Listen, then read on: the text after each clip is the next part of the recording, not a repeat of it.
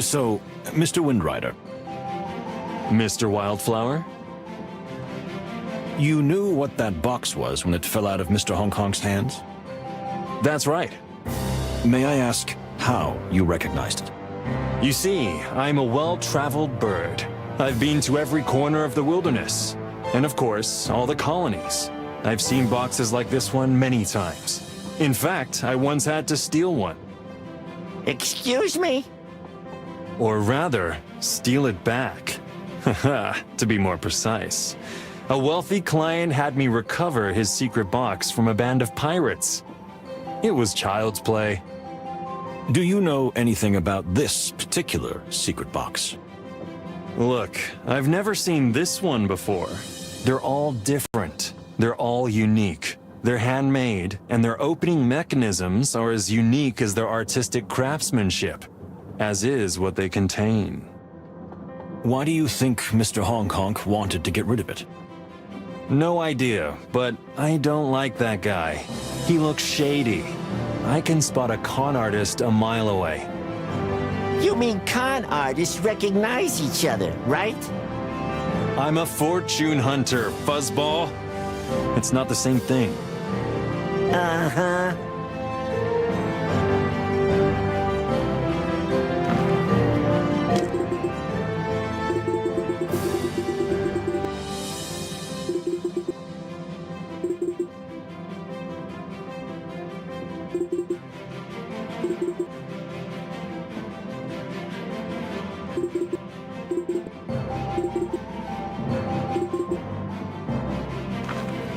Yes.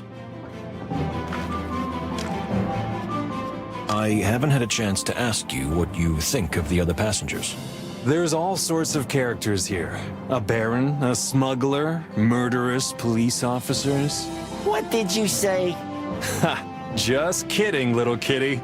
Just kidding. You got a high-risk sense of humor. Actually, I don't think it was you. I overheard that almost everyone had a motive to kill the old saber-tooth. More specifically? There are the two actors. The girl was terrified of the ambassador, and the guy was chasing after his daughter in secret.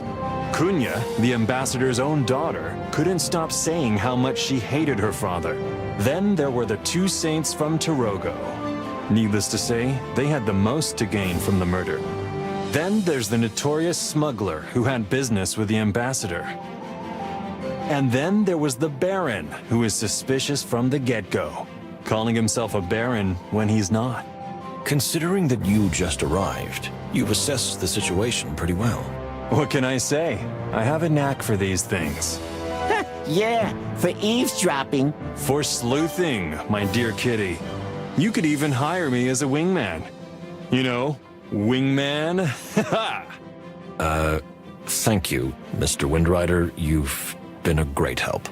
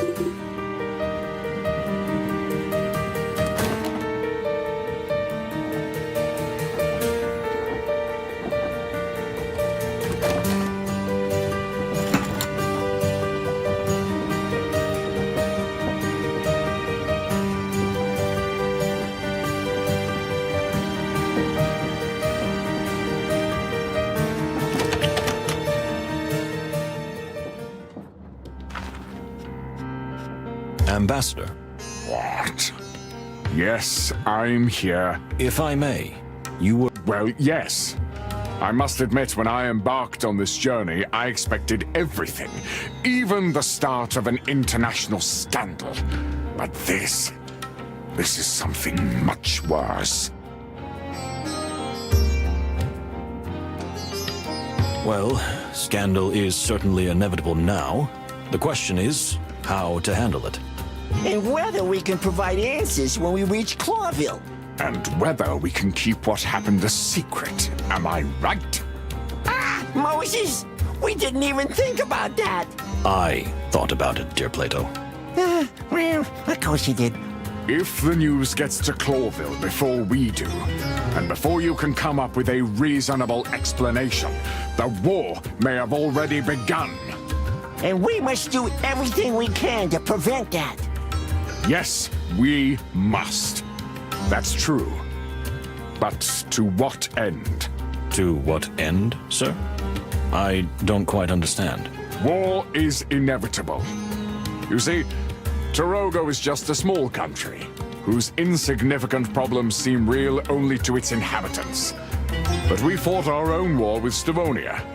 And if I've learned anything about war, it's that, In war, you can't win. as you say, there are no winners. Do you think war is inevitable, no matter what we do or would have done? I do. And that whoever did what they did either acted out of blind hatred or knew exactly what they were causing. Maybe both at the same time. Either way, we can't change our fate. And if that's the case, we must accept it with respect. This is the spiritual leader talking. I'm just an animal like everyone else. I feel that now more than ever. Well, thank you for your honesty, Separ. Well, Ambassador Mujara can be ruled out from the equation. What makes you say that? After what he just said? That's exactly why we can't rule him out. Explain that, because I'm at a loss. If Ambassador Mujara sincerely believes that the war will happen anyway, then Ambassador Ignat's life or death has no bearing on it. So? So if it changes nothing, he might as well kill the ambassador he hates with all his heart. It doesn't matter when you look at the big picture. It's still just a theory, and doesn't make him any more suspicious than the others. And we will, like an eagle. Come on, don't be that hard on yourself, my friend. Felines have great eyesight, too.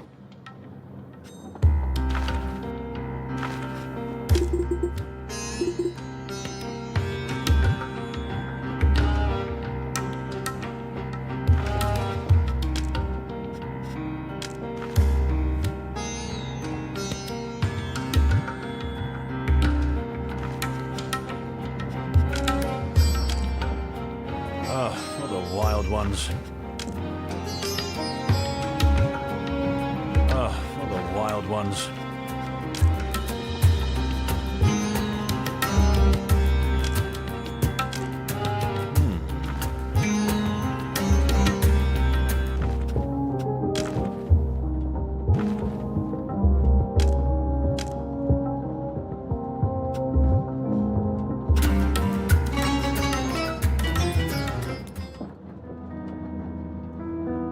This case makes my head hurt, Moses. Yes, I think it's better to call it a day, and... Hello! Are you there? Detectives! Yes, well, what would you like, Mr. Windrider? I think you need to come right away. I mean, immediately. What happened? Someone's been killed. Again. What? No, that's impossible. It can't be. They'll kill me for this.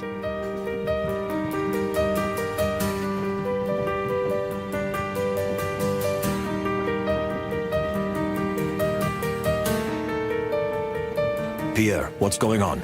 They're going to kill me. What? How? You? Why? It doesn't matter. If we can find out who did it, I'm already finished. I'll lose my job. I'll go to prison, a labor camp, or worse. Please, Pierre, pull yourself together. No, you don't understand. I'm an insect. I shouldn't even be here. I shouldn't have gotten this job. It's all just for facade, just to show the Stavonians how open and free we are. It's all a lie. And now I'm done for. Well, that's, brutal. Please, Pierre, believe me, I understand how you feel, but you have to help us. No, detective. You don't understand. Okay, you're right. I don't understand. I can't understand. But one thing is certain. Without you, this case will never be solved. And after this all ends, my partner and I will vouch for you. But please, help us. If we don't get to the bottom of this, then the word of two suspects won't help me. That can't happen. Because with your help, we'll find out who did it. I give you my word of honor. Or may my name not be Moses Wildflower. And mine, Plato Manuel Palladius. Well, thank you, gentlemen. I suppose you're right. Whatever happens to me, this case is bigger than a tiny insect. That's true. But you are neither insignificant nor tiny, Pierre. Gentlemen, I thank you. Well, what are we dealing with here? It's better if you see it with your own eyes.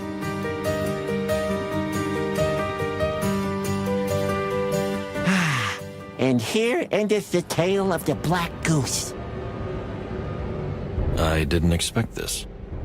This story must have been written by a lunatic. What do you think? What could have happened?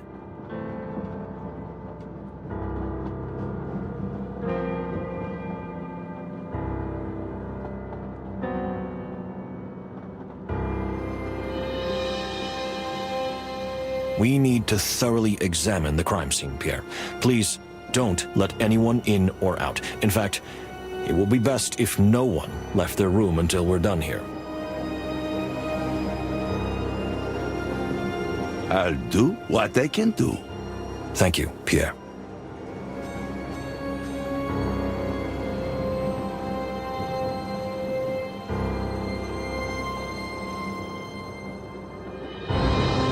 Let's see. Now that Mr. Honk Honk is no longer... It's time to raid hit. That's not exactly how I would have put it.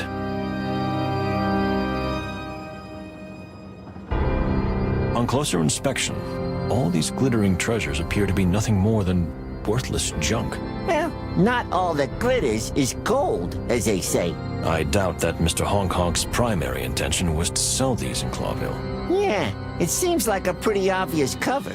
I agree. But a black diamond is best hidden among a pile of coal. Ooh, what's that? Snake spear? Or perhaps a little Herringway? No, I came up with that one myself. You are a real poet, Moses. Thank you. This is an interesting box. It looks fake to me. Or at least not very valuable. What makes you say that? It's not real gold. It's just gold-like paint. The wood is fairly low-quality Grassmore oak, very common wood. I could have noticed that myself. I pay attention to the little details. You pay attention to the big picture. That's why we make a good team. That's true. I couldn't have said it better. Now this is more like my jazz. What fascinates you so much about weapons? You know, I've never been attracted to violence. For me, there's no romance in bloodshed. But the way art beautifies and even glorifies tools that are designed to kill has always fascinated me. Engineering marvels, crafted with artistic flair.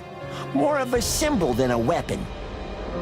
Well, that's certainly an interesting point of view. Don't you agree? Not at all. But don't let that deter you, my dear friend.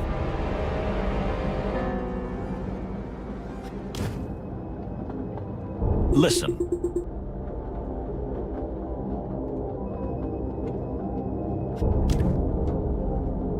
Let's see.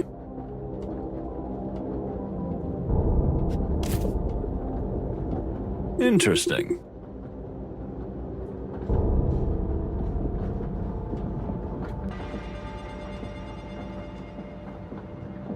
Interesting.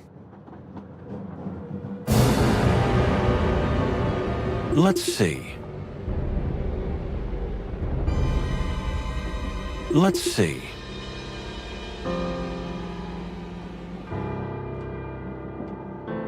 They just simply hanged him. Are they trying to make it look like suicide? Maybe it is. We don't know yet. I don't think so, though. There's something creepy about him hanging there. We should take him down, shouldn't we? We'll do that as soon as we finished our thorough investigation of the scene. I wouldn't have believed it. But I honestly feel sorry for this. It would have been better if we had caught him and brought him to justice for his crimes. You and your obsession with justice. But he was a real animal, and now he's really dead. Don't think I'm completely insensitive, Plato. I've just learned to block these things. Are you saying I'm getting carried away? It's because of your emotions that I'm still sane, my dear friend. And still alive. You always know what to say to me, don't you? How long have we been partners, Plato? 8 to 10 years. Who's counting? 8 years and 132 days, to be exact. Of course, you're counting. Well, let's focus on the facts. What else do we see?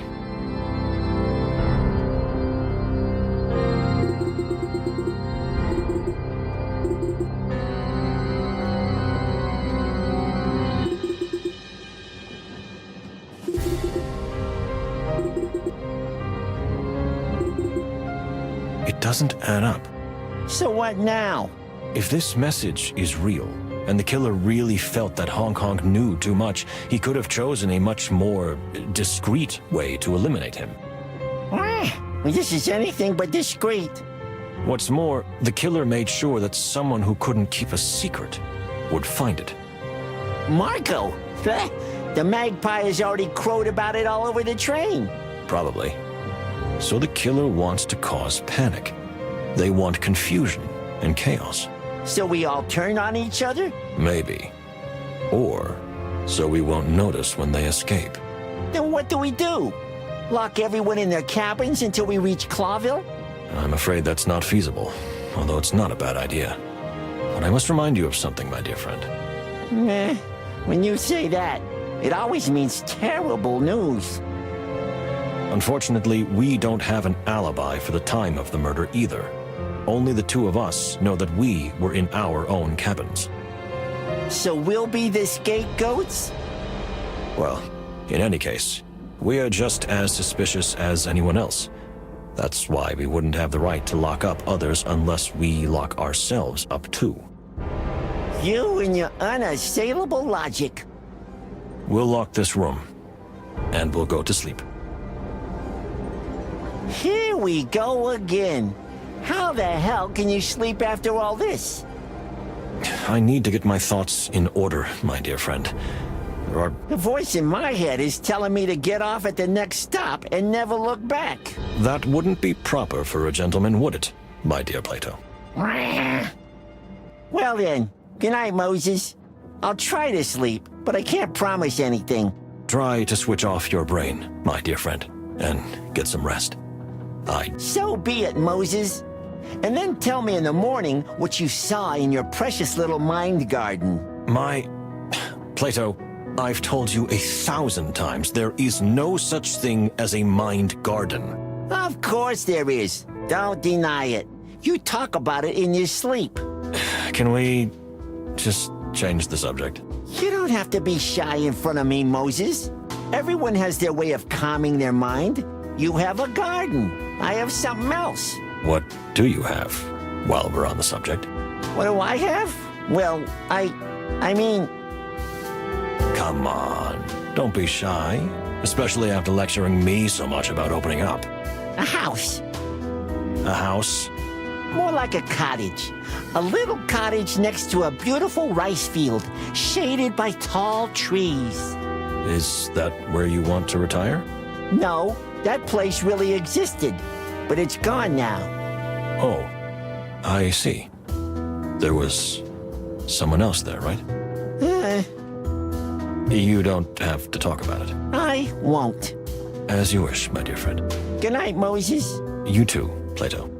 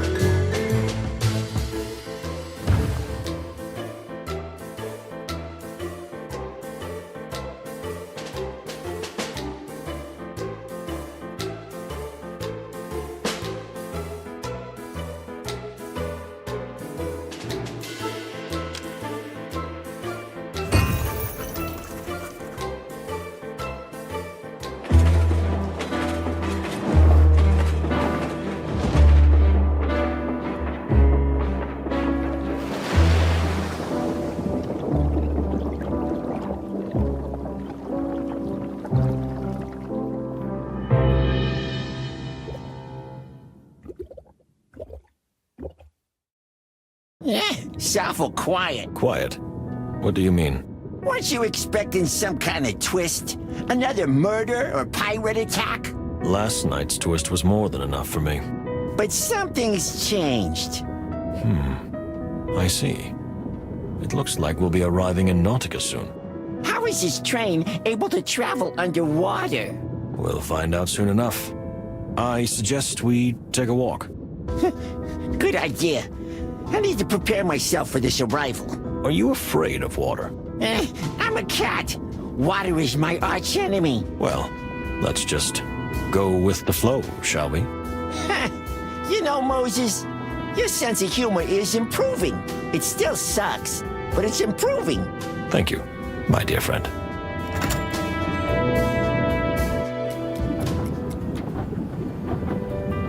Detectives!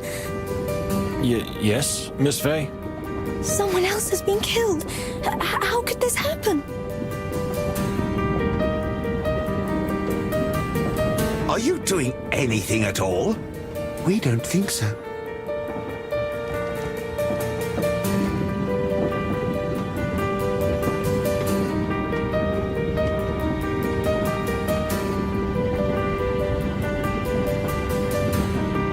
Or maybe it really was you.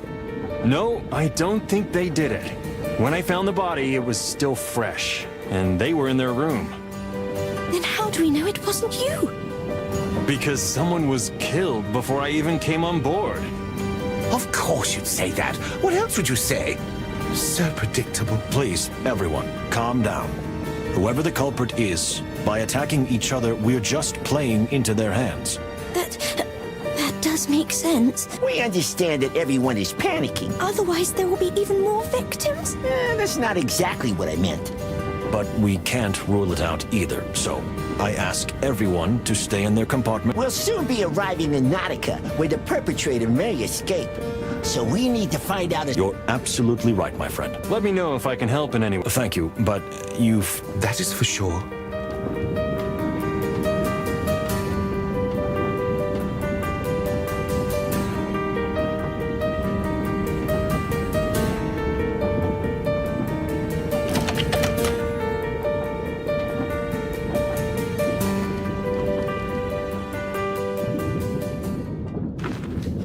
Mr. Pesker, you... And you are a real angel.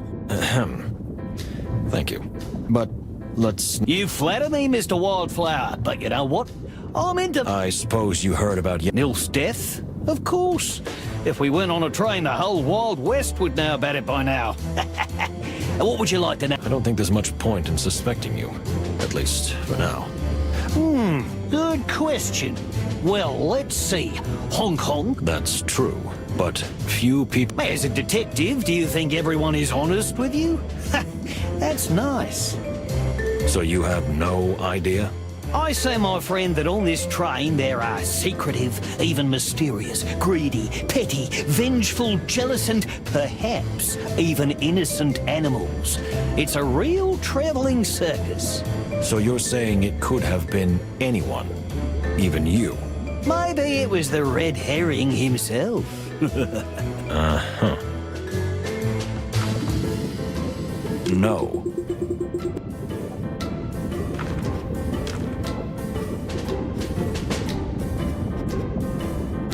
You mentioned the red herring. You were joking, if I'm not mistaken. Joking? Ha! Not at all, my friend. The red herring is a real person, and I have reason to believe he is here among us. What makes you think that? Well, you see, the red herring is allegedly the king's super spy. Many believe he is even more than that, a hero working to create a better world. And what do you think of him? I don't think anything. I just observe and gather information. But if you really think about it, the herring must be on the train. Why is that? I'm sorry, but I still don't quite understand. If he really is a super spy in the service of the King of Clawville, our dear Hector, then he surely wants to ensure the success of the trip, or at least report to his superior. And if he's a masked vigilante, even more so.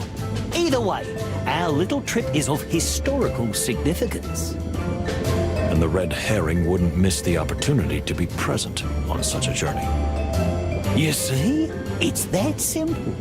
And the way events have unfolded, well, I wouldn't be surprised if he had a hand in it. That's pure baseless speculation, Pesker. Of course it is. But isn't that what your job is? Speculating until you find some acceptable truth? Well, yes. Wait a minute. What if you are the red herring? Me? Come on, don't be ridiculous. I'm just a dirty bum.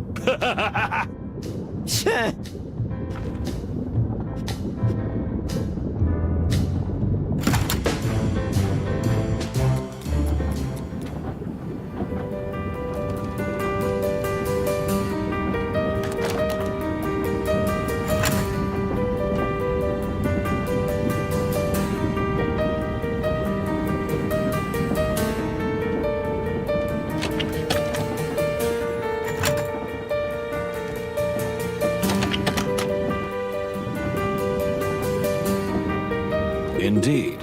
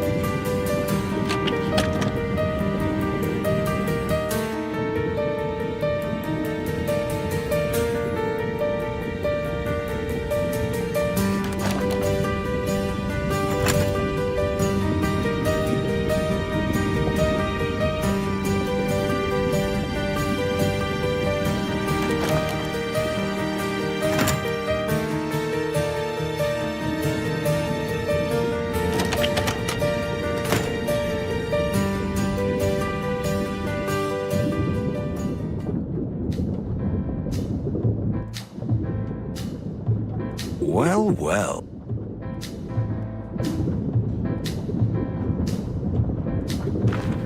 Oh, you again? Good heavens, why won't you leave us alone?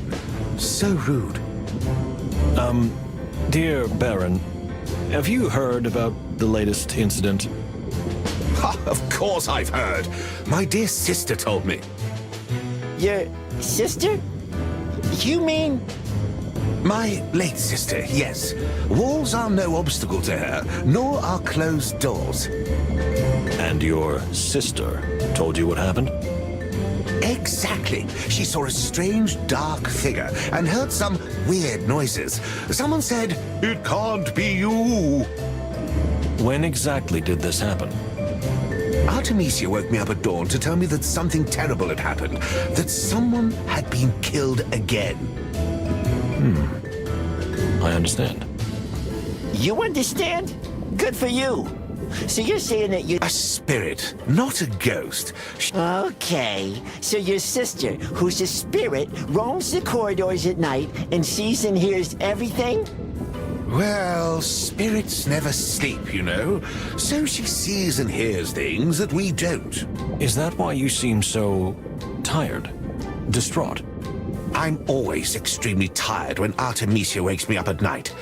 She always tells me disturbing, awful things. I think I understand. Please fill me in on this, too. Thank you, Baron. Will you leave me alone now? I want to sleep as much as I can. This underwater hell is giving me the heebie-jeebies. You said you understood. But what exactly? This guy is completely nuts. I think Mr. Whisker is simply a sleepwalker. That's why he's always tired when his sister visits him at night. And that's why he sees and hears things that he vaguely remembers in the morning, as if it wasn't him, but his sister who experienced them. So, we have a passenger who walks up and down the train at night doing who knows what?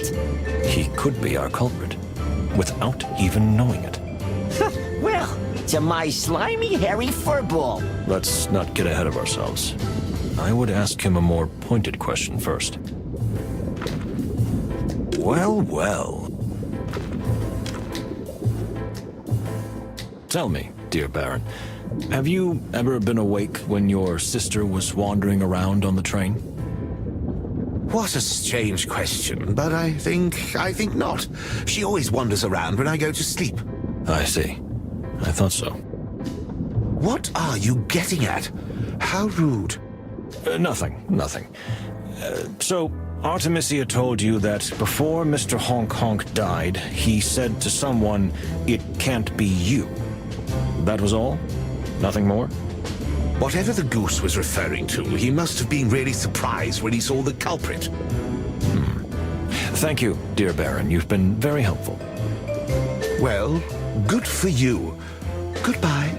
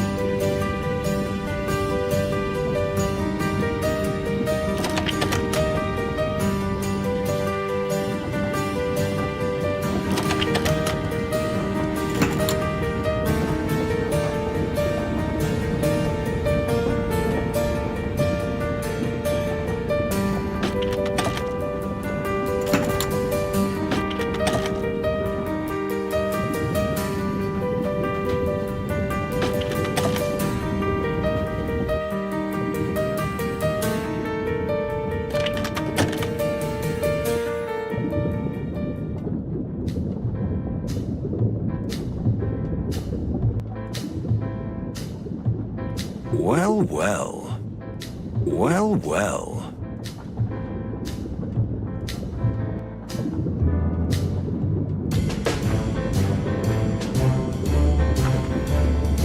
Stop right there!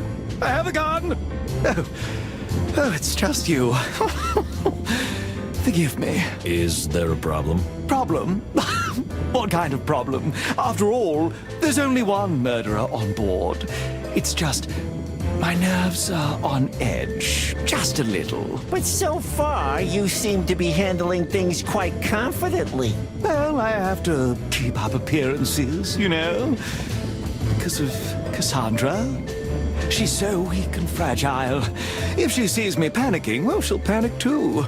And then it'll all be over. Sir, I can assure you there's no reason to panic.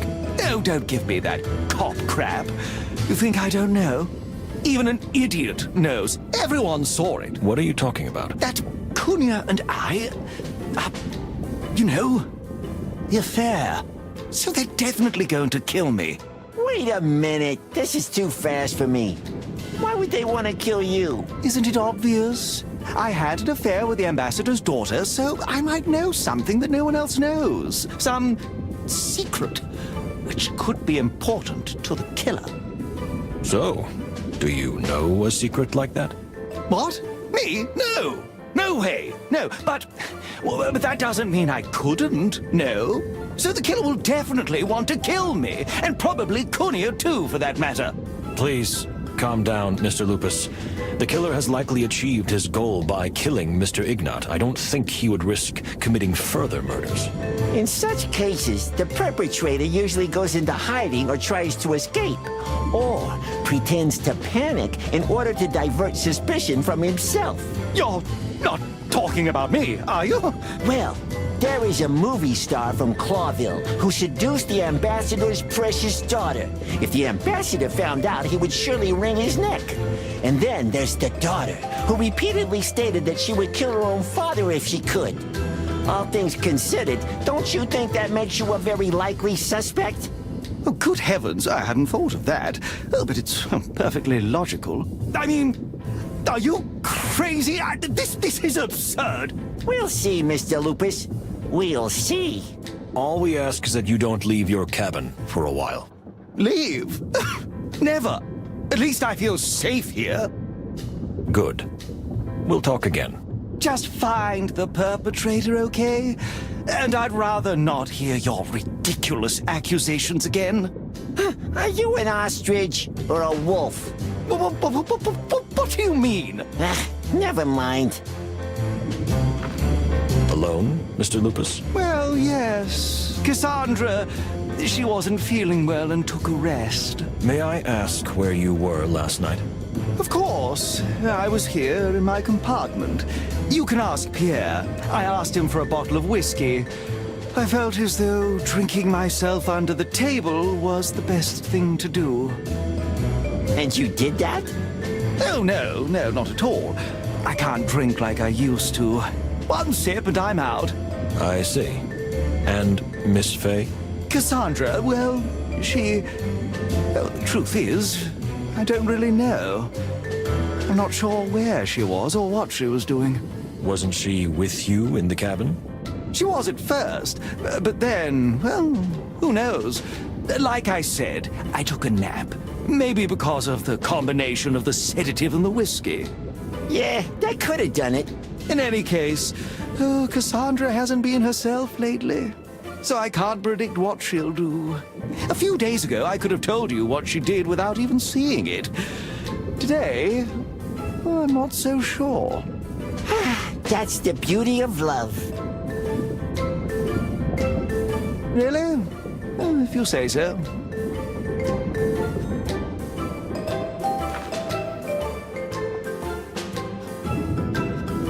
Let's see.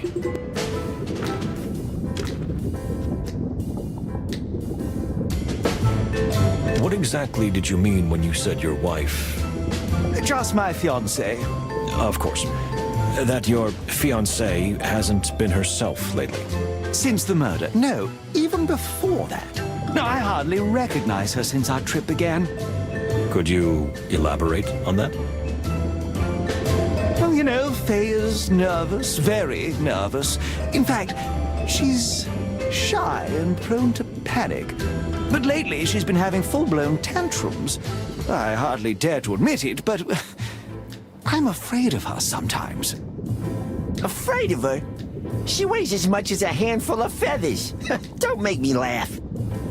Well, you haven't seen her when her eyes are burning with rage. That fragile little creature. Oh, it's terrible to even think about it. Don't keep it to yourself, Mr. Lupus. She might even be capable of murder. Do you really think so? I wouldn't have believed it either, but I also didn't think she had secrets from me. And yet it turned out she did.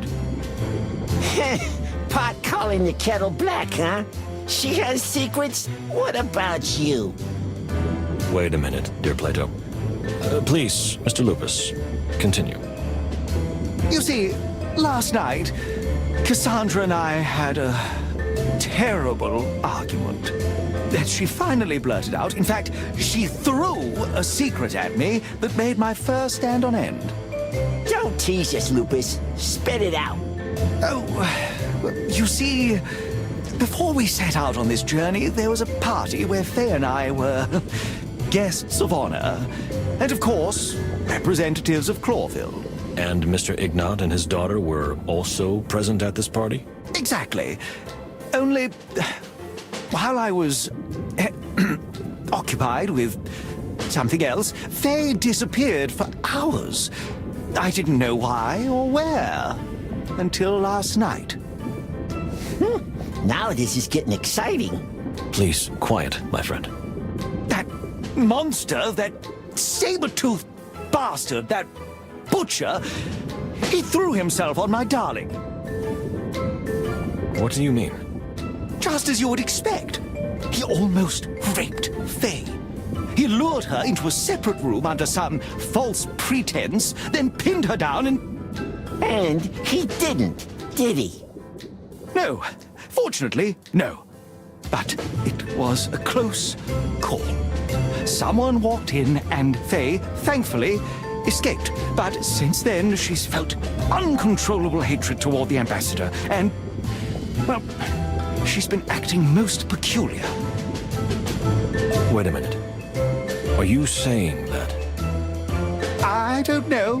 It's crazy, but still, it all makes sense now.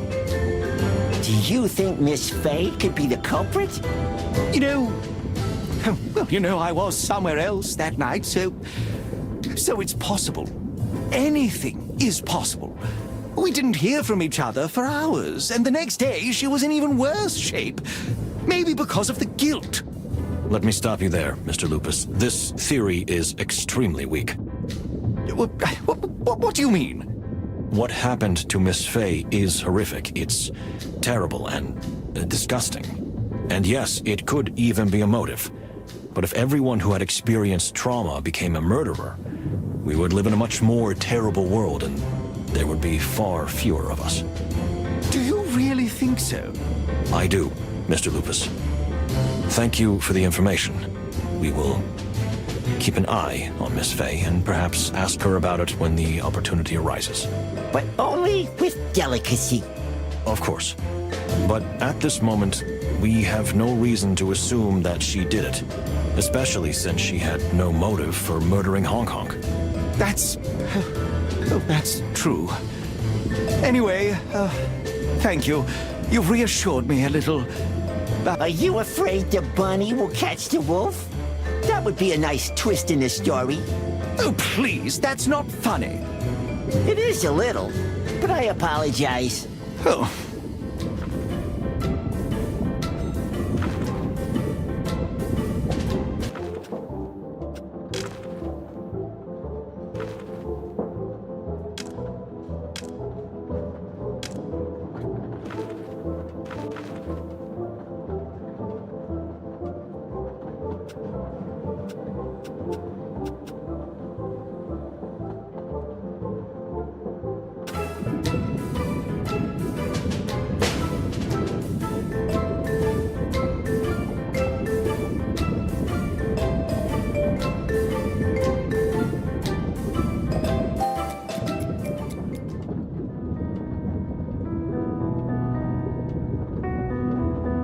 Have we become smarter? I feel like we're just sinking deeper and deeper into the rabbit hole. A rabbit hole, you say? More like to the bottom of the sea. I think we've arrived in Nautica. Can't I just stay here in the cabin? I shudder at the thought of everything being so wet here. No, my dear friend. I need you. Okay. But only because you asked so nicely.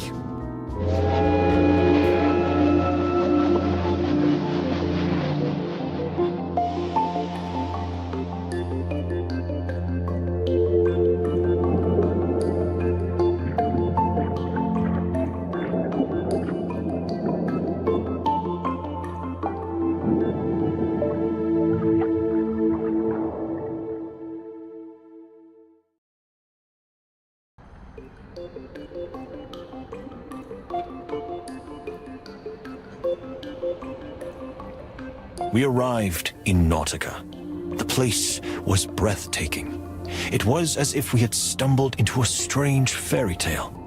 I had heard stories about the underwater city, the pipes and domes, but I never imagined they had been created with such wonderful artistic care. It reminded me of a pearl, covered by a shell, just as this wonderful city is covered by the endless, impenetrable ocean. The passengers immediately made themselves at home at the station, scattering around and marveling at its grandeur and beauty, like sparkly-eyed children in front of a candy store. Only one person seemed more agitated than usual. Good heavens! For all that is sacred to the wild ones. What now? Are we ready? I understand that the murder has upset you. Murder?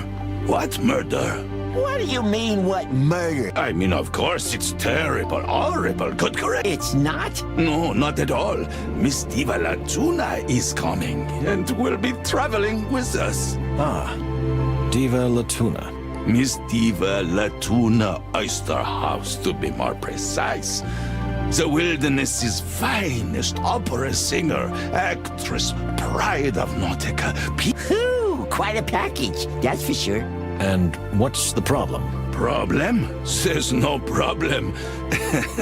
Well, I hope there is. And also the Cloville Express has seen special... That sounds wonderful, Pierre, but... Well, you know, the diva not only has a celebrity... She turns into a... More... to someone. Two someones were killed. When is the lady... In... And we have a little time to prepare for this big event. Calm down, Pierre. Would you really do that? Oh, thank you, Do that, Pierre.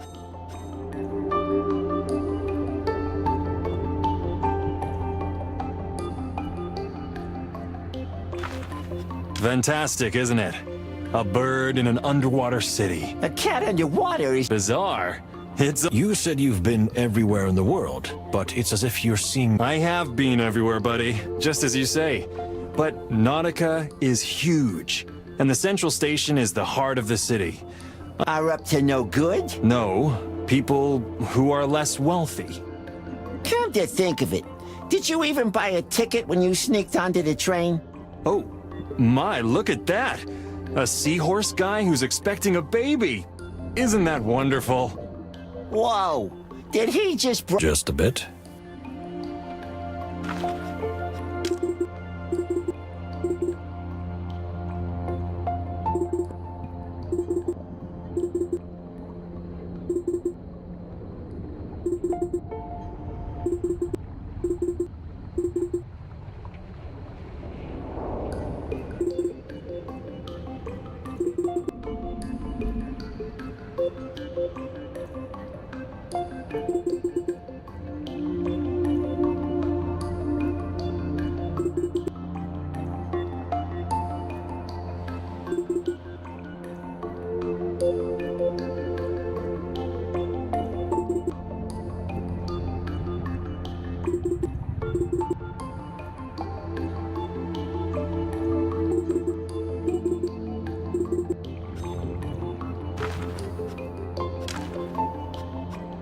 May I ask where you heard about Madame Latuna?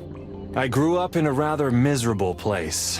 in the belly of Averia, in the heart of the mountain, which is not mentioned in any travel guides.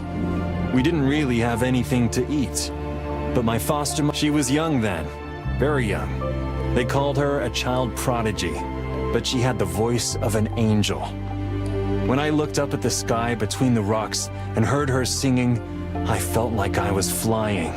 Then, as much as I could, alongside my my shipping business, I followed her career. I've been a big fan ever since, because she's partly responsible for who I am today. Well, that was extremely honest and revealing. Thank you. I understand. Can I tell you a secret, since we're being so revealing? A secret? Of course. My real name isn't Windrider. I had a hunch. Then, what's your real name? My real name is Marco Paniatopoulos, but I felt it was a bit of a mouthful for an adventurer. Yeah, I can understand that. But your name isn't Wildflower either, is it? Yes, that's my real registered name. If Moses were to take on a pseudonym, it'd be something like Moses, I'm the best. Ha, ha, ha.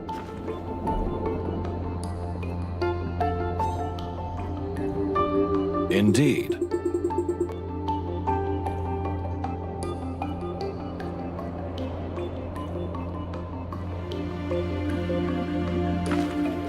Dear sir, I imagine you too have been deeply affected by recent events?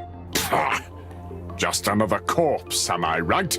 We understand why you feel this way. Nevertheless, we would like to ask you something. Me? What is it? We just wanted to ask you not to mention the murders to the new passenger when she boards the train. Of course, it will probably come out eventually, but... What do I care who panics and who doesn't? This train is already heading for its doom. Please, Separ. It would mean a lot to us and to Pierre. All right. Why not? It doesn't bother me anymore. I'll keep quiet, because it doesn't matter anyway. My mission is over. Your mission?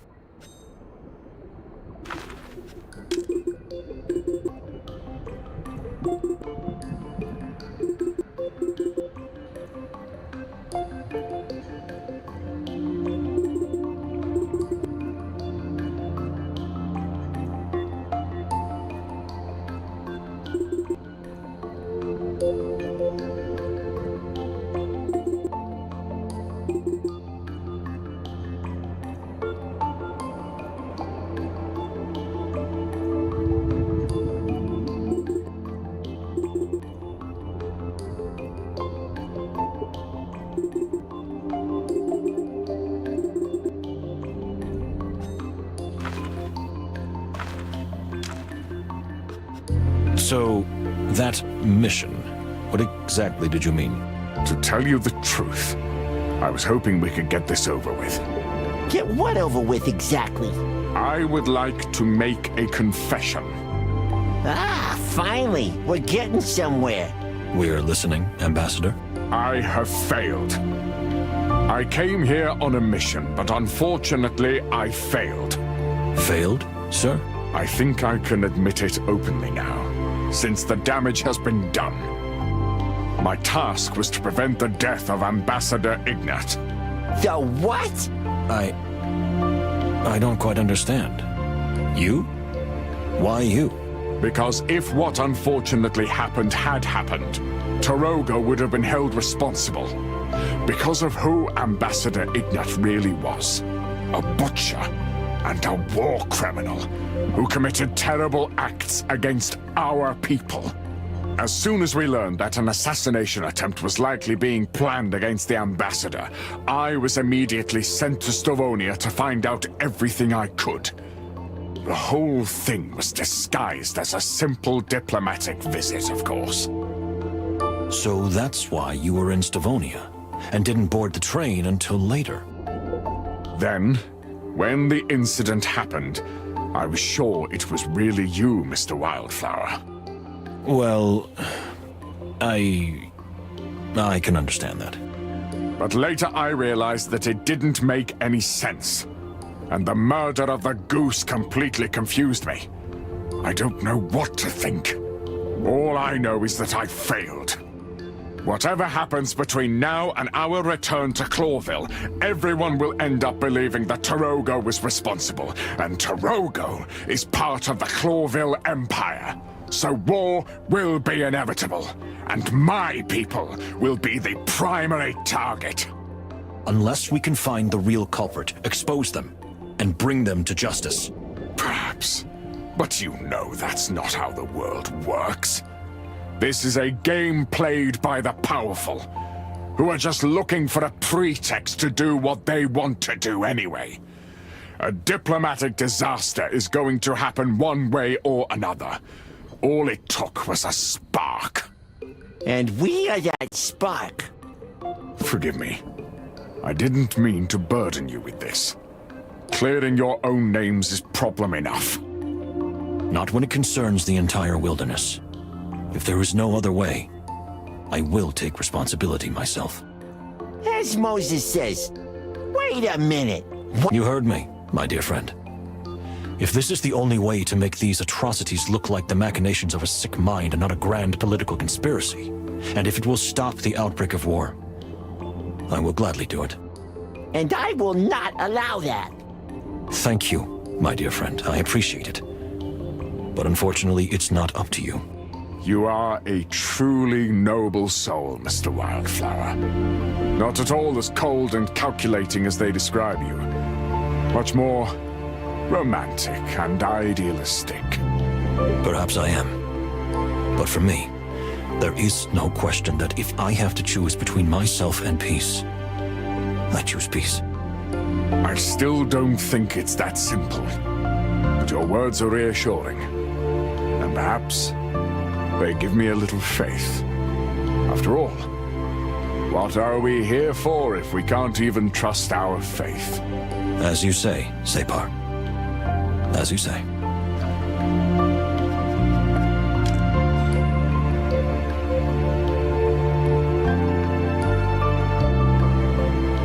Although this place gives me the chills, I must admit, it's as if time has stopped here. Indeed.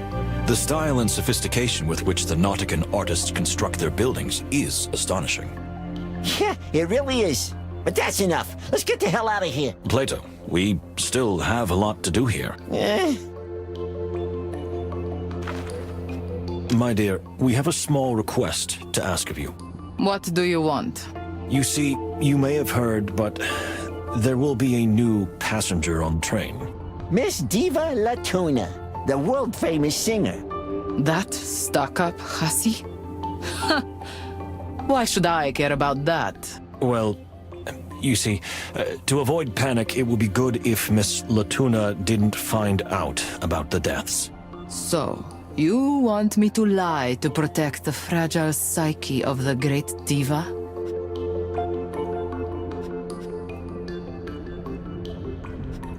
Well, if it's that important to you, why not? You gave in easily, if I may say. Don't push it, detective. I might change my mind. But you know, sometimes a kind word can solve everything. I agree on that. Anything else? No, I don't think so. Then, goodbye, gentlemen.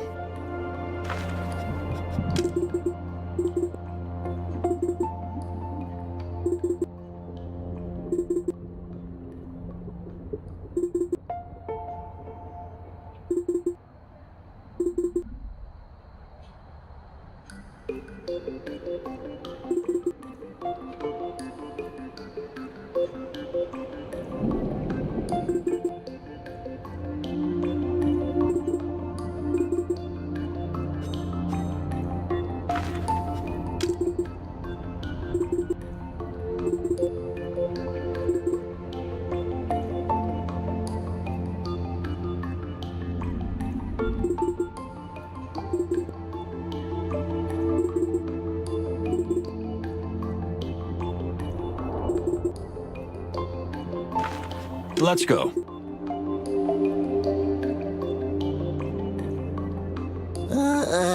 This makes me shiver. What exactly, Plato?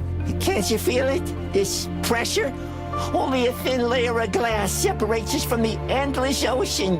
I can almost hear the creaking as cracks begin to form and the glass suddenly surrenders to the relentless force. Don't be paranoid, my dear friend. This city has been standing for over a century, and Nautican architects and glassmakers. But eventually, everything will collapse, won't it? Then we'll die so quickly that you probably won't even realize it. Let that thought reassure you. There's nothing we can do about it anyway. You really understand the language of animals, Moses. Now I feel completely calm. Very good. Then let's continue with the investigation.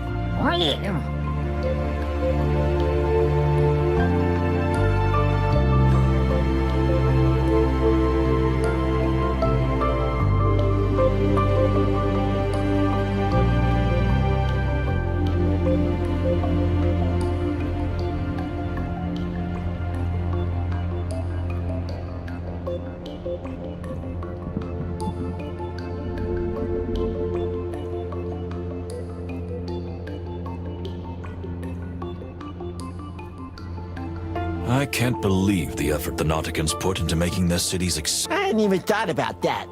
We're here at the bottom of the ocean, breathing without any problems. As far as I know, most of the Nautican cities are still filled with water. But the more important ones have dry areas. It's amazing. I can't deny it. And in Clawville, there are more and more... If the Clawville dream doesn't go down the drain, pardon the pun, then the two worlds may merge even more in the near future. Nice thought. But you really believe that the coexistence of species is sustainable in the long run? I don't know, Plato. I'd rather say...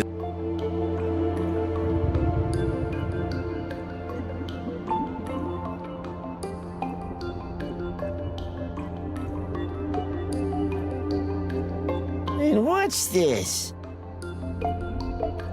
This is the Diva's own oxygen tank. Or to be more precise, it contains oxygen-enriched, purified, and scented seawater, which Miss Latuna will breathe during our trip.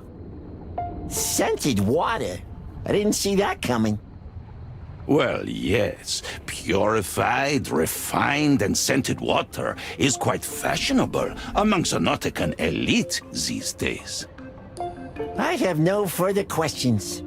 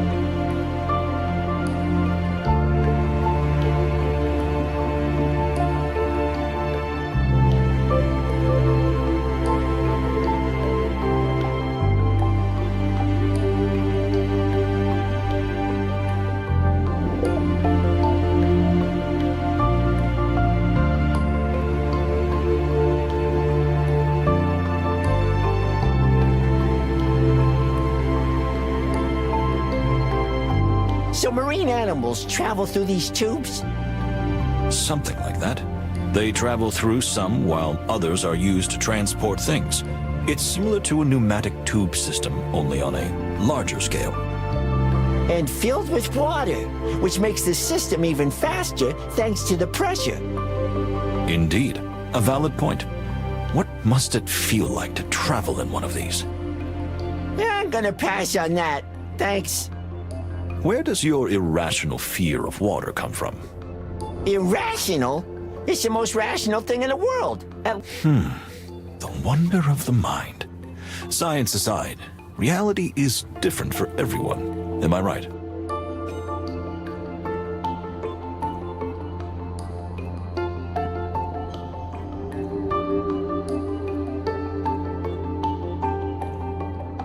No. Tell me, Pierre, did you manage to, take... Of course, I can assure you. That's a creepy way of putting it. Oh, perhaps I No problem, Pierre, and thank you for taking care of it. We've had enough surprises on these trips, that's for sure. I barely have enough hands to take care of everything. Yes, we agree on that.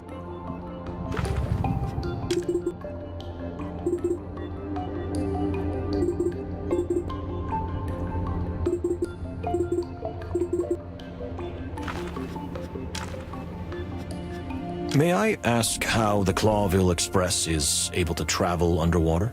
Amazing, isn't it? A true scientific marvel.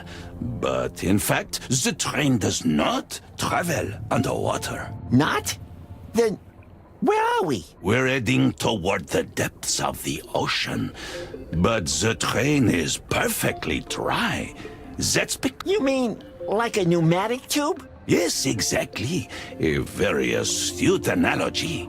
The Clawville Express is essentially hurtling through the glass corridor like a pneumatic tube, while being constantly battered by the immense power of the ocean. That, I admit, sounds a little dangerous. Are you afraid? Well, you could say that. But the immense power of the ocean definitely terrifies me. There's no need to worry. The pipe system has been in place for 10 years, and during that time, there have only been 2 serious collapses. Collapses? Please don't use such words in front of him. Plato, he gets a little nervous around water. Around water? More like right in the middle of it. Well, that especially. But thank you for the useful information, Pierre. You're welcome, gentlemen. Tell me, Pierre, what else can you tell me about Miss Oysterhouse? Well, she's a world-famous singer who has developed her own unique style. Singing underwater is exotic in itself, but she has taken it to a whole new level. And she's also a real baroness? Exactement. She's a descendant of a very distinguished nautical lineage that traces its family tree all the way back to the Great Spawning. The Great Spawning? As is well known, that was the momentous historical event during which the inhabitants of Nautica occupied this underwater valley some 600 years ago. As is well known. Oh, I didn't mean to offend. No problem, Pierre. Plato has very thick fur. He'll take it. Of course. So, she's a true noblewoman and an artist to boot. Interesting. There's more. Rumor has it that she is also a medium. She is involved in the occult, you see. She talks to spirits. To the fluffy heavens. Here we go again. I'm just saying what I hear, gentlemen. Nothing more. Thank you, Pierre. No.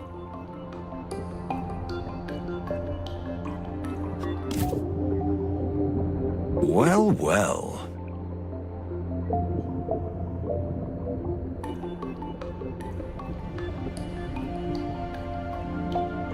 Let's see what all the fluff is about. You're not swooning over Miss Latuna, are you? I can't stand it when people idolize someone like that. She's just an animal, isn't she? Well, actually, those are quite a few good points. Anyway, we'll see. I'll try not to be prejudiced. I'm sure she's a really nice lady. If you say so.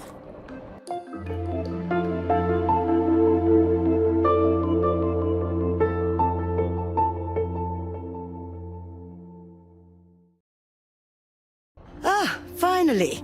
You're the porters, right? Here we go again. We need to change our wardrobe, Moses. Hopefully not, my dear friend. Well, what are you standing around for? Hurry up! Ugh, these landlubbers. I'm sorry, my dear lady, but we're not porters. I'm Moses Wildflower, and this is my partner, Plato Palladius. We're both detectives of the Clawville Police Department. Detectives? On a diplomatic train? What for? Did someone get killed? Well, our job is to ensure the smooth and safe travel of the passengers. Oh, really? I mean, what kind of world do we live in that we need to call detectives on a trip like this? It's ridiculous. She's a very nice lady indeed. Fish. Quiet, Plato. So, what else do you want? Secure the scene or whatever the hell you do. Just don't stand there staring at me. Haven't you ever seen a baroness before? We're leaving now, ma'am. We won't bother you any longer. A real angel. All right, Plato. I understood it the first time. You were right. This woman is a... Go ahead, let it out. It's not healthy to keep it inside. a harpy. That's it. I expected something a little harsher, but it's a good start. How did it feel? Well, surprisingly good. See? Sometimes you need something like this. Now let's secure the scene.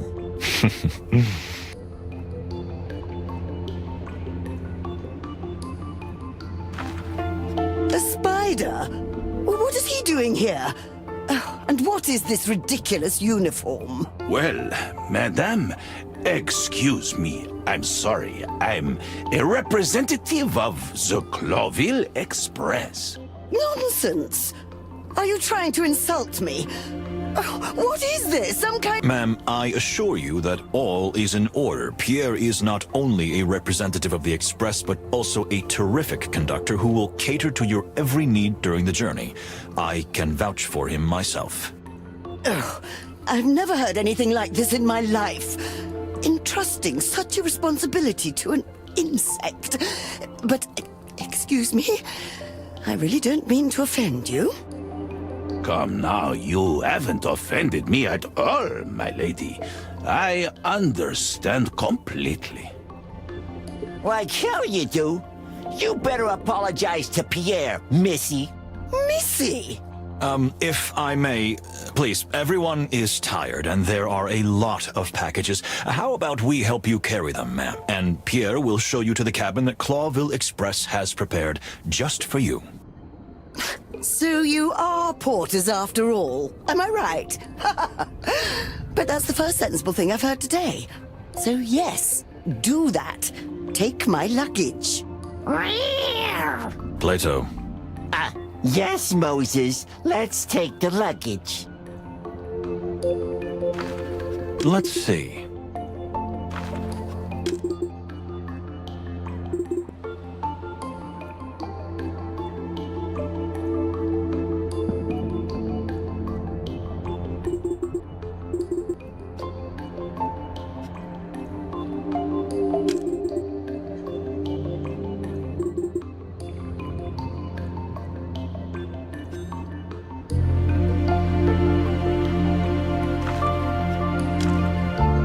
Dear Madam, we heard that you are still traveling in a cabin with your father. And with Mr. Honk Honk too, indeed. The latter, I confess... Isn't that strange? I mean... Not in the least. Pierre has cruelly separated my living quarters, and as strange as it may sound, and as much as it may not be like me, it feels good to be close to my father on his last journey. It does sound strange. I think I get it, Plato.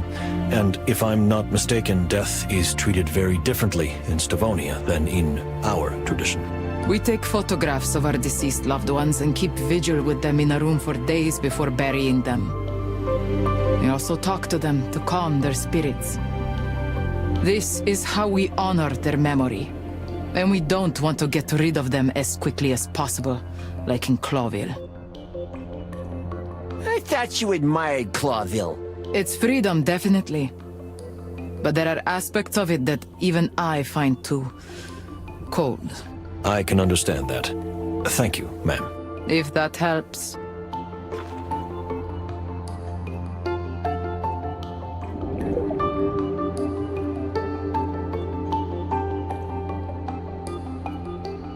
Where do you think this leads? I think it leads straight to the ocean. I guess the workers who monitor the station's condition use these to go in and out. To the ocean? But then why do they leave it open like this? What if someone falls in? Just watch your step, Plato, and you'll be fine.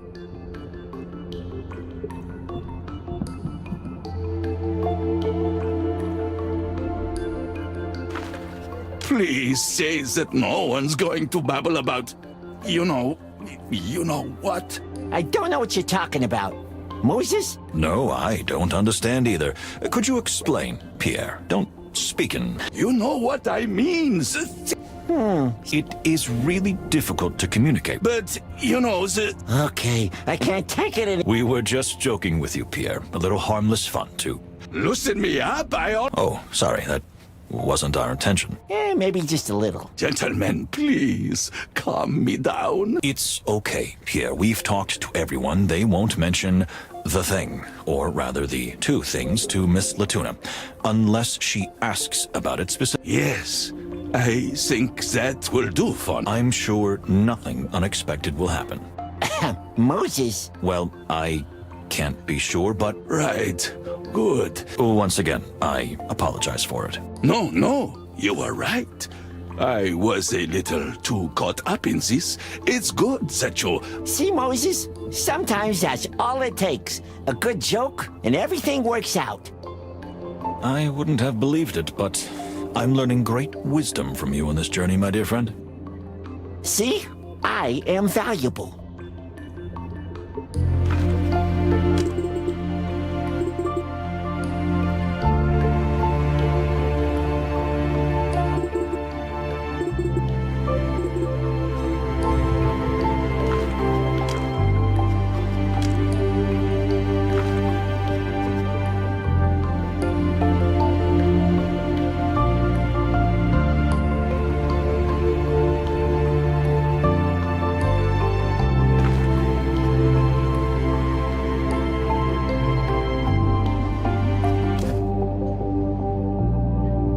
Listen.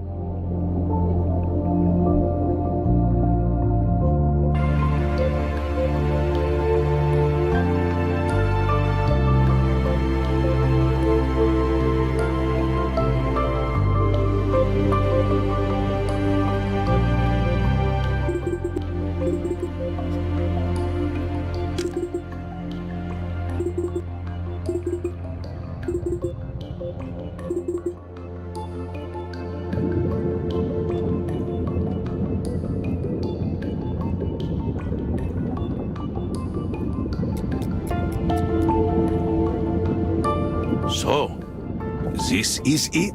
The water room. One of the Clawville Express's greatest prides. It is indeed. How should I put it? Adequate. Adequate enough. Thank you, madame. We have all your luggage brought up, ma'am. Is there anything else you'd like? Perhaps some coffee or tea? Some tea would be nice, yes. My partner means yes, ma'am. We'll take care of it. Now, if you'll excuse me, I'd like to explore this little hole. Oui, madame. Gentlemen, out. What? Are you all right, Pierre? Am I all right? Well, I'm thrilled. Oh,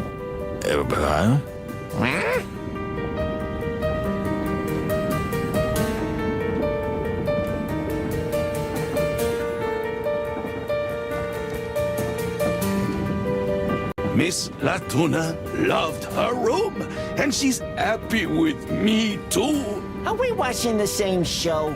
I couldn't have asked for more. I'm glad you feel that way. The important thing in the end is that everyone is happy. Did I have a stroke or something? Goodbye, gentlemen. See you later. Goodbye, Pierre. What was that? Pierre was so terrified of this woman that his mind embellished reality a little, and he clings to the smallest crumb that could be called good. Poor guy. The way that woman treats him, and us for that matter, is simply outrageous. Unfortunately, we'll have to put up with it a little longer. But remember, we'll be in Clawville soon, so grit your teeth and bear it somehow.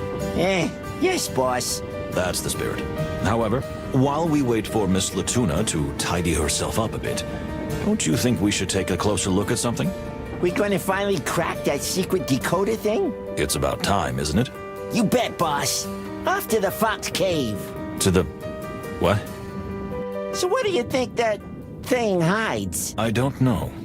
I still think it might be some kind of decoder. Something is hidden inside it, obviously, but it could also just be a simple toy. But why would anyone want to give Ambassador Ignat a toy? Remember, my dear friend, we don't know if it was really meant for him. Just because he was looking for the box and its contents doesn't mean it was originally intended for him. This case is puzzling. I think it will become clearer once we decipher the code. So what are we waiting for? Shall we get started? Yes.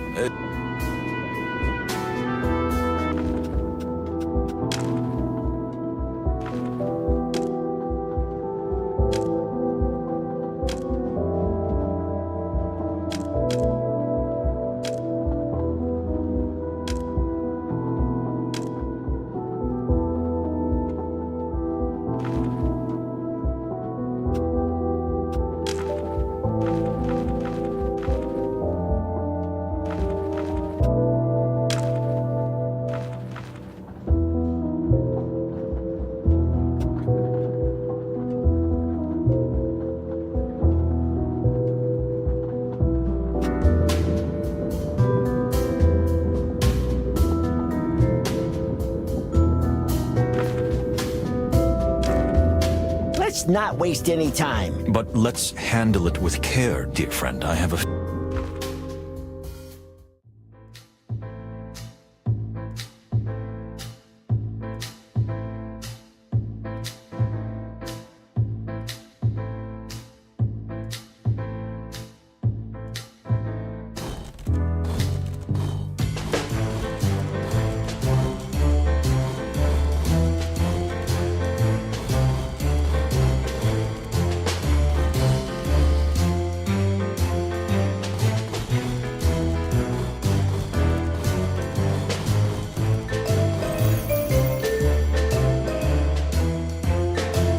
Looks really familiar. Of course it does. It's the name of that strange plant we saw in Ambassador Mujara's cabin. The yellow flower hidden under the glass? It's no coincidence that it's receiving such special attention. It must be extremely important. But still, what could this be? Advice? Guidance? A warning?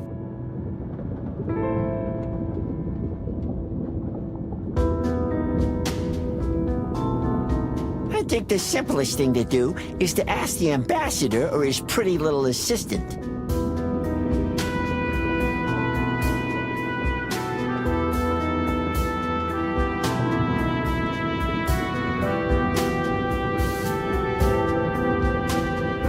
Yes, I agree. Gentlemen. Yes, Pierre. Miss Latuna would like to see you. She says it's extremely urgent. That's strange. Indeed it is. Thank you, Pierre. We'll be right there. What could she want? She didn't want to see us earlier.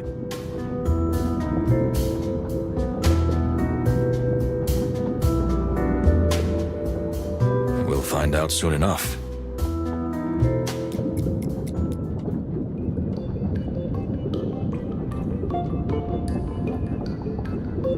Pierre really went all in with this. No wonder he was so excited about the diva's arrival. This must have cost a fortune. Well, we got the smallest cabin on the whole train. Don't be greedy, dear Plato. I'm sure you'll be able to travel in a similar carriage one day. Of course, Moses.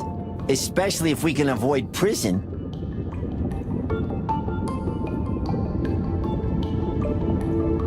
Do you think Miss Latuna will give a concert in the city?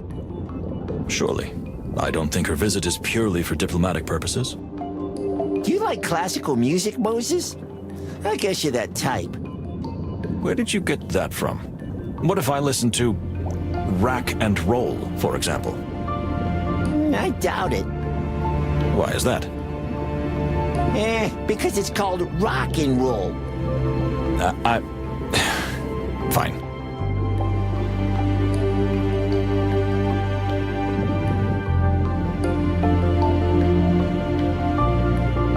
A wig for fish? Don't be so narrow-minded. Why not? Just imagine how majestically it would float in the water. Actually, you have a point. Do you think it would be intrusive if I asked Miss Latuna to try it on and show us? Yes, I think it would.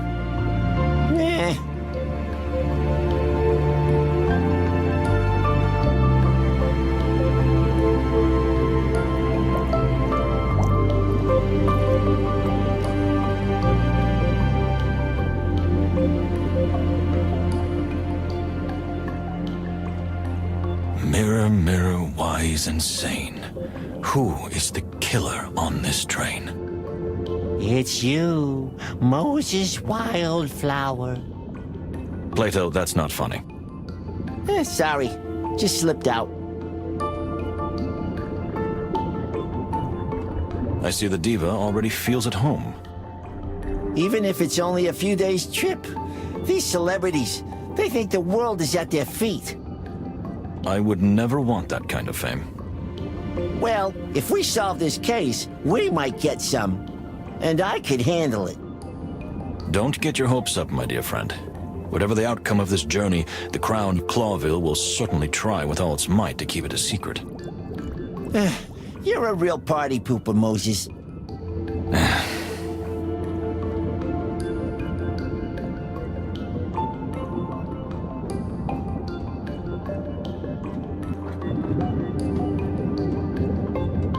Is there really a water-filled room inside the room? I'm going crazy. Living with aquatic animals has been impossible for centuries, but it seems to be becoming more and more common as technology advances. It's true that in Clawville, you see more and more water tubes running alongside the roads, and tanker trucks are also running more frequently. See? There's nothing special about it, but the technology is still in its infancy. Still, such a fuss over a single passenger. Yes, well, Miss Latuna is not just a... So this is a seabed. What?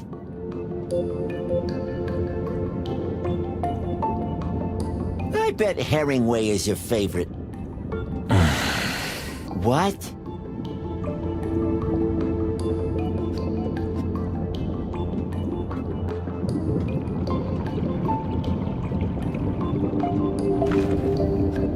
Ma'am, here we are.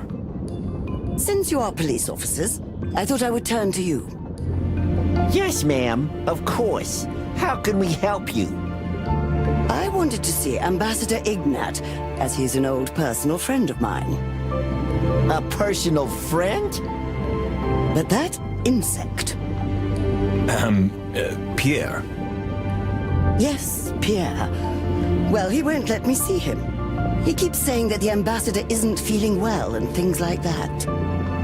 Well, we can confirm that. Nonsense. What's a little headache? Ignat and I haven't seen each other in years. I'm sure he's looking forward to seeing me too. Well, yes, certainly. But... I insist. Sort it out. I want to see him in half an hour. I'll powder my nose in the meantime. Am I clear? But... No buts. Please don't waste my time. Chop, chop. Tell the ambassador I'm coming.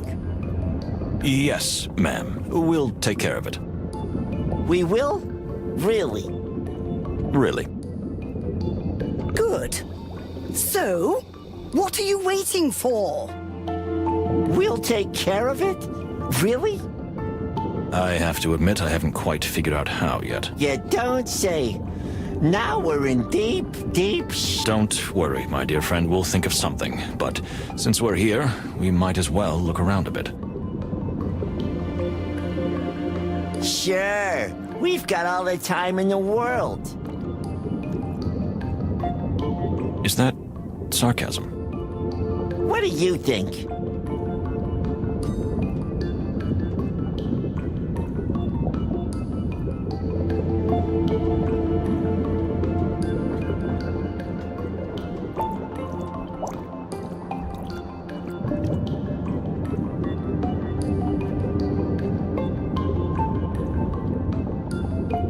Well, well.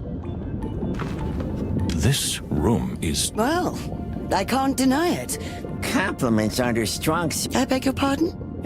Nothing. So, tell me, where are you staying in Clawville? I heard that a prestigious hotel, exclusively for aquatic animals, has recently opened. The Neptunian. With luxury... Really? I hadn't heard that. Your country is slowly moving towards enlightenment. And perhaps the so-called Clawvillian dream. Haven't we already been living that way? Oh, come on.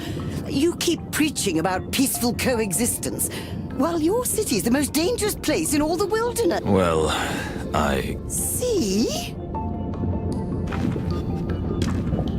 So, you've known Ambassador Ignat for a long time? He was a young soldier when we met. You see, the Stavonian forces were stationed in Nautica for quite some time, during that ugly naval conflict with the Grassmore fleet. And... is that... More than friends. Oh, dear. Please don't get the wrong idea. We just formed a really important and close bond there. And then? Did you keep in touch? On and off. You know my professional life and Ignat's political career and all those nasty wars. That's why I'm so looking forward to us finally seeing each other again. I... understand. Certainly. Why are you acting so strangely? Too many prunes for breakfast. They give me gas. I see. Is that a landlubber thing? Oh, yes, ma'am. It is.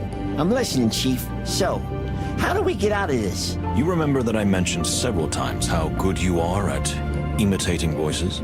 Yeah, although I don't think it's true. But yes, I remember. And you also remember that Miss Latuna said she hadn't seen Ambassador Ignat in a long time? Uh-huh. And do you also remember how much junk there is in poor Honk Honk's room? Fancy clothes, for example? Of course. And also that Pierre very cleverly hinted to Miss Latuna that Ambassador Ignat wasn't feeling very well. Yes.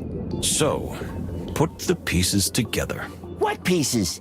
Imitating voices? Saw him a long time ago? Oh, what? Don't tell me. Yes, my dear friend, you will pretend to be... But that's crazy. Yes, but it's the... But...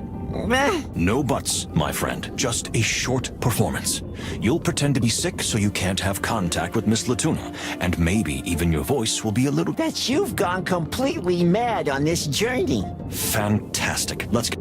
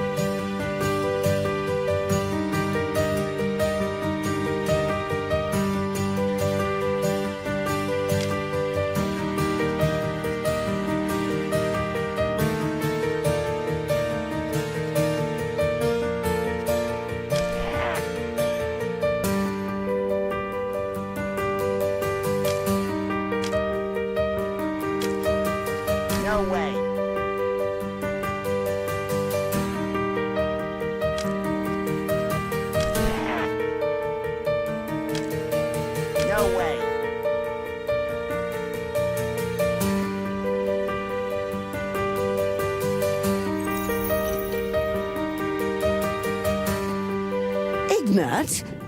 Is that really you? What happened to you? Just a nasty cold, my dear. Nothing serious.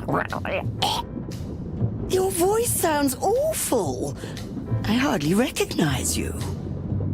Really? Well, I guess it's gone down to my throat. Surely. How have you been lately? How have I been lately? We haven't seen each other in years, and that's what you asked me. Huh. I see you haven't changed a bit. See, that's just the way I am. Good old Ignat. Yes, good old Ignat. So, I'll see you in Clawville then, my love. I'll be better by then. But now, if you'll excuse me. Okay, enough of this. You didn't seriously think I'd fall for this ruse. No, I don't understand. Sweetie? Sweetie! Enough of this charade. If anyone knows drama and bad actors, it's me. So, are we busted? Oh, that is an understatement. And I want answers now. I'll be waiting for you in my room. Well, that worked fantastically. You're a genius, Moses. Well, we had to try it. I didn't hear you suggest a better idea. You're right. But I don't like making a fool of myself. You didn't have to. But really? Sweetie? I had to improvise something. There was a slight chance it would work. Uh-huh. We're gonna get a serious dressing down. I feel like a bad kid. Look on the bright side, Plato. While we're there, we can question the diva more thoroughly. We can find out exactly why she's here. I have a feeling that it has something to do with the murders in some strange, convoluted way. Yeah, but remember one thing, Moses. Our clock is ticking. We'll be in Clawville tomorrow. And if we don't find all the answers... Yes, then I'll be the prime suspect. And what if it's the clucking chicken police that arrest you? That would be foul. You can't let that happen, dear friend. No way! I'd rather kill you if I have to. That won't be necessary. Okay.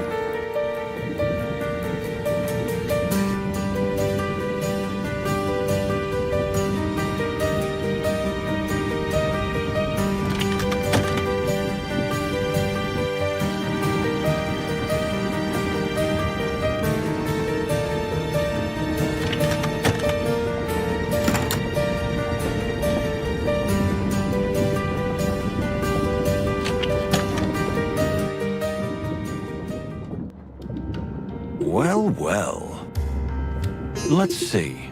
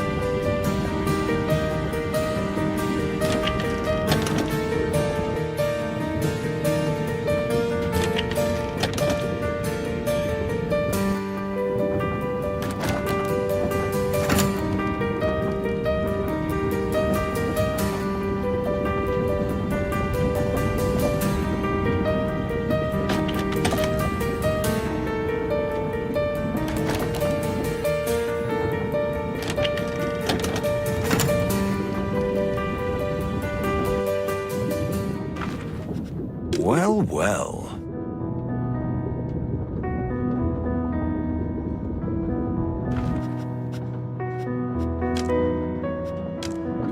For the wild ones.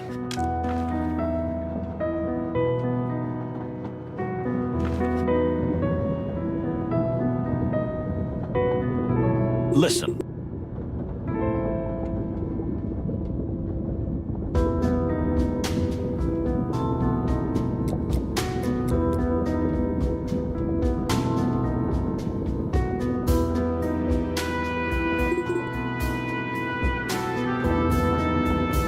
Indeed.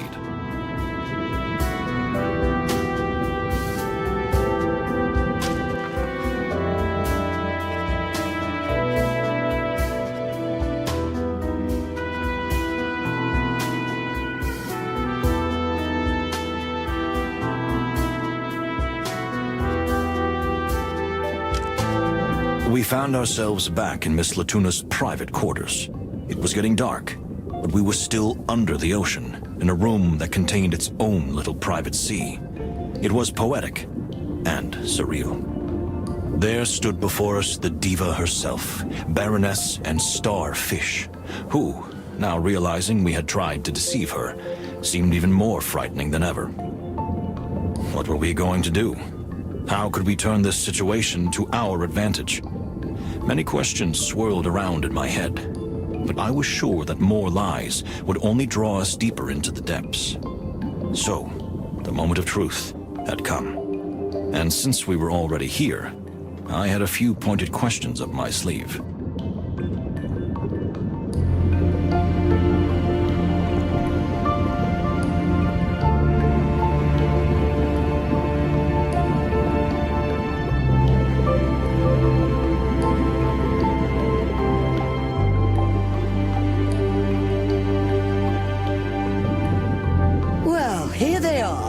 The pride of the Clawvillian crown, no less. Look, Miss Latuna, we can explain. I was hoping you would. So, how did Ignat die? And when, exactly? How do you know he's dead? I spoke to him last night. His ghost visited me. You see, I can talk to the dead. Oh, please. Not you two. If you knew all along that the ambassador was dead, why did you let us play this charade? I was curious to see what you would do, and what that would reveal about you. And what does that tell you about us? That you fear the consequences as much as I do, and that you didn't do it. What? Why? We acted exactly as someone trying to cover their tracks would. No body, no crime. I can see your aura, Moses Wildflower. I know for a fact that you would never be capable of murder. Not willingly, anyway. Thank you, ma'am. I appreciate it. Although I'm not so sure myself. I think it's time we had a talk. I imagine you're interested in why Ignat ended up on this journey. Beyond the obvious. The obvious? Beyond the fact that I was his lover. Ah! Yeah, that was obvious. So, any questions? Now comes the interrogation, am I right? I've always been interested in how this really works. Well, yes. Just relax. You are not a suspect. We just want to understand your role in this whole story. Come at me, gentlemen.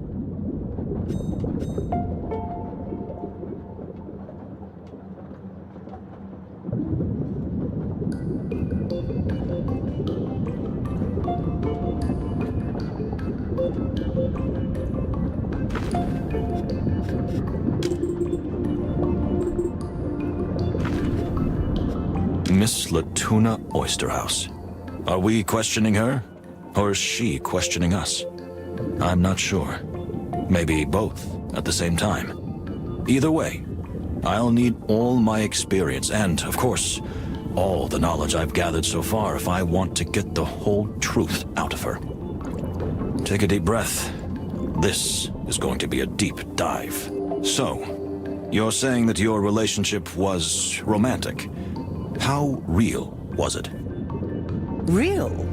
You mean physical? Well, yes. Sort of.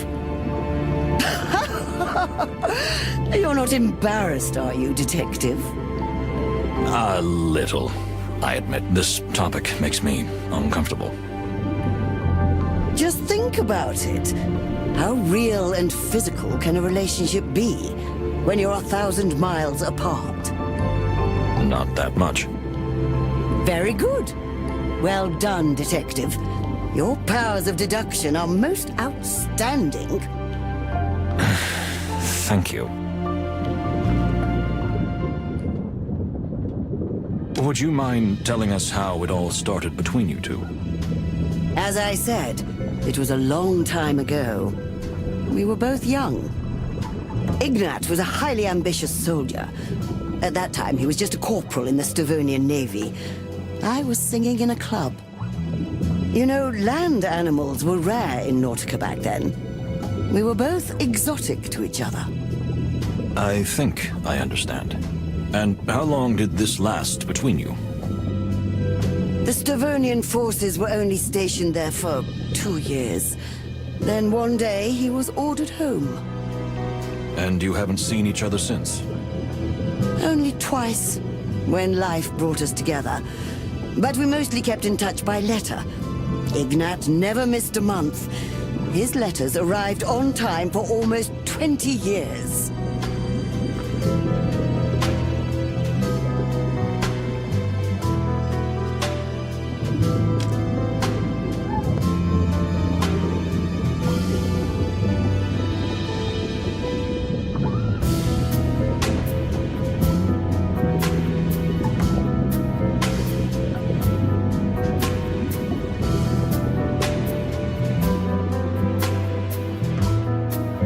I see.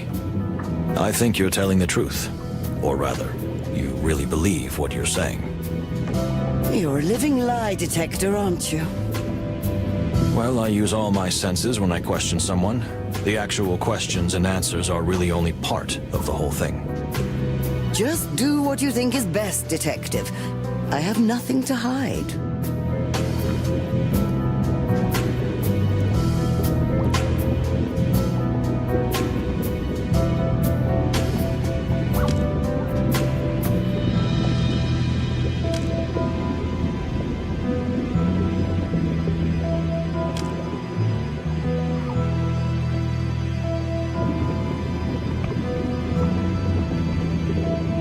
Ignat's family know about your relationship? You're fishing for sordid details, aren't you? I thought you were a detective, not a tabloid hack. Please, this is indeed an important issue given the current circumstances. Ignat's family didn't know I existed, but I knew a lot about them from his letters. I knew his wife, Capia, almost as a friend. He wrote so much about her. And Kunya, his daughter? I only knew she existed, but he never talked about her in detail. He didn't seem very emotional, at least when it came to his own child. Or maybe their relationship was so pure that he didn't want to involve her in something as sinful and secretive as ours was. But either way, family came first for Ignat. I'm sure of that.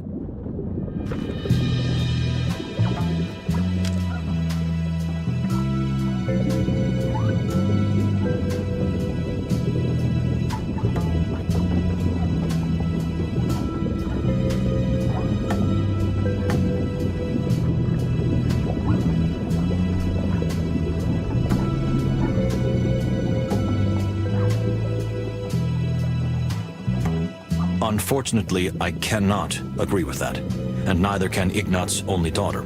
According to Kunya, her father was always cold and distant towards her, and even despised her. Oh, that spoiled little brat. Just as her father described her. But you just said he didn't write about her. Well, just a few passing thoughts. After Capia's death, when Kunya was only 7 years old, they lost all contact. And the girl also lost her faith in Stavonia. And in her father. Rumor has it that she longs to go straight to Clawville, that hotbed of filth and crime. Thank you on behalf of all my fellow Clawvillian citizens. What was the purpose of your meeting in Clawville? Oh, please. It's not proper to ask a lady such questions. The delights of my bedroom are my own personal business. I'm afraid you misunderstand me, but that's also a kind of answer. So, would it have just been a brief encounter?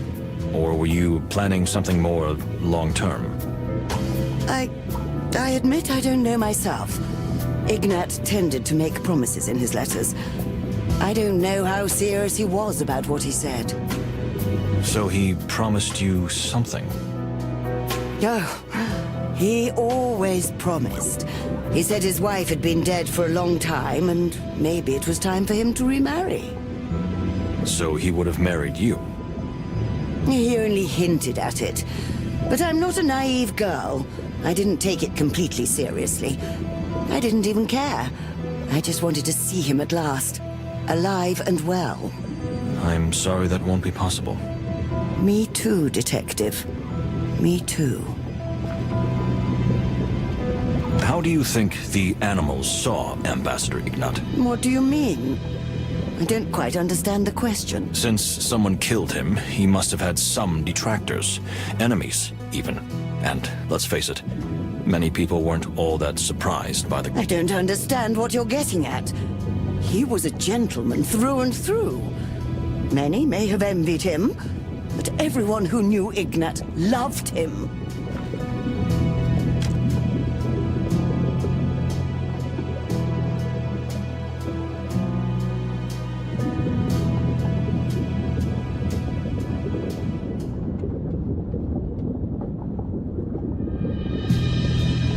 We heard and experienced exactly the opposite. Ignat treated and spoke to everyone condescendingly. What's more, there were rumors circulating about his horrific acts during the war. Well, maybe. He was a somewhat divisive figure. Divisive? That's putting it mildly. There are plenty of people on this train who had a motive to get rid of him, and it wasn't because he was loved and popular. All right, yes. Ignat was tough, ruthless and fearless, but he was almost a demigod among animals.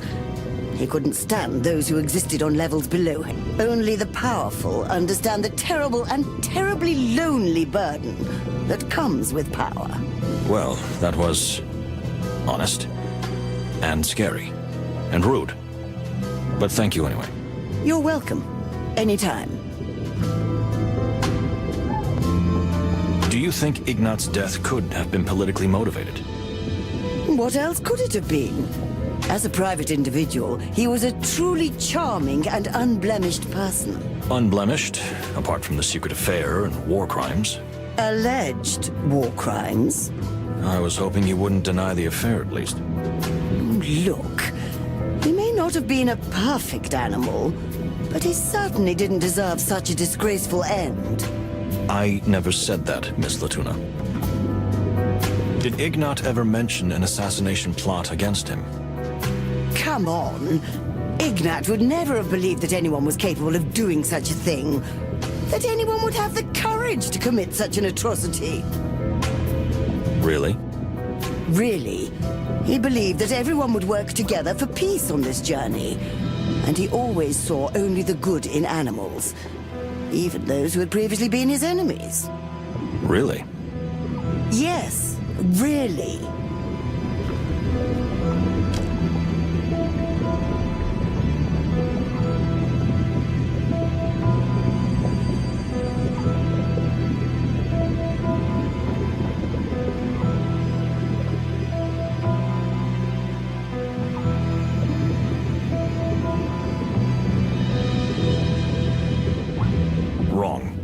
I don't know if you're lying on purpose or if you're really that naive.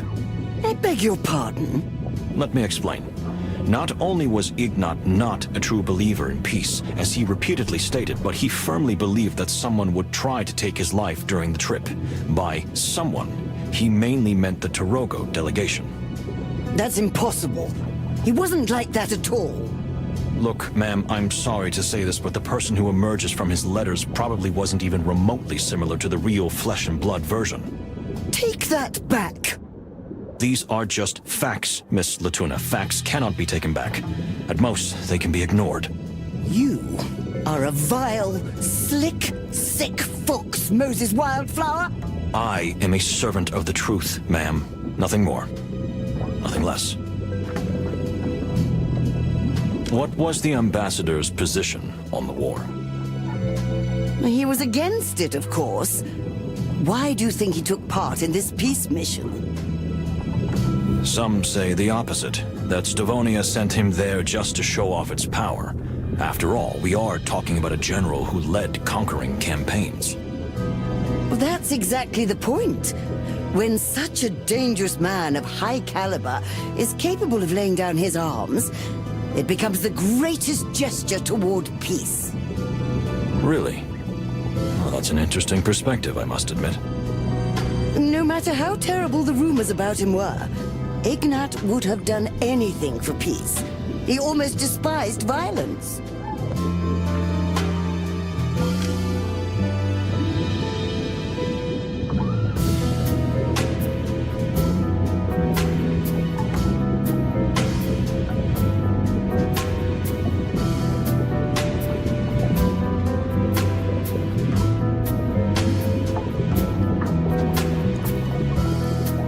We heard and experienced exactly the opposite. Ignat treated and spoke to everyone condescendingly. Well, maybe. Divisive? That's putting it mildly. All right. Yeah. Well, that was... You're welcome. Did Ignat himself ask you to join the journey? To be honest, Ignat wasn't really keen on meeting the Fox King. You mean King Hector III? That's what I said. So he wanted me, apart from the fact that my presence alone elevates any event, to be a kind of mediator. So you already knew the king? I met him a few times, yes. So I was the link between him and Ignat. Strange. I wouldn't have thought that the great and powerful Ignat would be afraid of a king.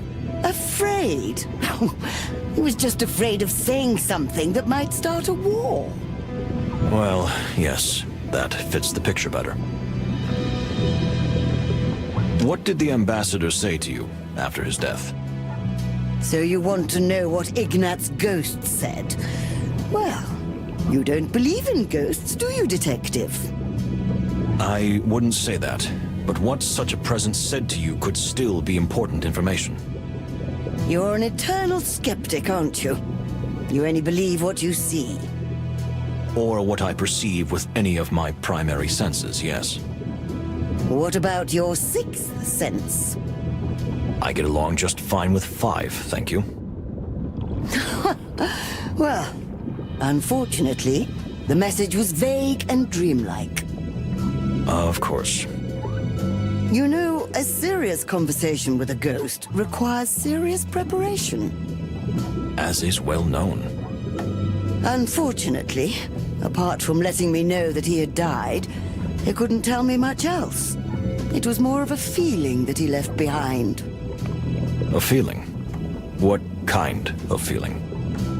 A feeling of great power. Someone who seems to tower over this entire journey. A force that moves and influences others.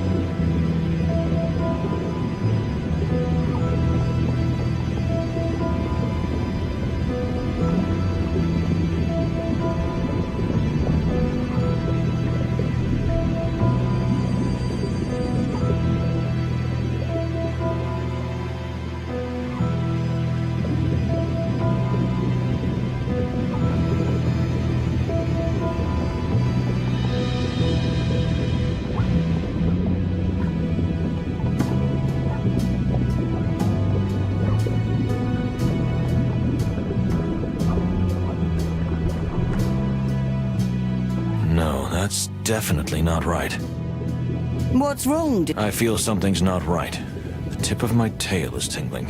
No, I don't want to know about that. Oh, no, I didn't. What do you think?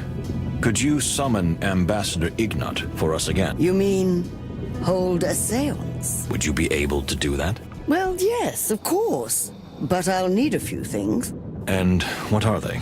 In order for the seance to be perfect and lasting, we need someone who has seen a ghost, other than myself, of course. Someone with a strong heart and faith, and someone who is pure and innocent, like white snow. So we need 3 people. Besides us, yes, exactly. We can probably manage that. Good. I'll get everything ready. Oh, we're in. Yes.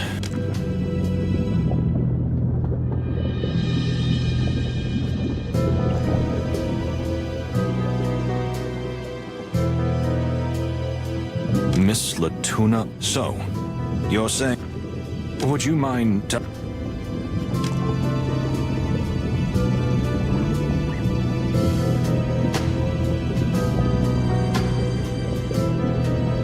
I see. I think you're telling the truth. Did Ignat's family...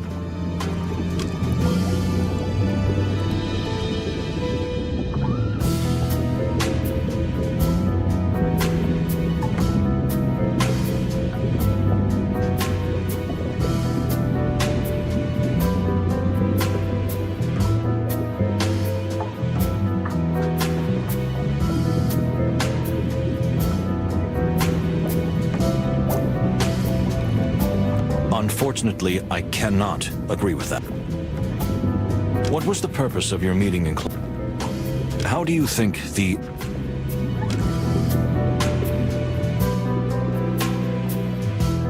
We heard and experienced... Do you think Ignat's... Did Ignat ever met...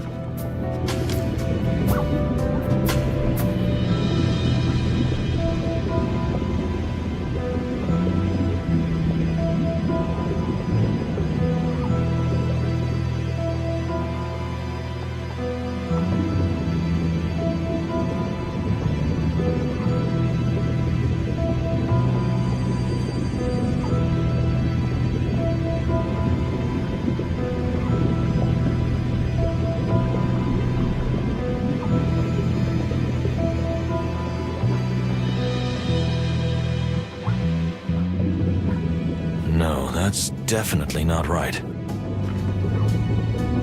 What was the I see. Did Ignat himself... What did the ambassador... No, that's definitely... What do you think? Could you...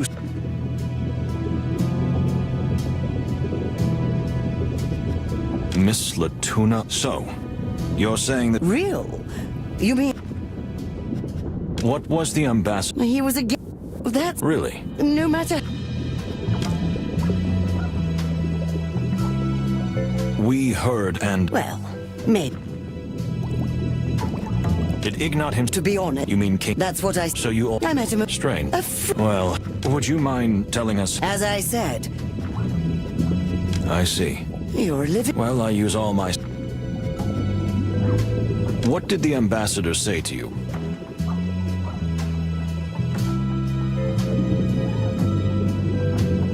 I see. I think you're... You're living life... Well, are you... Just... Did Ignat's family... You're fishing for...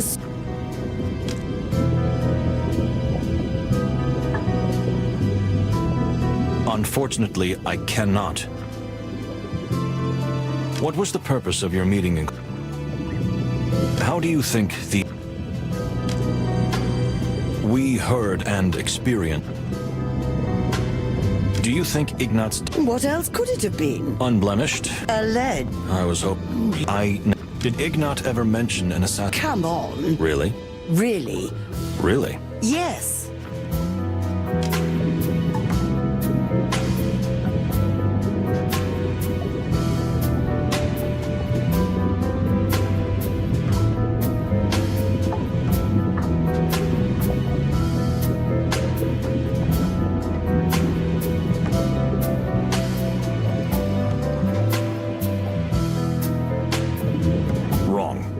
I don't know if... I beg your pardon. Let me explain.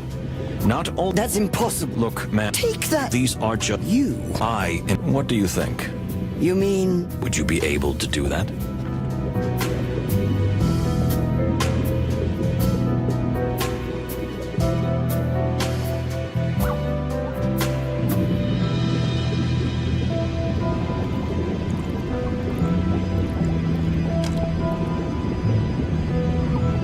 A seance? What's gotten into you, Moses?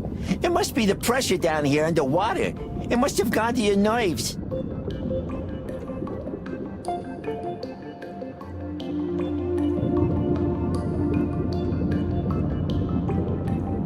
Not at all, my dear friend. It's perfectly logical. It doesn't matter whether the ghost is real or not. No, not really. The point is what Miss Latuna will say, not who it actually comes from. If you say so. And who will be the 3 lucky ones we bring to this little seance? Someone who has seen a ghost. The Baron, that's obvious. Someone with a strong heart and faith. Perhaps Mujara Separ, or rather his pretty assistant. We wanted to talk to her anyway. And the third person, who... That can only be Miss Faye. That woman is as innocent as a bunny rabbit. Then we have everyone. Moses. Yes, my dear friend. It's gonna be a long night. And haunting. But let's hope we make a breakthrough in the case at least. Yeah, because if we don't, we might turn into ghosts ourselves before we reach Clawville.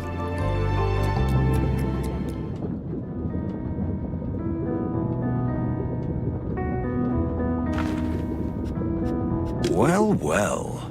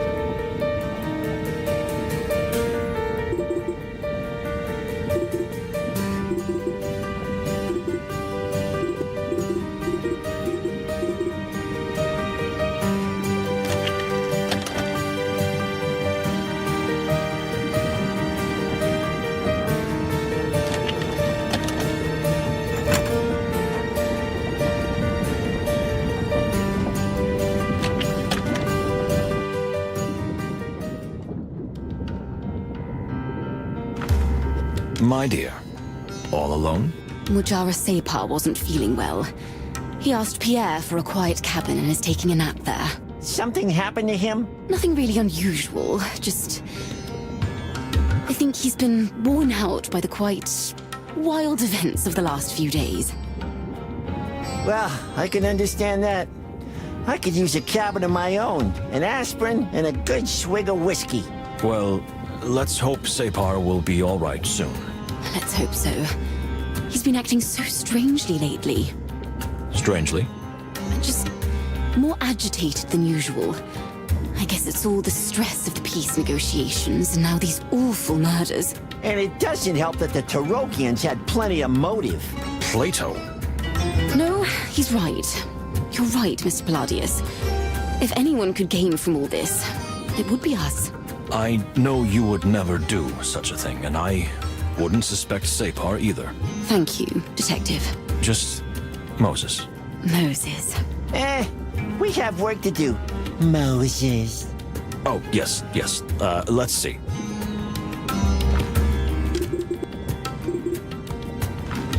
Well, well. We found something in the secret box. You mean the Never Forget box? Oh, yes, of course. Silly me. Jeez, Moses. So, we found something in the Never Forget box. It was a kind of decoder, and when we solved it, we found a word. A word? Really? How exciting. The word was Malvaceae hibberconia.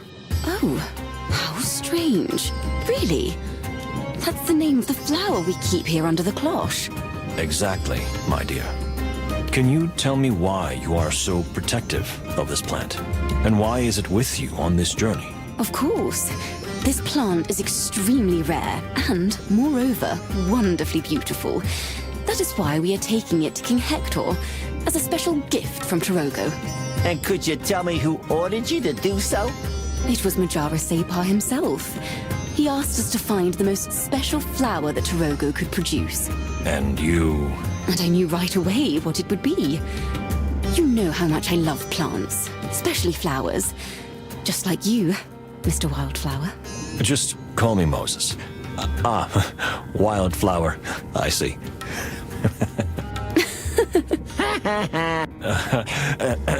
Yes, so you don't know why the name of the flower was inside a hidden decoder. Don't you find that rather strange? I do, Moses. It's extremely strange. It's a rare plant, but I don't know why anyone would go to such lengths to hide its name. But maybe the Separ could help you. Can we visit him in his cabin? I'm afraid you'll have to wait until he's feeling better. We understand. Thank you, dear. We'll do just that. You're welcome, Moses. My dear, may we ask you a question? Or rather make a request? Of course, Moses. Anytime. You see, Madame Latuna, our new passenger, would like to hold a seance. A what? A kind of spirit calling, during which she believes she can communicate with the ghost of Ambassador Ignat, and I'd like you there. Oh, that sounds terrifying. I suddenly feel a chill. Don't worry, dear. I'll be there. I'll keep an eye on you. You mean you'll take care of me if I get scared? More than that, my dear. If you want, I won't even let go of your hand. Here we go. But why did you think of me? Madame Latuna said we need someone with strong faith and a strong heart. And you thought of me? Immediately, my dear. Well, I don't know what to say. How could I refuse such an invitation? My heart is racing, my dear. So you don't think it was you? Well, I don't know. I'm still unsure. But you have to believe in yourself, Moses. Do you really mean that? Should I leave? I mean it, Moses. Miss Fanny, I'll leave. Just let me know. Yes, Moses? What did you want to say? I don't know. It just... Hello? Can anyone hear me? Just... No one has ever spoken to me like you do. Really? That's awful. It has been. Until now. All right, Chief. I'll wait outside. My dear, Yes, thank you. you're welcome. I'll see you in Madame Latuna's compartment. I'll be there. I can't wait. Hairy, scaly, feathery, fluffy heavens.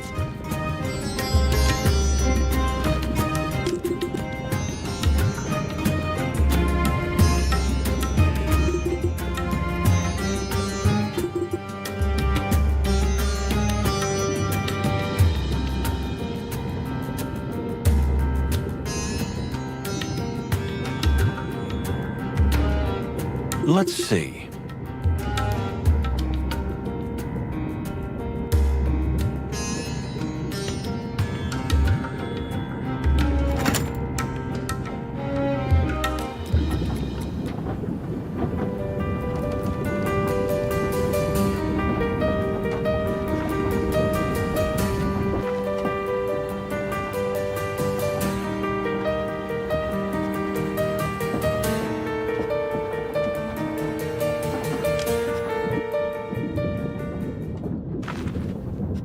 Can I be honest with you? Be always honest with me, Detective. I can take anything. My feathers are made of steel. That's reassuring to hear. So, I was wondering, you still haven't told us the real reason you're here. Do you even have a valid ticket for this train? Oh, don't worry about that. I've already discussed everything with Pierre. And my question? Do you still think I was with the pirates who attacked the train? For the time being, I can't believe anything else. Well, my friend, the truth couldn't be further from that theory. Care to elaborate? All right. I suppose there's no point keeping it a secret at this stage. I was on the run, gentlemen. On the run? Exactly. I was partly responsible for the attack. But the pirates weren't actually trying to hijack the train. They just wanted to capture me.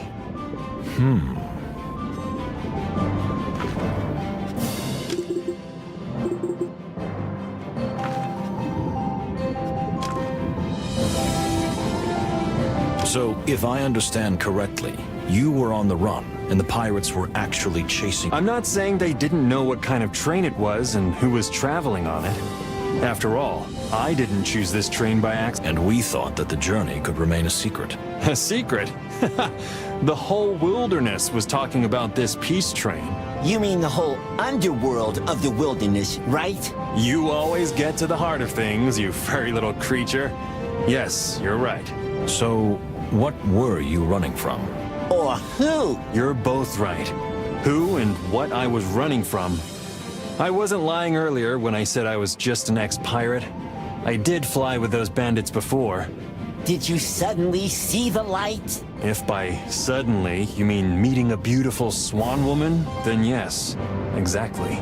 So, there's a woman involved. Moses, there's always a woman involved. Something like that. Well, look.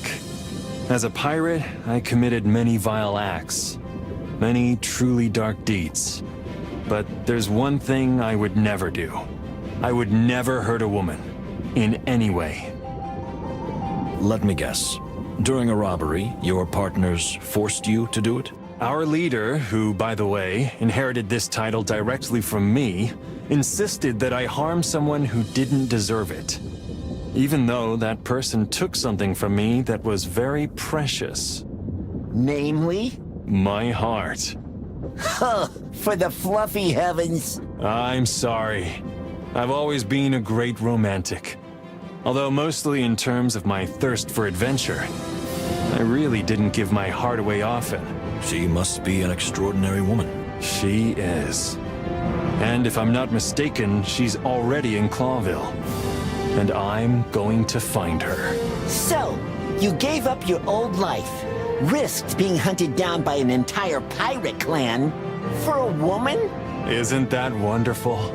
I'd rather call it lunacy. Perhaps you've never encountered such lunacy. Hey, I'm not the subject here. Oops, I think I touched a nerve. He'll calm down in a few minutes. Or hours. Will he be okay? Of course, don't worry. And we thank you for your honesty.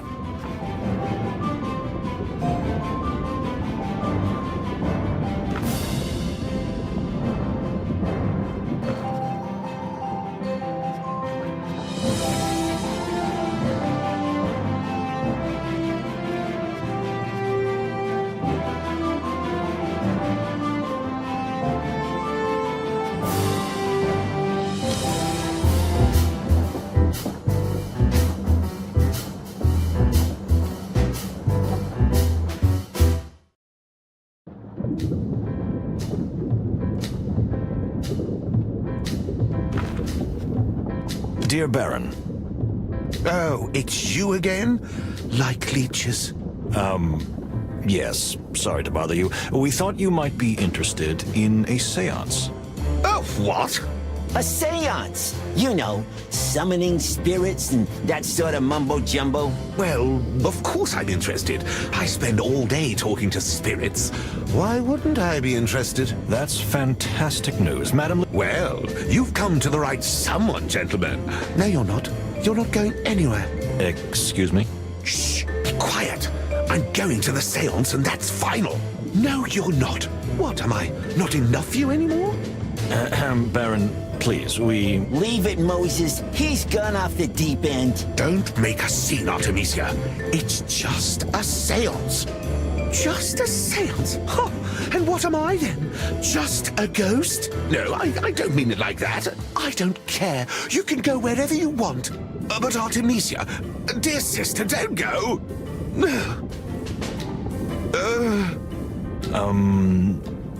Well... Yes, she's royally offended because of you and your stupid seance. We hope you'll be able to appease her. Why are you egging him on? So, we can't count on you. What? Of course you can. Artemisia will calm down and I'll help you. Because without me, it will surely fail anyway. Yeah, surely. So, when do we start?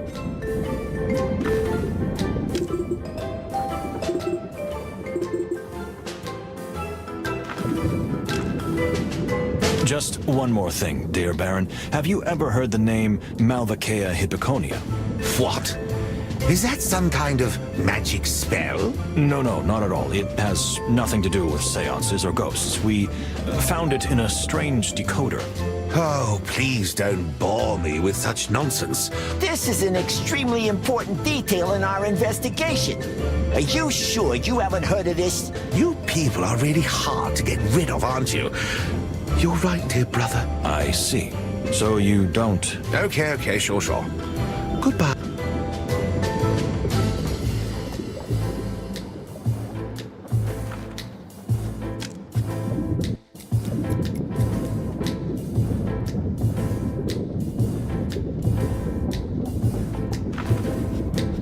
Dear Miss Fay, may we ask you a question? Is it about Miss Latuna? You see, I've never met her in person, but I'm... That's for sure. Well, yes, that's exactly why we're here. Really? Oh, that's fantastic. We'd like to invite you to a seance. To a... what? A seance to summon a spirit, a ghost. For the wilderness, that sounds terribly exciting. And very scary, too. Miss Latuna asked us to find someone who fits a certain description. And that is?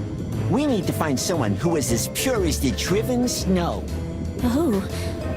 Well, I'm very honored that you thought of me, but I'm not perfect. Oh, far from it. I have my sins, too. Which are? Plato, of course. You don't have... Although most of the time I really feel just like prey to the others, I do have a dark side. Most people just see me as an easily exploited, fragile little bunny, or a fleeting beauty who's just been picked up by the world. Because of this, I often feel very vulnerable. But that's only one side of the coin. What do you mean? I'm also capable of behaving like a predator towards others. I drove my first assistant crazy.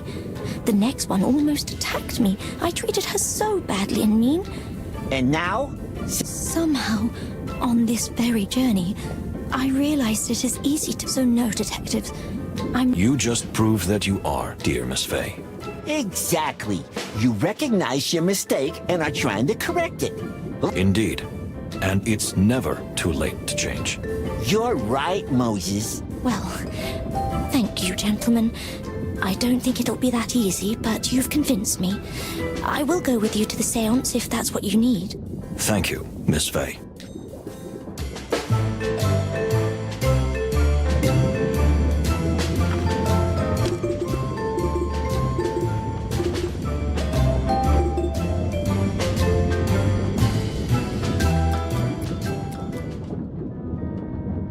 Well, is everything ready? Everything. Except me. Have you just become superstitious? I don't know, Moses, but this journey is starting to get on my nerves. I can understand that. But don't fall apart, Plato. In recent years, you have always been my pillar of strength. You mean your support? Yes, of course. Why are you so surprised? No, Plato, please don't look at me like that.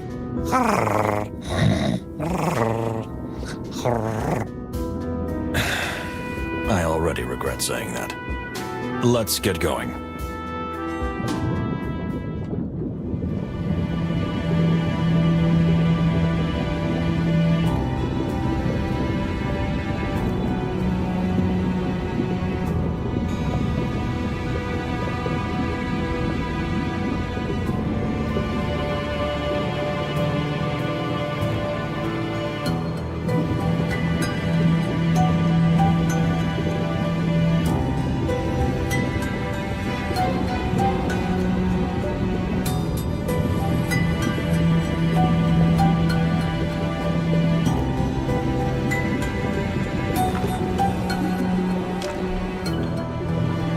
So, is everyone here? Can we begin the seance? I'm so scared and excited. Don't worry, Miss Fey. Everything will be fine. As long as Moses and Plato are here, we have nothing to fear. Thank you, dear Fani. Well, can we finally begin? Now, everyone concentrate. What you are about to see and hear may easily change your view of this world. Maybe. Now listen carefully. And now, hold your breath. 3, 2, 1.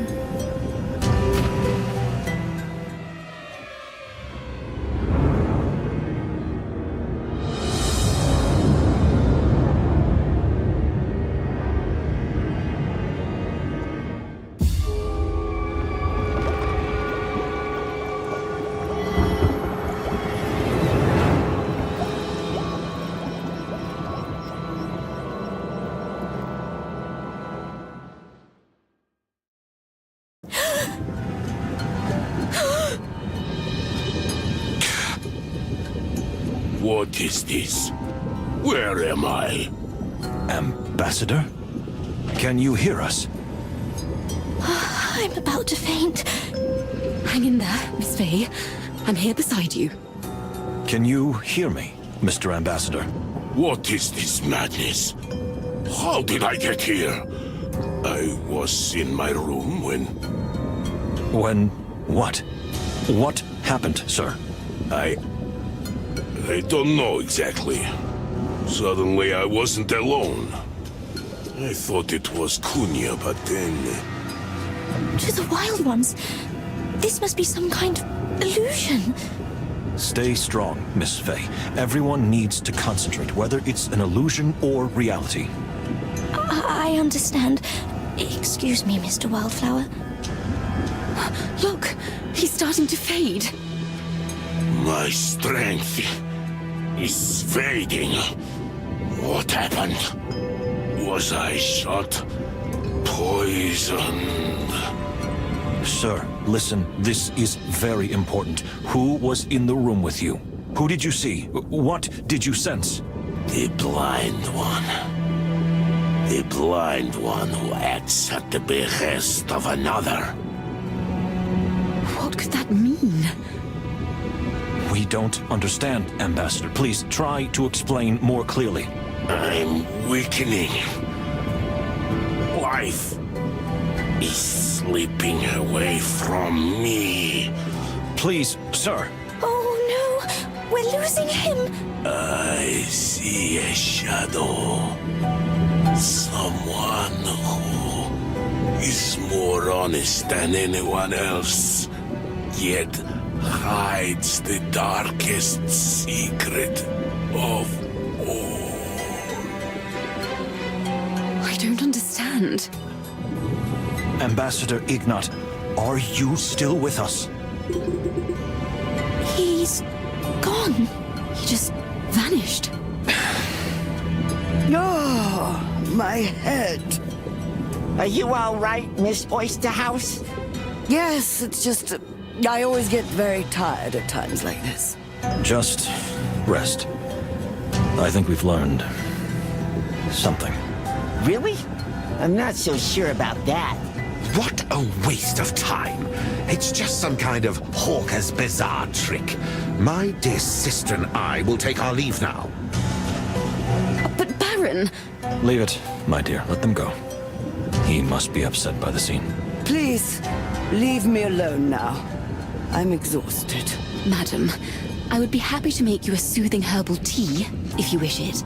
Oh, that would be very welcome, but please, leave now. Yes, madam. I think I'll retire to my room too. I need privacy. And I'll gather my herbs and potions. Yeah, I think everyone needs a little rest now. What was that? Ignat's voice came out of her. Really? Or were we just fooled? What do you mean? Didn't you hear it? Didn't you see it? Her mouth didn't even move. Miss Latuna makes her living with her voice. She has perfect control over her vocal cords and can reach pitches and depths that we mere mortals certainly cannot. Have you ever heard of ventriloquism? Of course. But do you think she would be that good at it? I don't know. You're not saying you believe in ghosts after all, dear Plato. No, not at all. I mean, I thought so. Until now. Now I don't know what to believe. For the time being, I say let's stick to the facts. Whether it was Ignat or Latuna, in the end, we didn't get the real truth. Just more questions. Who could be more honest than anyone else, yet hide the darkest secret of all? And who is the blind one who acts at the behest of another? You think we're dealing with some kind of puppet master? Someone who doesn't carry out their own actions, but influences others instead. That's exactly what I was thinking. Okay, but we don't have much time, Moses, and the clock is ticking. Let's gather everything that happened to us today. Maybe we'll figure something out. I don't have a better idea. But tonight, I might need a sleeping pill.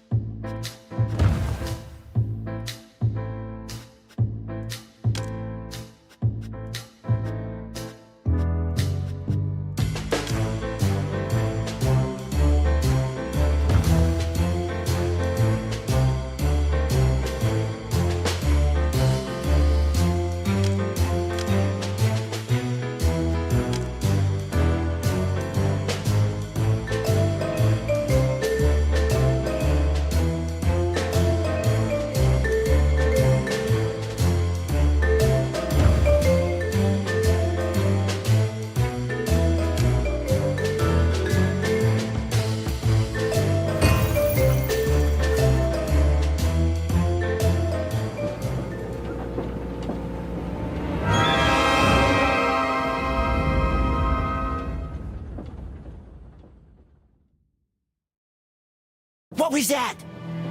So you heard it too? I heard it too. Oh no. Miss Fani, To Ambassador Mujara's cabin. let's go.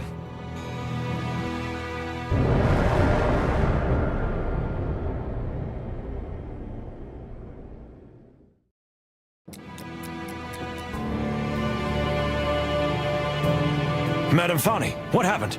Are you all right? Plato, call Pierre immediately. Okay, Chief. My head. What happened? Where am I? You're safe. I'm here, dear. Everything's fine. Do you remember anything?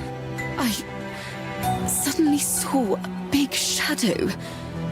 It blocked out all the light in the room. Then there was a heavy blow and everything went dark. But the Sapar!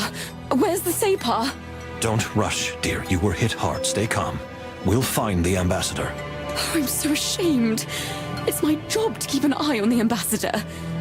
But he's been acting so strangely lately. I don't even know where he was when this happened. If you don't mind, I'll take a thorough look around the room. Plato has already gone to get Pierre. You just rest. Oh, I admit... I'll stay here with you. Thank you, Detective. Oh, wait a minute. What is it, my dear? I'm sure I closed the drawer last night. I checked the inventory yesterday, and I definitely remember closing it. Are you sure about that? 100%? My memory's extraordinary, Detective. You know, it's kind of an elephant thing. I see. So someone did open the drawer. And they may have lifted something from it. Exactly. Fani, darling, can you tell me what's missing? Not at first glance, no. But I'll look into it. Thank you, dear. We'll be back. The furry hell. What's wrong, Plato? If something really is missing from the drawer, and you were the last one here with Fani... Yes, I thought of that. One more clue to throw suspicion on me. We gotta get to the bottom of this, Moses. And fast. You don't think it was me, do you? What? How could you think that? Not a chance. Okay, you don't have to get all uppity about it.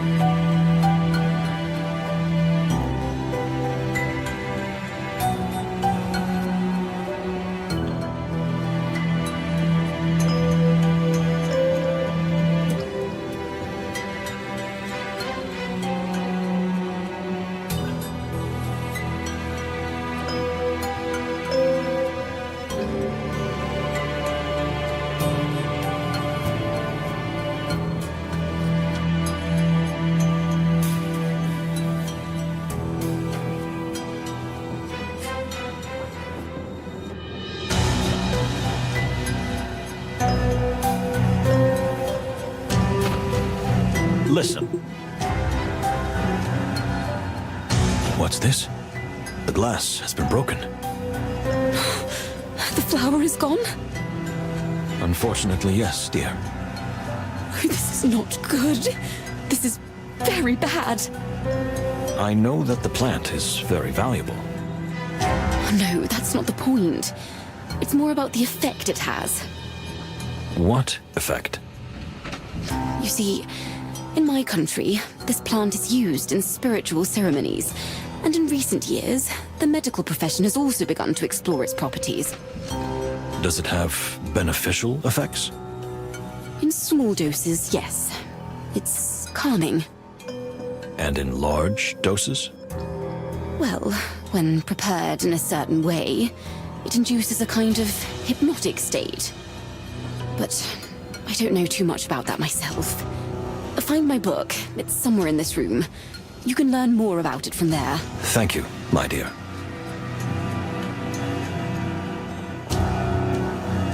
Yes.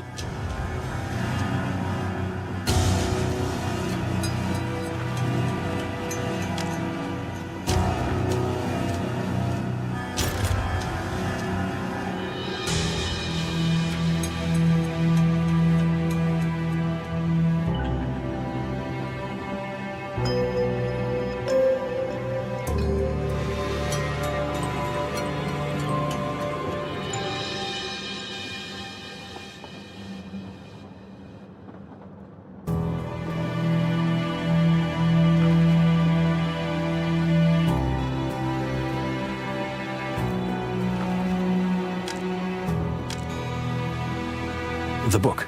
Here it is. I found it. Thank you, Moses. Find the section on Malvaceae hippoconia and read it aloud. Let's see. Malvaceae hippoconia is native to the Tarogo Plateau and the Great Wild, and belongs to the family of hibiscuses. It comes into blossom twice per year, producing bright yellow petals during the first blooming and dark purple ones during the second. While the first flowering can last for up to 2 weeks, the second ends after only 3 days, rendering the healing sap extracted from the bud very rare and pricey. The purple flower's sap is traditionally used in Tarogo for different sacral rites, but modern medicine has given us a much more complex picture about its effects. In small doses, the substance is a remarkably potent sedative. However, a larger dose causes the user to enter a hypnotic state. In this state, the subject's mind opens and the animal becomes easy to manipulate, which is why the substance is not only rare, but also banned in most countries. It would continue here, but a page is missing. Missing? Are you saying it was torn out? It seems so. But what we have learned from this already explains a lot. What do you mean? A plant that can be used to make a hypnotic drug. And you, with a gun in your hand? With a few hours that are completely missing. Do you think someone used this substance to trap you? And that's why they took the flower? Maybe they want to destroy the evidence. Or they want to make more of it. We have to find Ambassador Mujara. Fast. You don't think it was him, do you? I'm not thinking anything yet, but the facts show that he's disappeared and someone knocked you out. We have to find him immediately. Is there anything here I can smell? What are you saying? Oh, don't get me wrong. It's just that with my extremely refined sense of smell, we still might have a chance to find the ambassador before something fatal happens. Oh, sure. Just sniff the bed thoroughly. I haven't changed the sheets yet. Thank you, Fanny. Dear madam, I hope you're not in too much pain. It's all right, Moses. You know, we elephants aren't exactly fragile and graceful creatures. Please, don't say that. That's not true. That's very kind. But I see. Moses. Yes? It's just the two of us now. You don't have to be so embarrassed and shy. No, I mean... You're very funny, Madam, I can assure you that I am not. Just call me Fani, please. Oh, yes, of course. Fani. I hope that when all this is over and we've all got through this madness, we'll meet again under more peaceful circumstances. I hope so too, Fani. With all my heart.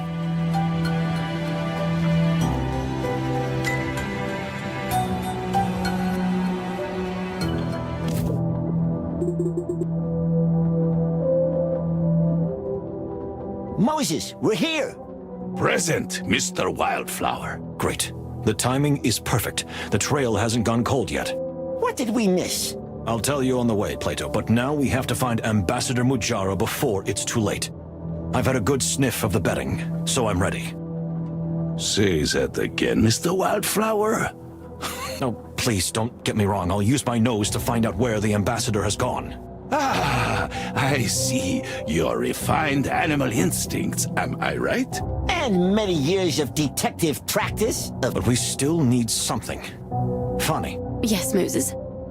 you are an expert on these plants, and if I understand correctly, on mixed... Well, I do mix the ambassador's medicines myself, yeah. Could you prepare some kind of antidote for us? Or at least something to revive someone who was under the influence of the plant? I don't know any such recipe off the top of my head, but I'm sure you'll find... One more thing we can be the best at. Yes, maybe we can do it. Just bring me a few essential things from the potion drawer.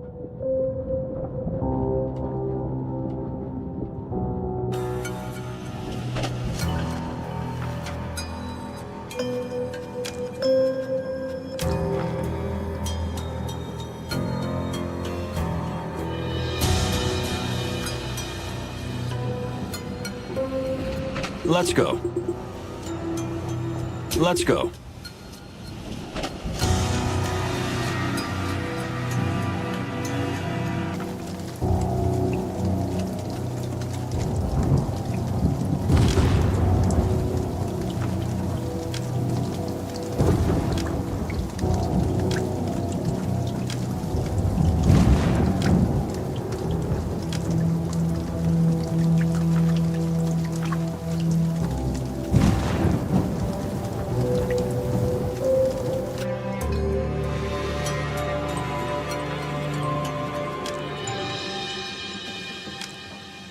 I beg your pardon?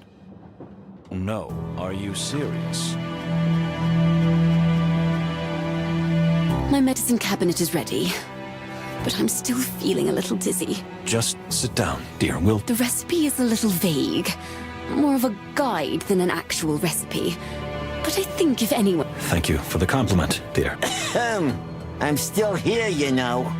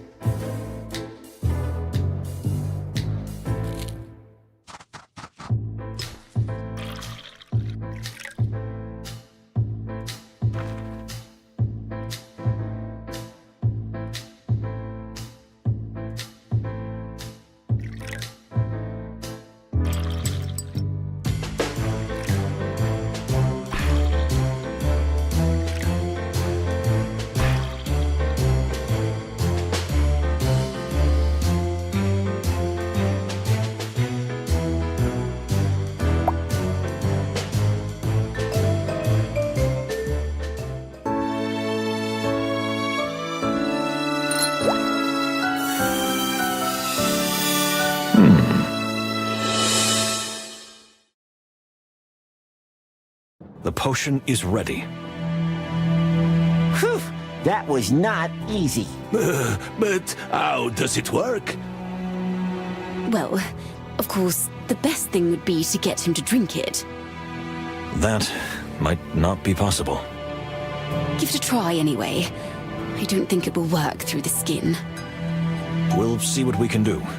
But we have to go now. Time is running out. I'll stay here with Miss Fanny. I've studied basic first aid. Thank you, Pierre. Lock the door and don't open it for anyone but us. We'll do that. Watch yourself, my dear. You too, Moses. Come on, let's go. Yes, let's get going.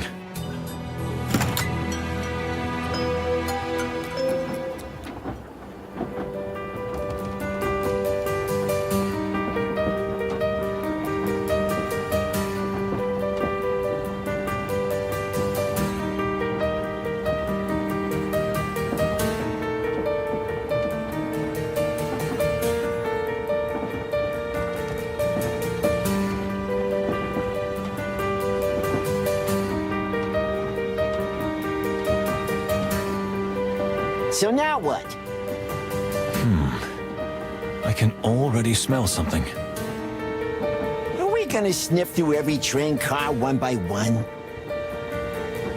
If we have to, yes, my friend. We can't lose the trail. Ugh, this wasn't on my bingo card.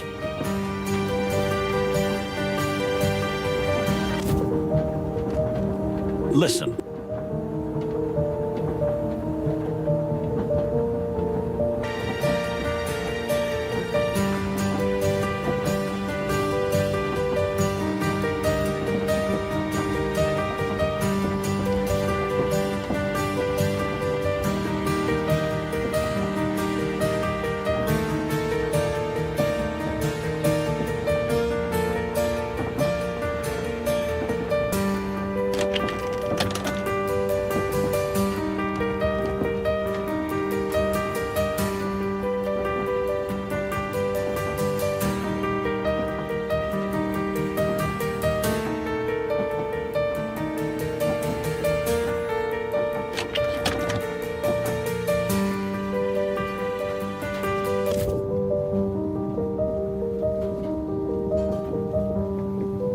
Indeed.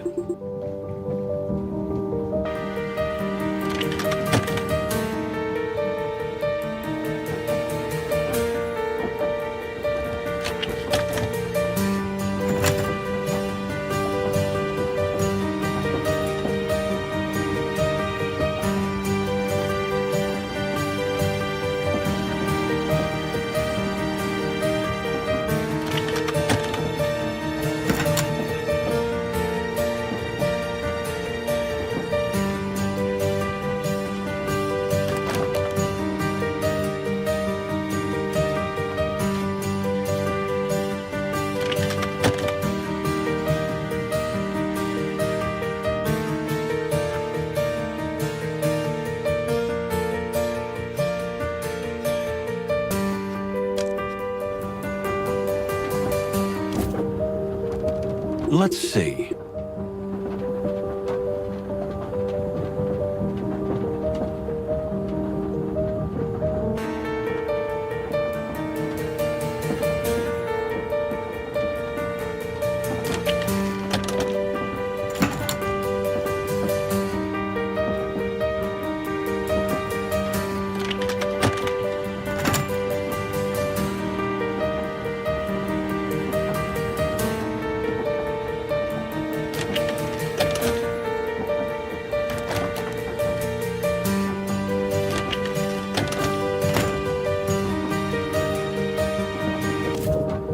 Yes.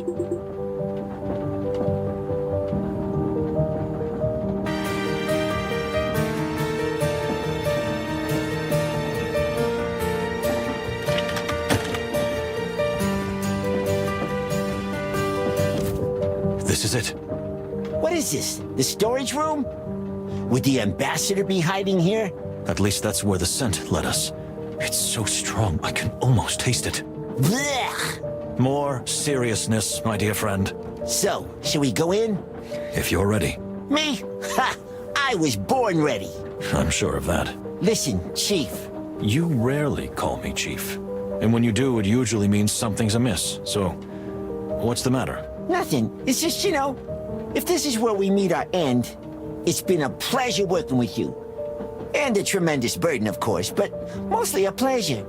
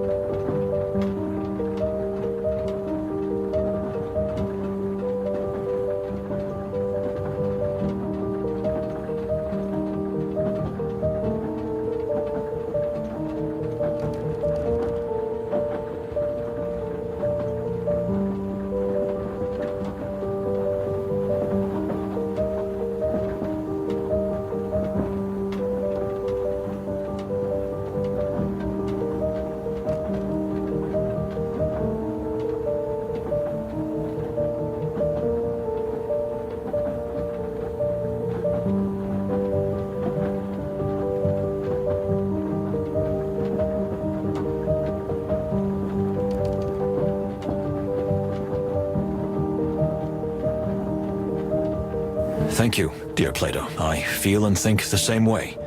But please don't get sentimental, because I can't concentrate. Well, I don't know what I was expecting. I beg your pardon? Nothing, Chief. Let's just get on with it.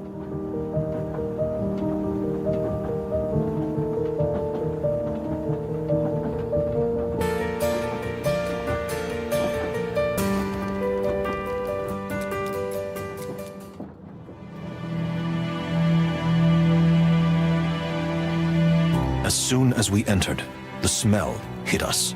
The stench of fear and sweat, mixed with a strong exotic cologne and that strange, sweetish vapor I had smelled before. If only I could remember when. In any case, the storage room was quiet. Too quiet. I could almost hear the dust particles sparkling like diamonds in the filtered light. I didn't even notice before, but dawn was breaking, which meant we were dangerously close to our final destination. Time was working against us. I didn't show it to Plato, but deep down inside me, a storm was raging. How could we have allowed this to happen? How could we have been so blind? Had they been playing with us all along? I felt stupid and vulnerable. But I had to get to the bottom of this. Even if it cost us our lives, the truth is worth the price. And so is the wilderness. There's no one here. Apparently. But we need to look very carefully. And sniff. And sniff indeed. Even if he's not here.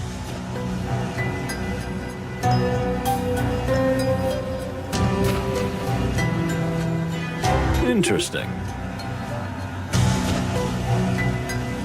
Let's see. Well, well.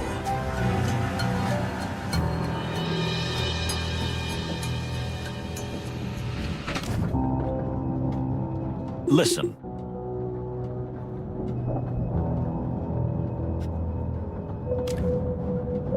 No.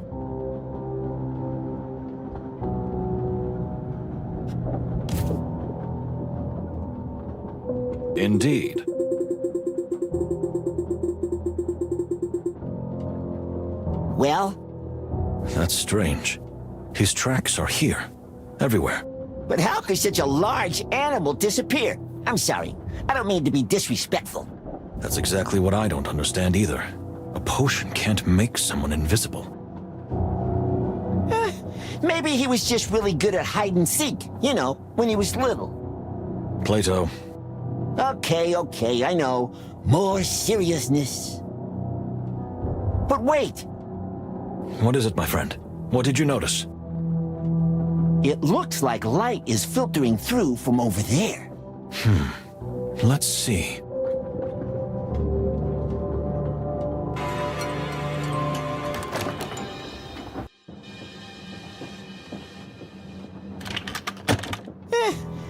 This is just honk-honk stuff. Nothing special. Yes, but the smell is even stronger here. Well, it can't hurt to look around here. Although I doubt that a 2-meter-tall water buffalo would be hiding behind the painting. Just stay alert, Plato. I have a bad feeling about this.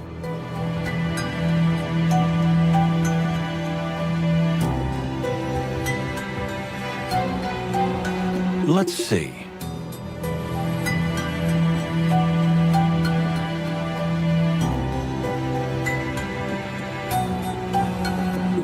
Well. Indeed.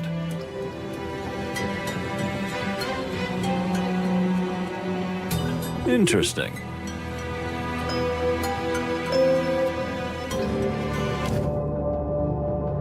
Well.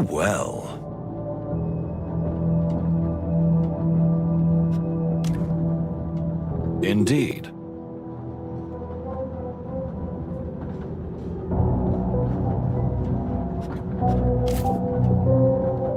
Yes.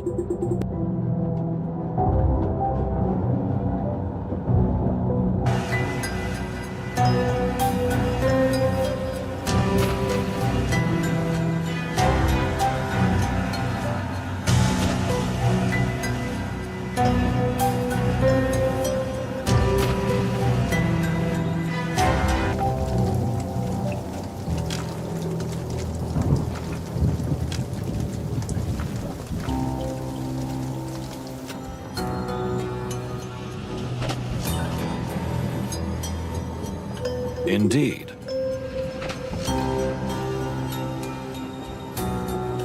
Nothing.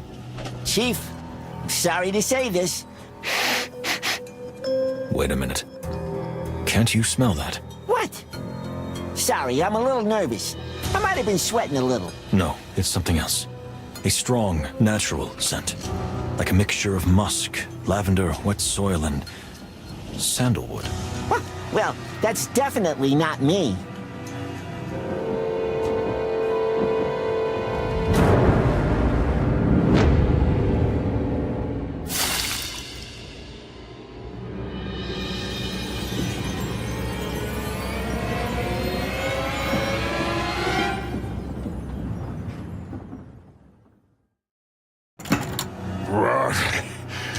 What happened?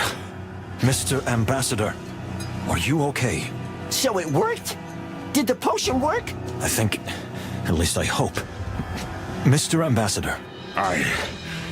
Yes, I'm here, but where am I? We're still on the train, in the storage car. We followed your trail from your carriage all the way here. Yes, I remember being in the carriage. Farney was preparing my usual sleeping potion. But then someone else appeared. No. It was just the two of us. I drank the potion and everything went blurry. Mr. Ambassador, are you sure that there was no one else there? It was just the two of us. We even locked the door for the night. Good heavens! That means... Listen, sir. This is very important. Did you see, hear, or sense anything else before everything went dark? I heard something. A clinking sound. Like glass breaking. The flower! Yes. Well, I don't know. Chief! Moses, you have to face it. I think. Maybe. You're right. What is all this about? What are you talking about? Mr. Ambassador, I think... I mean... Let me help you. Fani, your assistant. She poisoned you. And probably Moses, too. Fani? But that's impossible. She's so... Pure. Innocent. Beautiful. Please, Moses. We have to keep a clear head. And common sense. Yes. I know. So? What do we do now? No. What? Pierre. He is alone with her in a closed room. Then we gotta hurry. Excuse me, but what about me? Stay here, Ambassador, and we'll close the door on you. Don't be alarmed. We're doing this for your own safety. The perpetrator must believe that you are still under the influence of the drug. Well, so be it, but... Please be careful, detectives. If it really is Fani, and she has been deceiving everyone all this time, and me for many, many years... Then we are dealing with an extremely dangerous person. Let's go.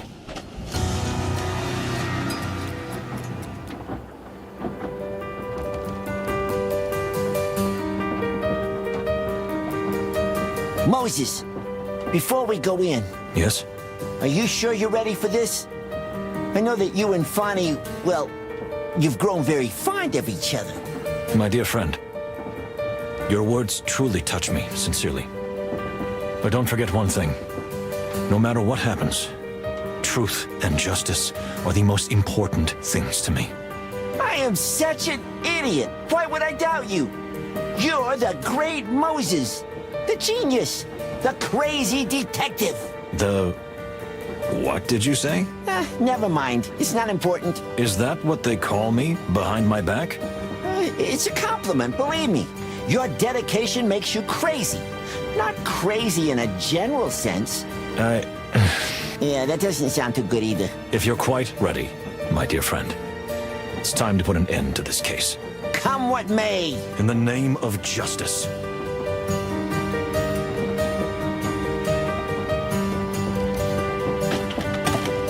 Gentlemen, thanks to the wild ones. Pierre, where is Miss Fani? She just stormed out. She said something came to mind and she had to leave. I tried to convince her to stay as you ordered, but she was adamant. When I stood in front of the door, she scattered some kind of powder into the air, like a tiny explosion. It blinded me and... That woman is a ninja. Did she take anything with her? Just her medicine bag with all her equipment. Great! Now we can't make any more antidotes. Antidotes?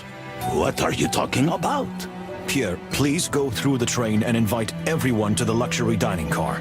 If you happen to meet Miss Fani, pretend nothing has happened. Invite her to the car, too. Excuse me? But if she really is a culprit? We're still not sure, but Fani is hiding something. Or running away from something. Either way, she could be dangerous. But she won't act in front of everyone. You're safest in a crowd. I understand. I'll tell everyone to gather in the dining car. Thank you, Pierre. Plato, to the detective's room. That's what I'm talking about.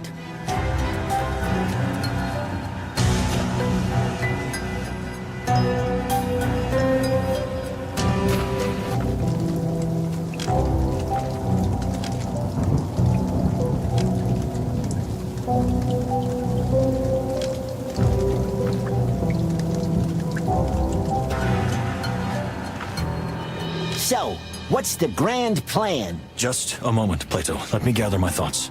No shit. I don't even know if I'm a boy or a girl. But anyway, we gotta get to the bottom of this. We're gonna reach Clawville in a few hours. Yes, time is against us. But all is not lost. Now that's what I like to hear.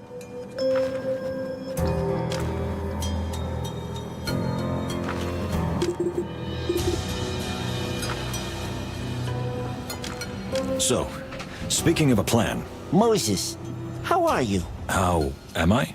Since it turns out that Miss Fani was behind everything.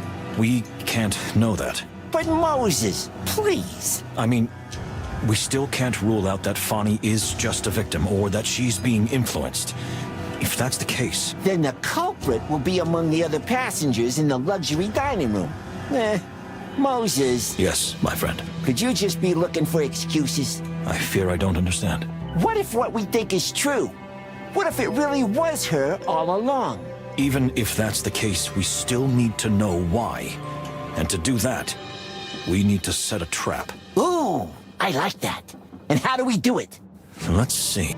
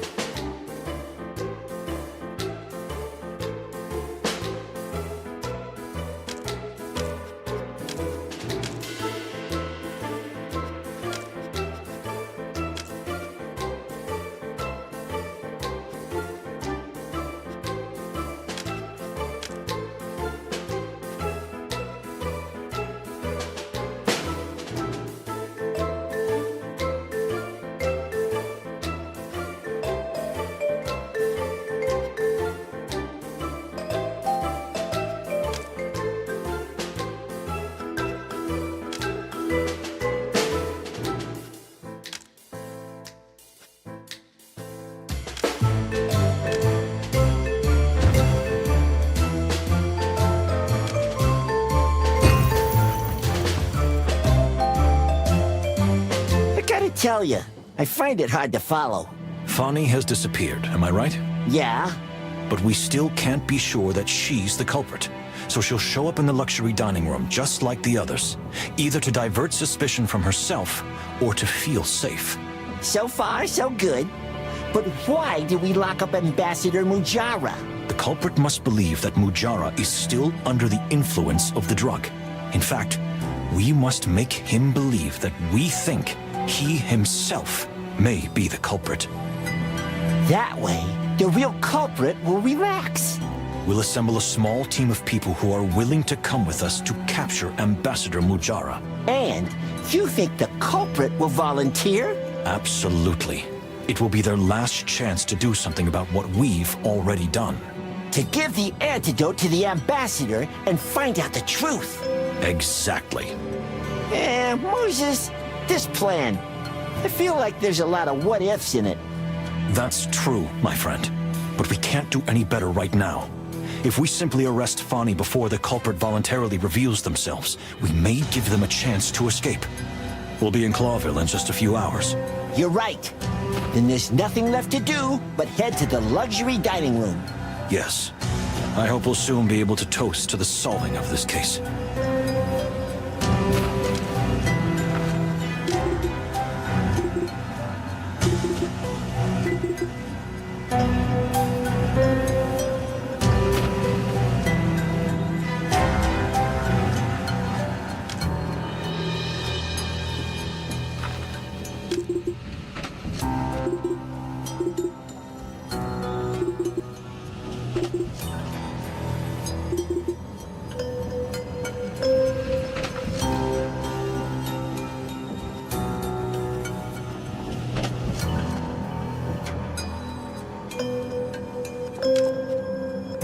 Everyone gathered in a luxurious dining car for the last time. They were all nervous, or afraid. I was afraid too. Afraid that I would lose my train of thought at the very last moment, or go mad over the whole thing. Almost everyone had a motive, but to my great regret, there was one who seems to be a more likely suspect than the others. Could it really be her? And could I have been so blind all this time? I knew that everything would soon be revealed, but I wasn't sure if I could handle the truth.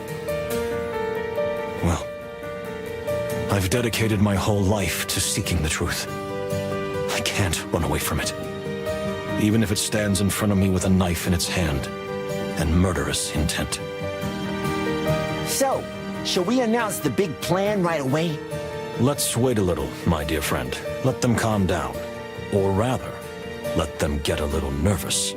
I'm curious to see their reaction. You got a diabolical mind, Moses Wildflower. I'm glad... Is that really where I'm playing? What? Just kidding, my friend, just kidding. Your sense of humor needs a little more work.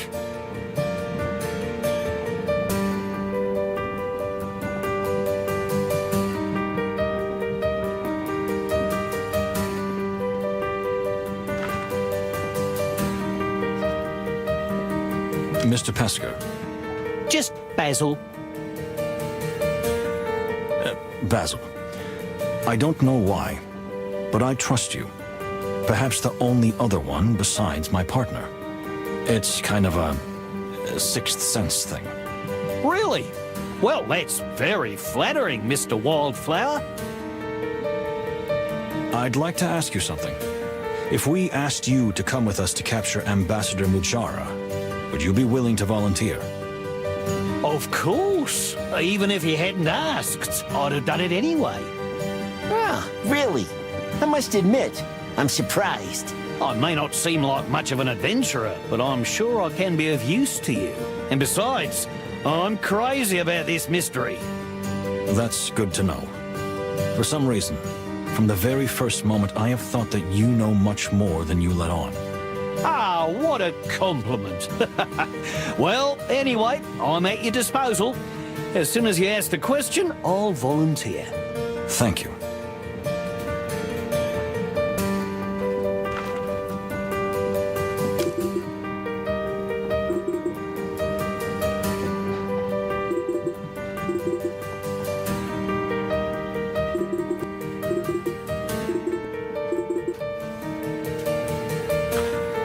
Mr. Windrider, please stay here while we explain the plan. So there is a plan, huh? How about helping out, guys? After all, since I got on the train later, I guess I'm not one of the suspects. Take it easy, Mr. Magpie. Just because you may not have killed the ambassador yourself, you still could have been involved. If you continue to speak to me in such a birdist manner, I will be forced to pluck you. Don't play the offended princess with me. Plato, please, a little more professionalism and respect. Okay. However, my partner is right that we can't rule anyone out as a suspect at this point, so please stay here in plain sight. Well, whatever. I know I've nothing to hide.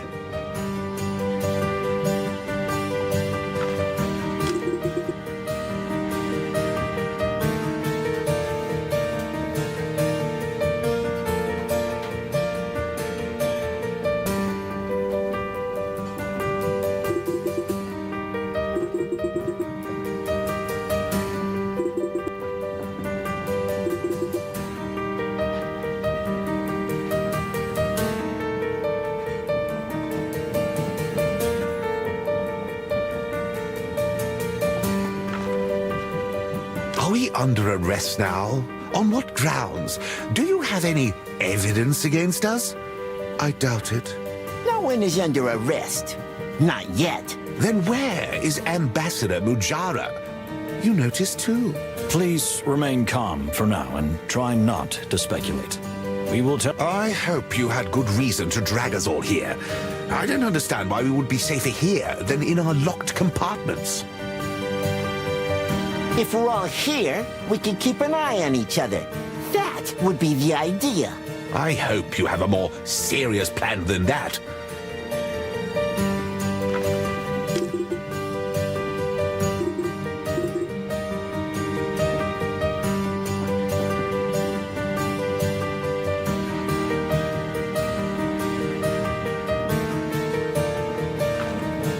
So, we're all suspects? Is this the point where you say the killer is among us? Yes and no. We know the real culprit is indeed among us, but I wouldn't say you're all suspects. So, would you say you're hot on the trail? Well, we hope we're on the right track. But right... Oh, I think I get it. So you're setting some kind of trap. You want to flush the rabbit out of the bush. I'm not implying anyone in particular. Have we ever told you that you're an extremely sharp woman? You've tried all kinds of weird ways to flirt with me, but no. This is completely new. Me flirting? With you? I would never. Come on, don't be shy. We're adults after all.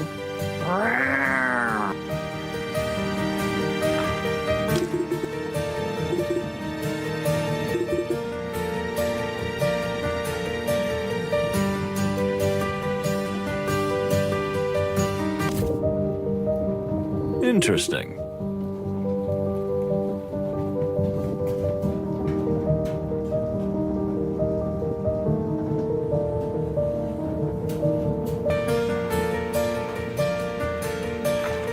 What is this madness again? Why are you keeping us here? What if the killer wants to kill us all at once? And how would they do that? I don't know. With a bomb?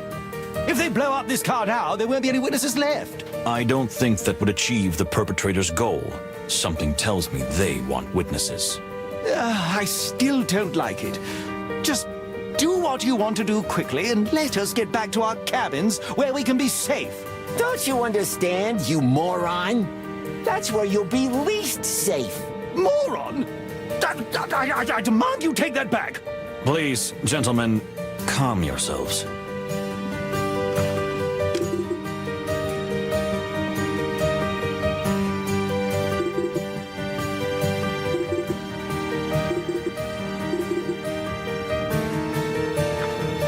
Everything all right, Miss Fay? We're not suspects, are we? I have an alibi, I think. No need to worry. The main reason you're here is for your own safety. Do you think the scoundrel won't act while we're all together like this? Exactly. So calm down. For now? Oh, no, don't get me wrong. I mean, Moses, you are still so bad at this. but I'm trying so hard. I know.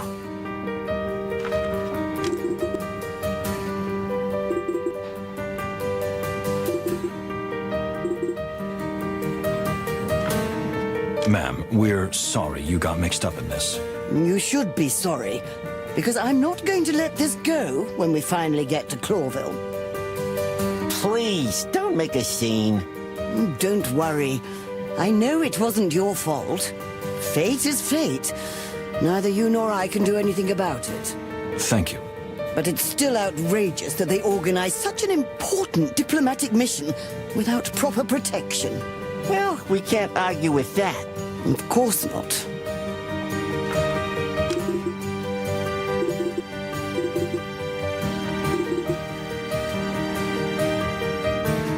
Are you serious?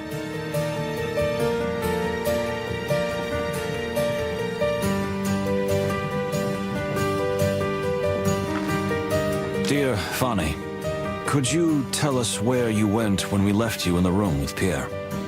I'm so sorry. I was terribly frightened. I was worried about the ambassador and about you, too. Cry me a river. Plato, please. You're right. I'm so stupid. I've put myself in the spotlight. But I just want to help my master. I think I understand, dear. Thank you. We'll be keeping an eye on you, Missy. Have no doubt about... I'd expect nothing less, detectives. Ahem. Your attention, please. Finally, something is happening. We asked you to come here because Miss Fanny was attacked. Oh my goodness. What a despicable act. Really? Who would be capable of such a thing? Wait a minute.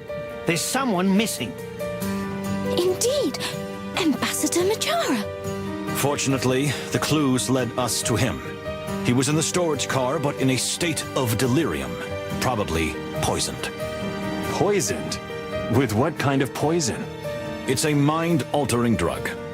Miss Fanny, if you will. Yes. Unfortunately, this drug is capable of influencing others. It can make them do things they wouldn't normally do. Are you saying he's not the culprit?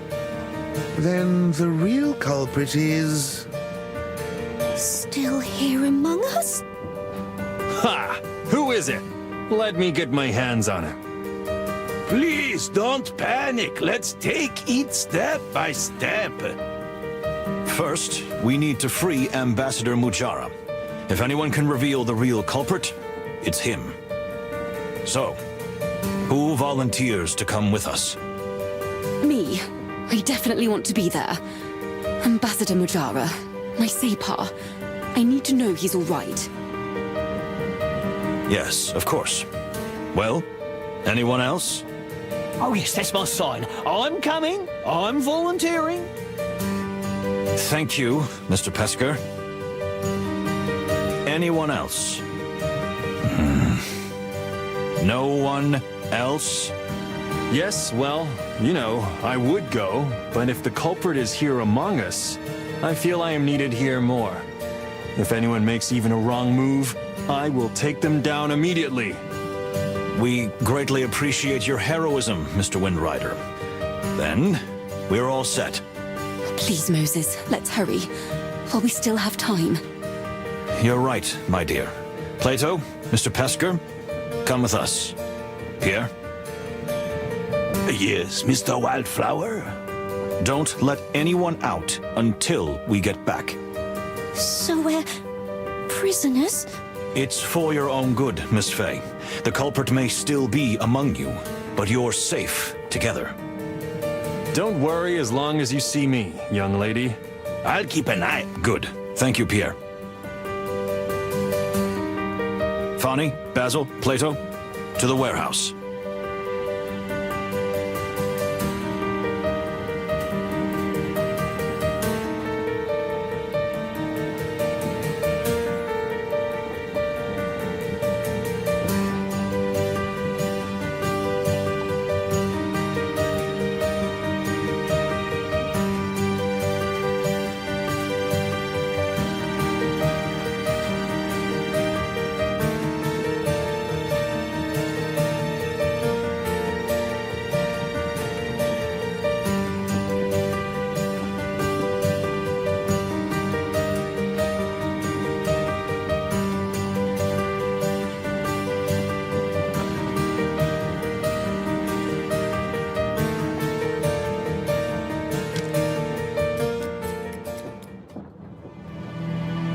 Mr. Ambassador, is everything all right?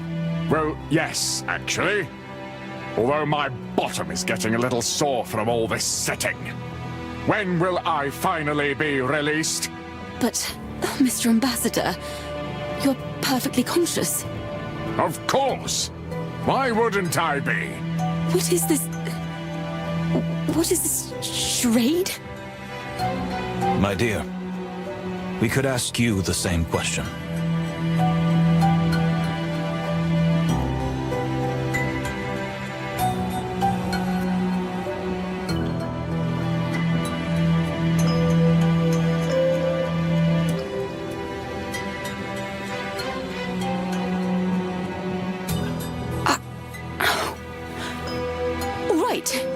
You win. You've managed to trap me. But don't think I'll give up so easily. This isn't over yet. It can't be. Not this way. So, what's going to happen now?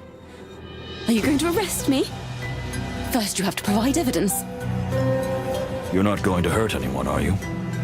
You know me too well, Moses. But you don't know everything. There's so much you don't understand yet. Then enlighten me. Before we end this, would you be willing to answer a few questions? If it makes you feel better. I'd be very grateful.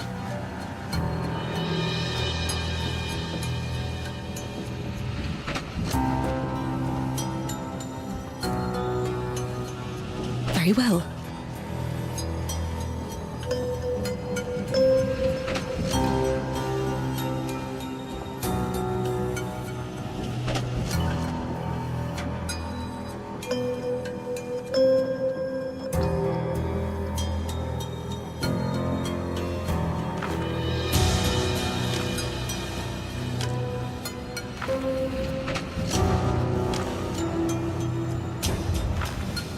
Indeed.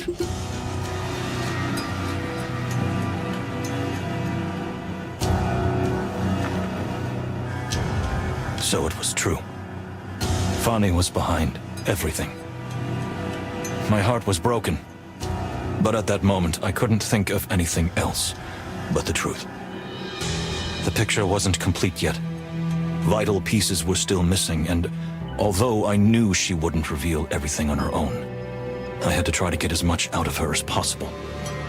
My mind was stronger than my heart. At least, for now. You don't expect me to spill everything, do you?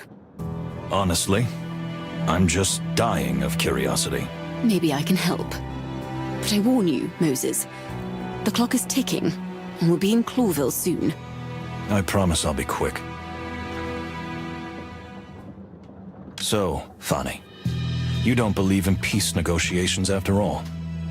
The idealist in me would like to believe in them. But I've seen too many horrors on both sides to truly believe in it. So my answer is no. From the beginning, I didn't believe that this peace mission could succeed. So that's why you wanted to sabotage it? That was not and is not my goal. What I did had completely different reasons. Would you elaborate on that? I'm afraid there's not enough time to tell my whole story. Ask your questions while you still can, Moses. The clock is ticking.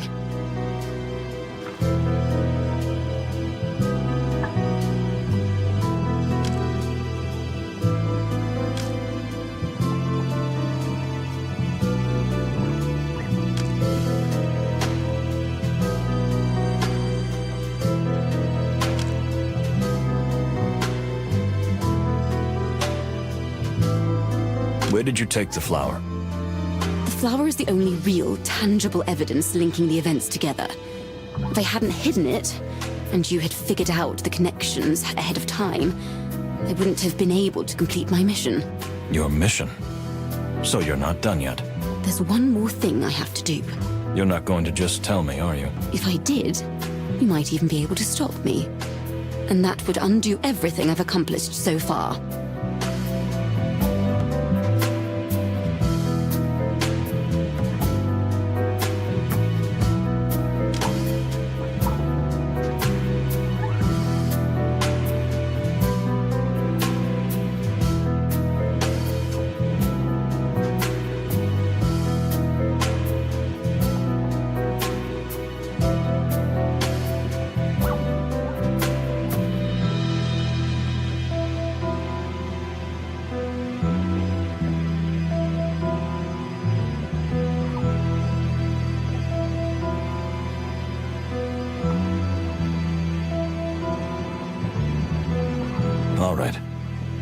I believe that what you say is what you truly think. Thank you, Moses. Maybe at this point it doesn't matter. What about the box? Was that your doing as well? The box surprised me too.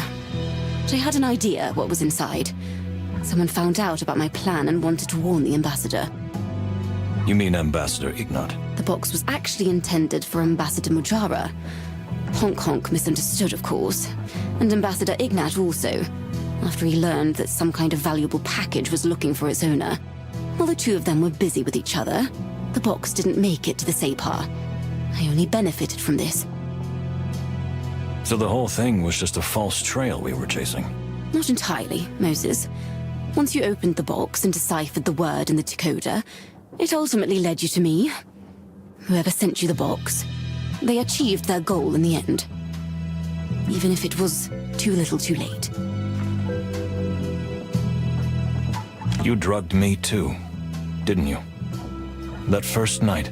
I'm sorry, but you were such an obvious target, with your love of plants, and the fact that I managed to charm you with my presence.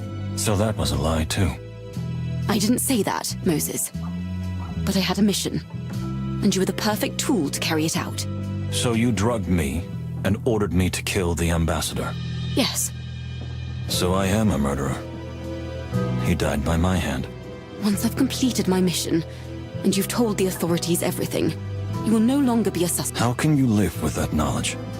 That others have killed at your behest?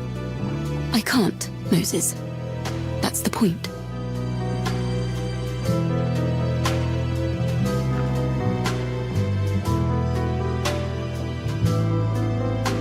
What was your purpose in drugging Ambassador Mujara? Did you intend to kill him as well? Certainly not. I respect him as my guru and mentor. Even if he is an extremely rude and ill-mannered individual, his heart is pure. Then, why? The ambassador was the perfect distraction, and a great target for you. His hatred for the Stavonians made him a good suspect, and the little charade with my injury, which he caused, would have distracted you just long enough for me to finish my work. But it didn't work. Indeed. You are faster and smarter than I first thought. I give you all the credit. So you didn't want to hurt him? No. After all, I am the one who has kept him alive all these years.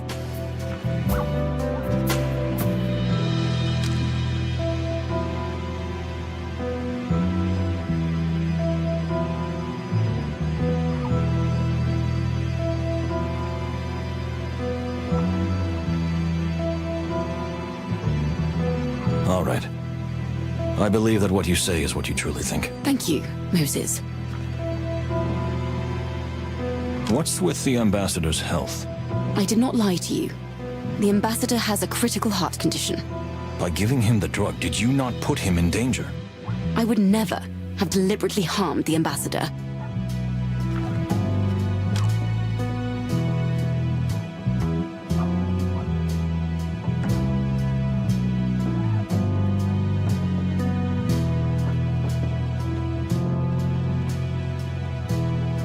All right. Thank you, Moses.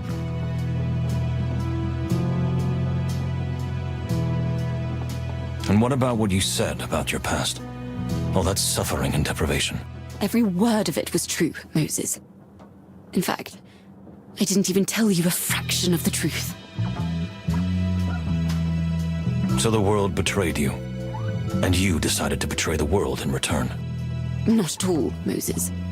I believed in the justice of our world until the very last moment, and in the world order we live in.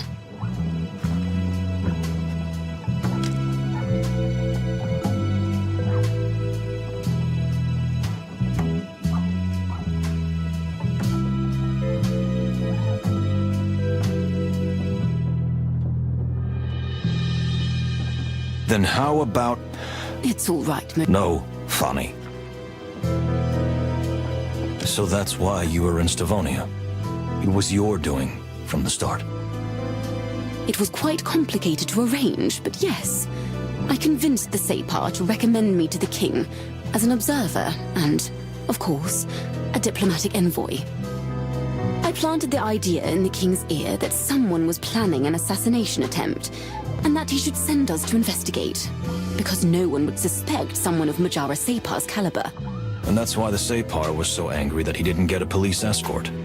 That was perhaps even more difficult to arrange, but I finally managed to convince the king's administrator that 4 police officers on a diplomatic mission would be too conspicuous. Ambassador Majara believed that he was risking his life for his greatest enemy while receiving no protection in return. You thought of everything, didn't you? No, not everything. I didn't think I would meet you. Why do you say that? What difference does it make? It doesn't change what happened, only how I feel. Please, just... Is there anything you regret about all this? Regret? I haven't even thought about such a thing. I have a mission, Moses. I made a promise. If anyone could talk about dedication, that's you. There's a fine line between dedication and obsession, Fanny. Don't you think you've crossed it? Maybe. But it doesn't matter. Where I'm going, there's no turning back. Those are rehearsed words. I was asking the real Fanny. The one hiding inside this murderous mask. The one who is now completely overwhelmed by this delusion. I'm not going to continue this conversation, Moses. Don't try to appeal to my conscience. It's way too late for that.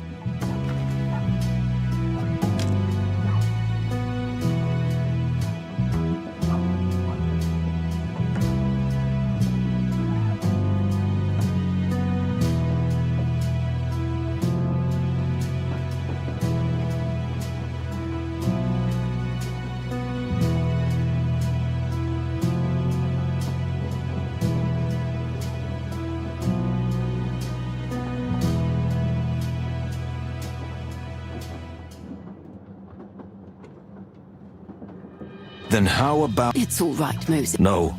Well, I don't have any more questions for now.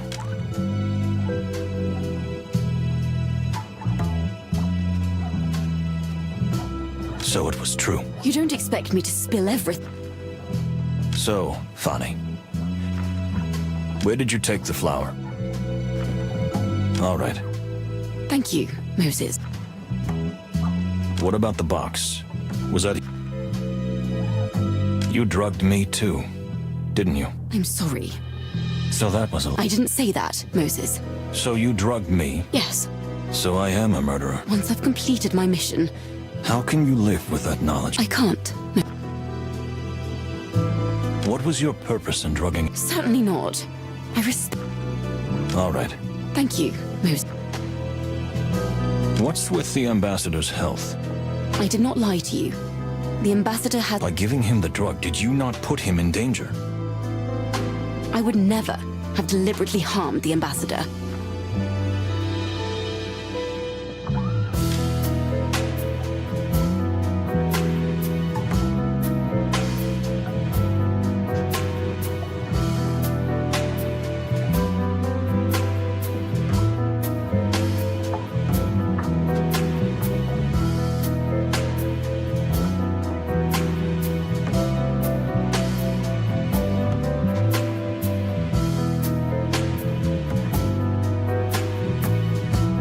According to the book, which you know very well, the hypnotic drug is particularly dangerous for people with cardiovascular disease.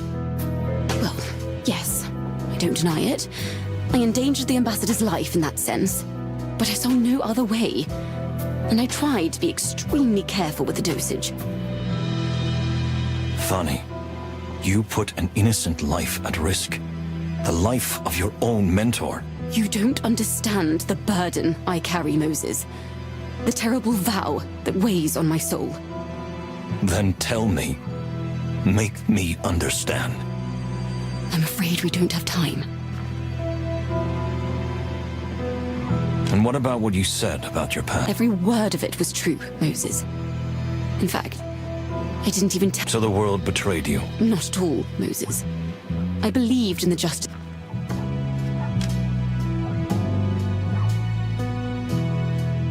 All right. Thank you, Moses. So that's why you were in Stavonia. It was your doing. It was quite complicated to arrange, but yes, I planted the idea in the king. Is there anything you regret? Regret? I haven't even thought about such a thing. If anyone could talk about dedication. There's a fine line, but Maybe. But those are rehearsed. I'm not going to continue this conversation. All right. Thank you, most well. I don't have any more questions.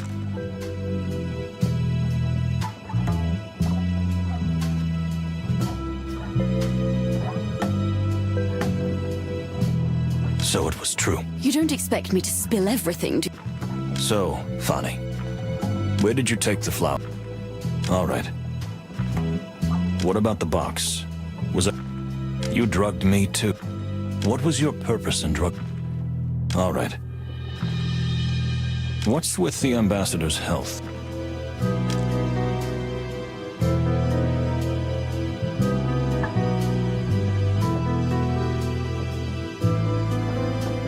According to the book, which...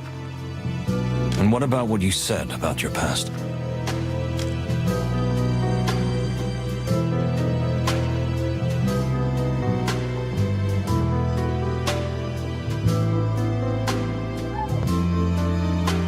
Then how about... It's all right, Moses. No, fuck. So that's why you were in... Is there anything?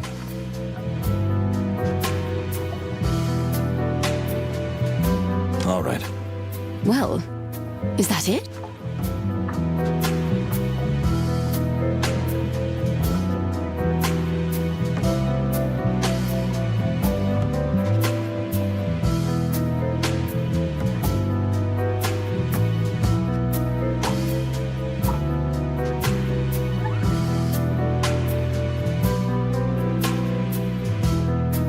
So it was true.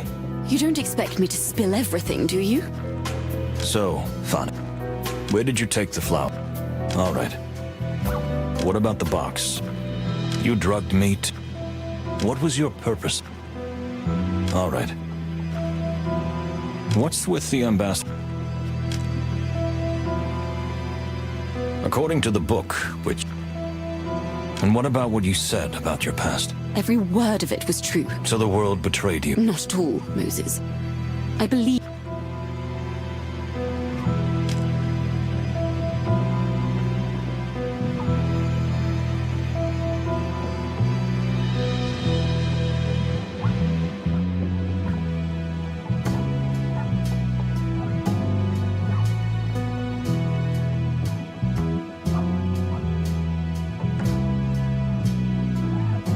Then how about... It's all right, Moses. So that's why you were in Stavonia. Is there anything? All right. Well, is that it?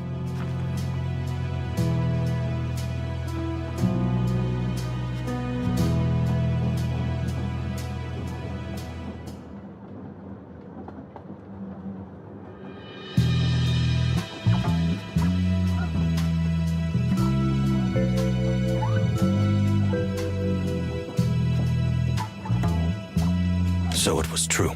You don't expect me to... So, Fanny, where did you take the flower? All right. What about the box? You drugged me. What was your purpose? All right. What's with the ambassador? According to the book, which... And what about what you said about...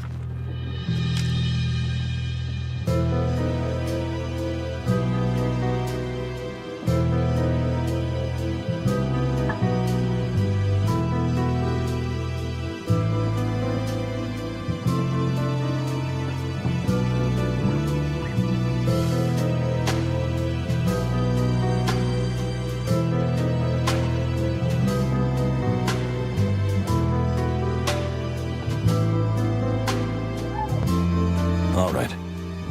I believe that what you say is what you... Thank you. So that's why you... Is there anything? All right. Well, is that... I don't have any more...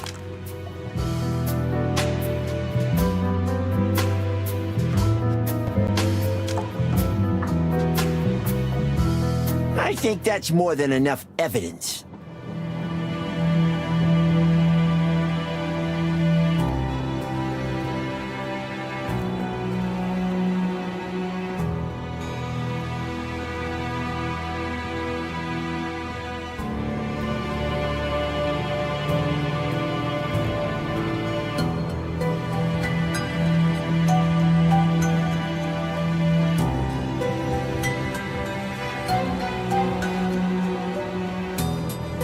We learned a lot indeed, but there's still something I don't understand. The last big question. I'm afraid you'll never truly comprehend the real reason. Please, give it a try. Maybe we can still help you. Is that still what you want? After all this? Enough of this madness. Moses, it's time to arrest her. We'll get the rest out of her at the station. Unfortunately, I cannot let that happen. Nuan Kal Nuala.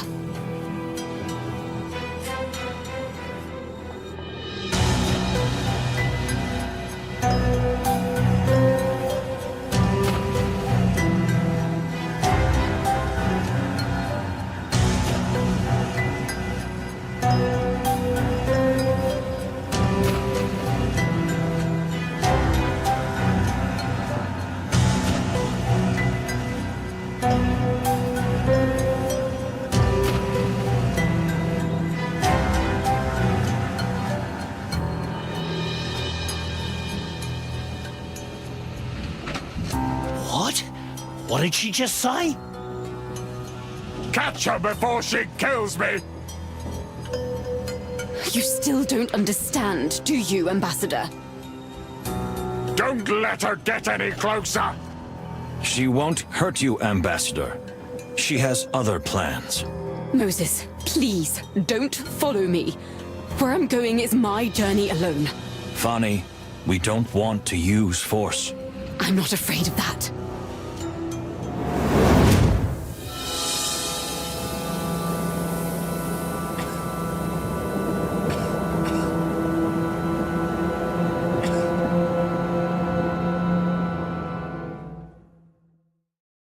Moses, are you okay?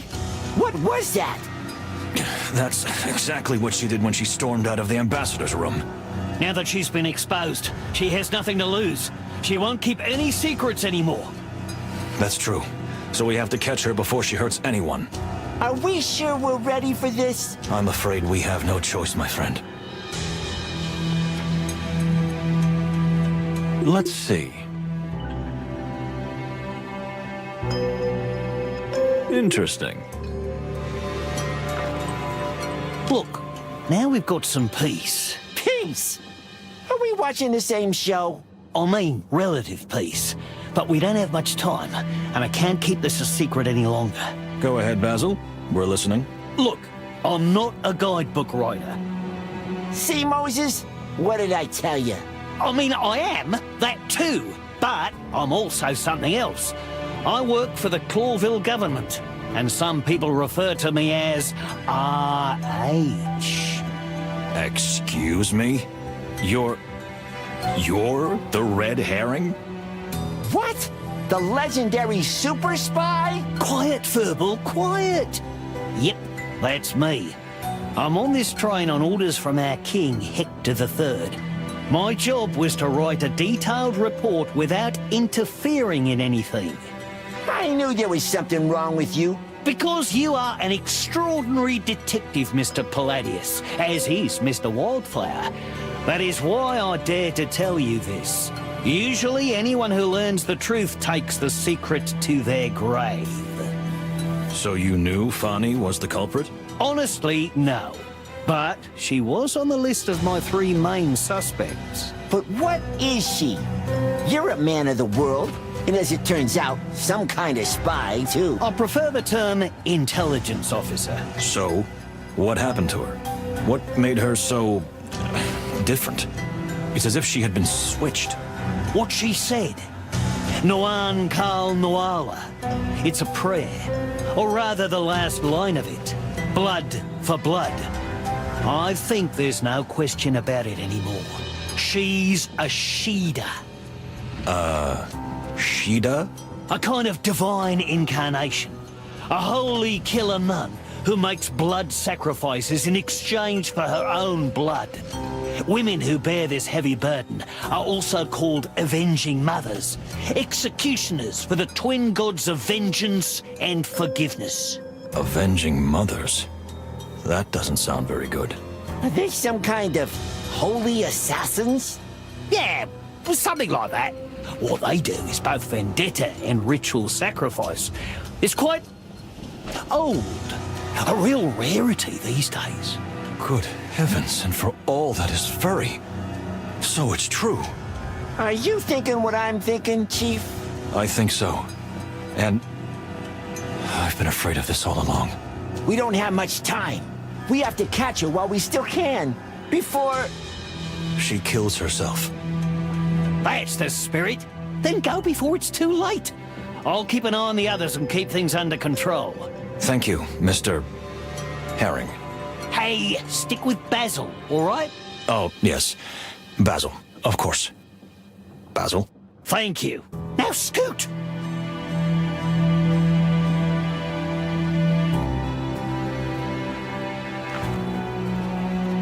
Mr. Ambassador, I'm sorry this had to happen. I'm even more sorry. Farney wasn't just my assistant. I loved her like a daughter. I still can't get over it. That's the only question that remains unanswered, but we'll find out, Mr. Ambassador. You can be sure of that. Yeah. Once this fox gets a whiff of something, he won't rest until he gets to the bottom of it. Take care of yourselves and try to take care of her too. Whatever she did, I don't want her to get hurt. Let the law judge her. We feel the same way, Separ. Don't worry. Moses, are you really ready? Ready, my friend. Yeah, that's the spirit.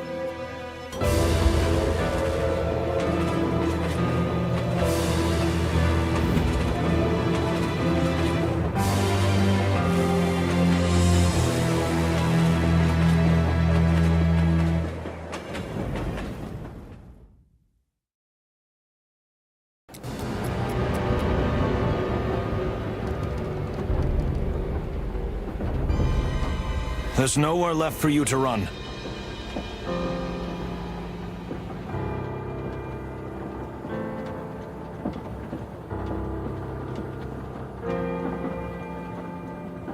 Run? Do you think that's what I'm doing? I'm just fulfilling my destiny. But why? Fanny, I still don't understand. Why? Isn't it obvious? There's no political conspiracy. This has nothing to do with the peace treaty or a possible war. This is my personal cause. Something I've been planning since I was a little girl. Ambassador Ignat. You knew him before. Knew him? What a way to put it. That monster marched into our village with his soldiers. They destroyed everything.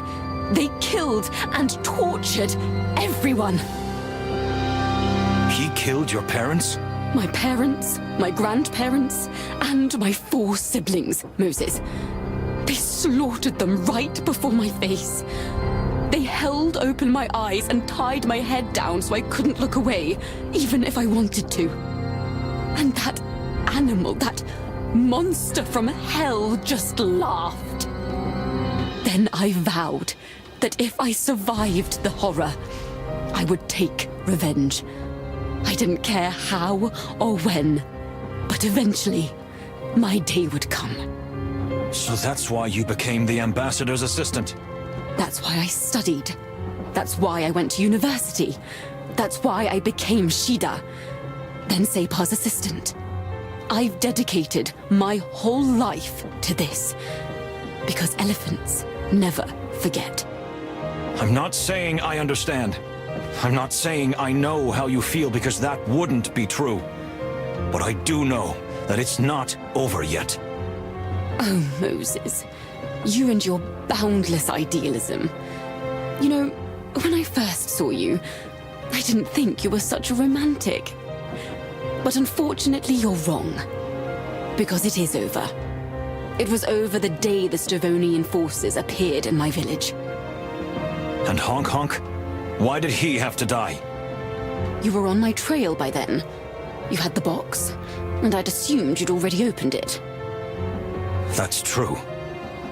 I needed a diversion, and if someone was it, that terrible criminal seemed the most obvious choice. He had no family, and had committed so many terrible crimes in his life. He steals from the poor and gives to the rich. So you feel like you did something good? Murder is never good. I know that, Moses. But this way I could cause the least amount of damage. And yes, maybe I did something right for the world. How did you get to this point? You're so pure. I used to be, Detective. Until a monster slaughtered my family right before my eyes. There had to be another way. Revenge never brings peace. I wasn't looking for peace, Moses. Just a moment of justice. And did you find what you were looking for? Not yet. But I will. When I fulfill my destiny. I'm afraid I can't allow that. You must be brought to justice for what you have done, but not this way. If we're anything alike, it's that while you seek revenge with every breath you take, I seek justice with just the same. Even if it hurts. So that's how it has to be. Well, I'm sorry, Moses. You genuinely moved something in me. For a moment, I even believed that everything could change. But after the murder, nothing changed, did it?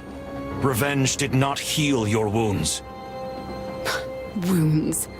What do you know of wounds? I know that together we can heal them. Please, Fanny.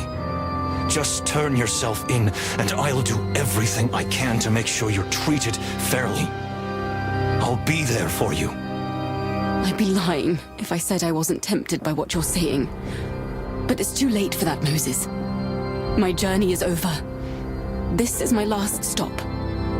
If you knew what I am, you'd understand. We know what you are, Fanny. But what you have sworn is a vow from a bygone era. You can still back out. We can still forget all this. Please. And what kind of future would await me? How could I look in the mirror knowing that I had burned all my bridges and was all alone in the end? You are not alone, my dear. I would be there for you. I would wait for you. I would write to you every day, and... Oh, Moses. You really are a hopeless romantic. But I have taken an oath, just as you have sworn to uphold the law. That is why we are here now. Because we are prisoners of our creed. Both of our paths have led us here. Fanny, if I've learned anything on my journey, it's that there's always something new waiting for us. Something unexpected always happens that turns our world upside down. There's always a chance to change. Change? Why? What for?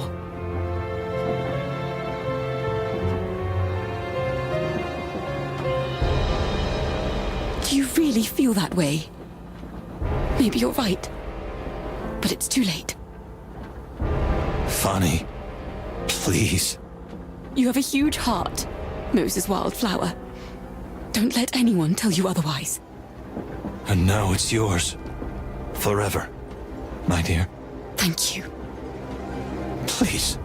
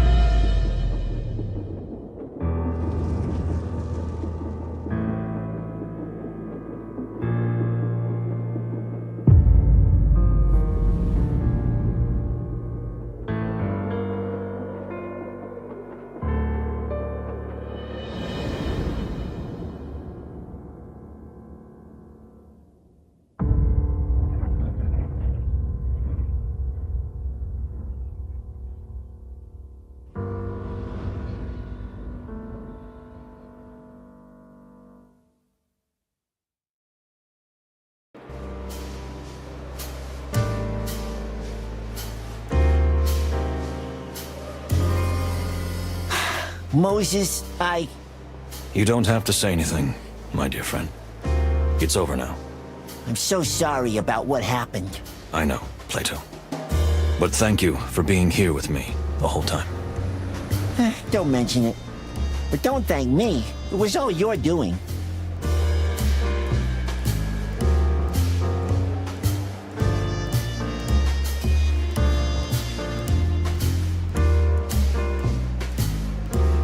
What are you saying, Plato? Without you, it would never have been possible.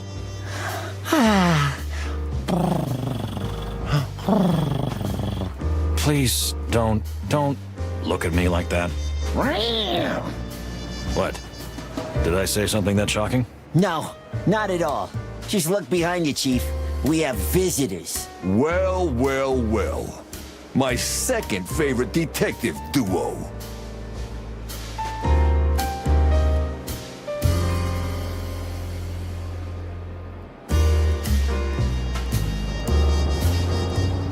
Inspector Bosco, how nice to see you here. I'm glad the police have already arrived. You took the words right out of my mouth, my friend. Hello, Inspector. And dear Monica. Hello, guys. I hear you've been entangled in quite a mess. What a surprise. I guess the whole town is talking about it. Actually, we'd rather keep this whole thing a secret. No one needs unnecessary panic. That's a wise decision. But there are a few questions here that need to be clarified. I'm counting on you boys. Are we under arrest? Not yet. Don't pull their tails, man. Everything's fine. For now. But we need to look into this thoroughly. An agent from Stavonia will be coming to help clear things up. Oh, dear. But for now, I think we have a little time. I suppose you'd like to say goodbye to everyone. Exactly, Detective Boscarelli. I think we owe the passengers that much. Take your time. There's no need to rush. Clawville isn't going anywhere. I couldn't have said it better myself. We'll talk later then.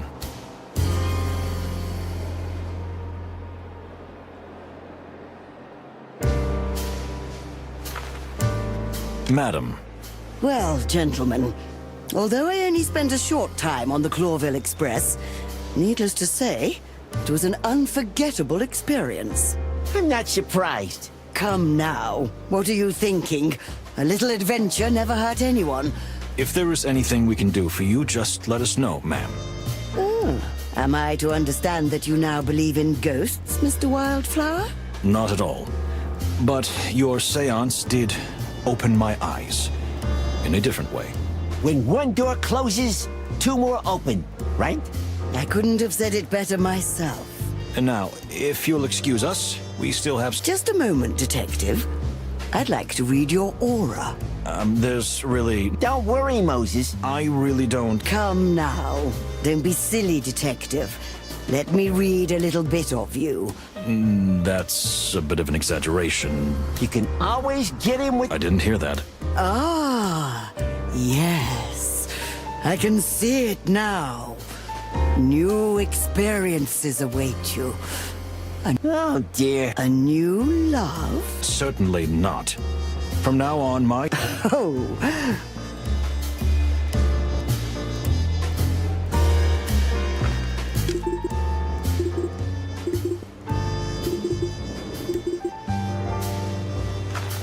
Ah, dear Baron. And Artemisia.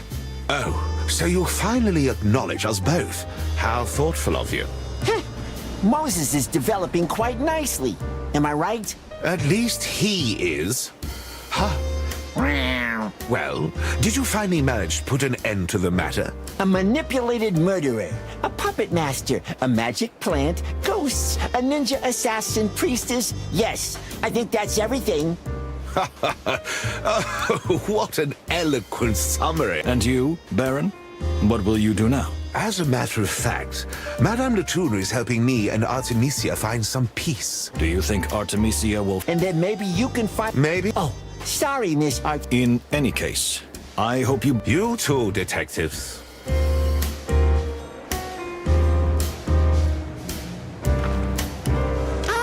The red hair... Hey, keep it down. Oh, sorry. What are you going to do now, Basil? The authorities, great wild ones, save me now. Rabbit Spy Master? Ah, that's another story. But don't worry, I'll put in a good word for you. Thank you very much. Is there anything we... If it hadn't been you, Moses, it would have been someone else.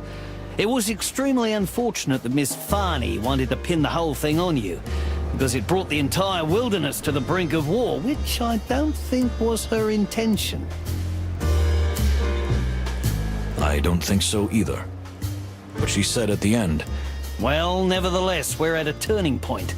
We are sitting in a hot... And you will be on the front... I prefer to say behind the scenes, if you know... Ha ha!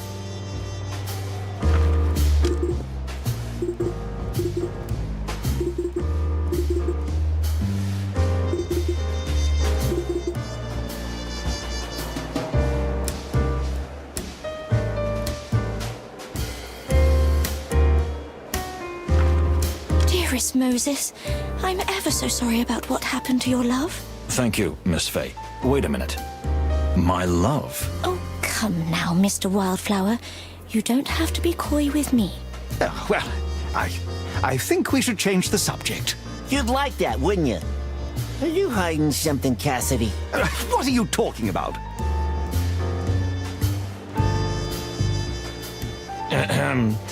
So, what's next for you two, now that we've finally made it to Clawville?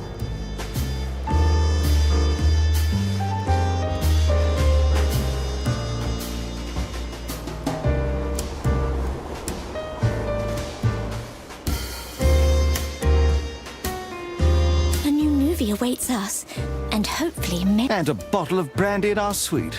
Honestly, after a trip like... Oh, Cassidy, you're such a sop. I'm glad you two finally made peace. Yes. We've decided to work on our problems. Well, just don't get into any trouble. Thanks for the tip, little furball. Well, I guess it's time to say goodbye. Oh, wait a minute. You know, I have a dear friend, a certain Meredith H. Marble. You mean the famous writer? You mean that cat? Well, yes. Anyway, she would kill for a story like this journey. If you like, I could set you up with her. I don't think the Chief Inspector would be... He means he'd skin us alive. Well, if you change your minds, you know where to find me. Thank you. Be good to each other. I hope we meet again. Likewise, detectives.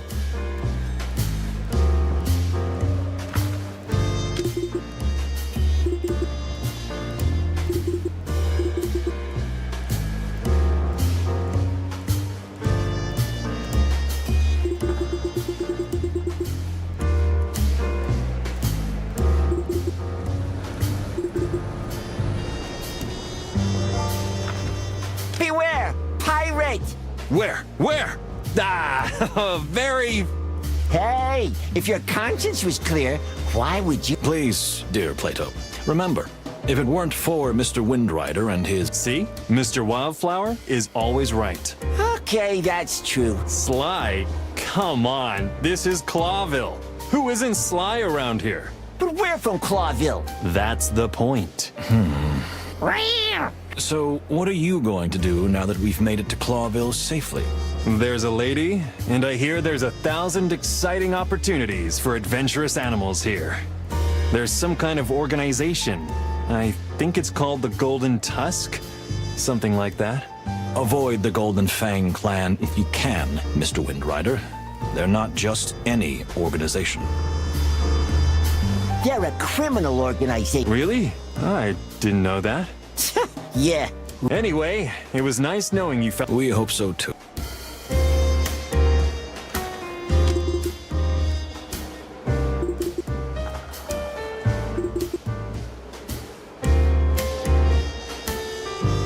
Yes.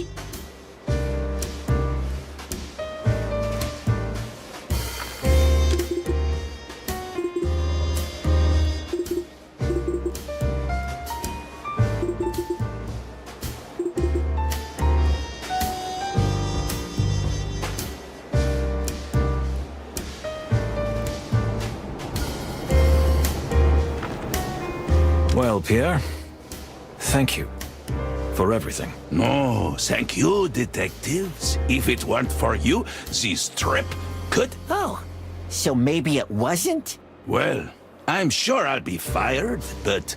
You are a saint. Come on, I'm not. I'm just a bug. Don't be so pessimistic.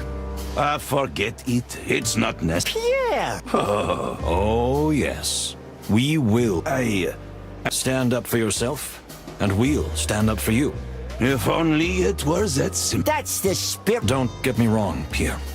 We know how difficult the situation is, and that one bug may not help much. As my learned colleague says, your role... If you hadn't been there, war would have been inevitable. Well... Believe in yourself, Pierre. Thank you, detectives. Good.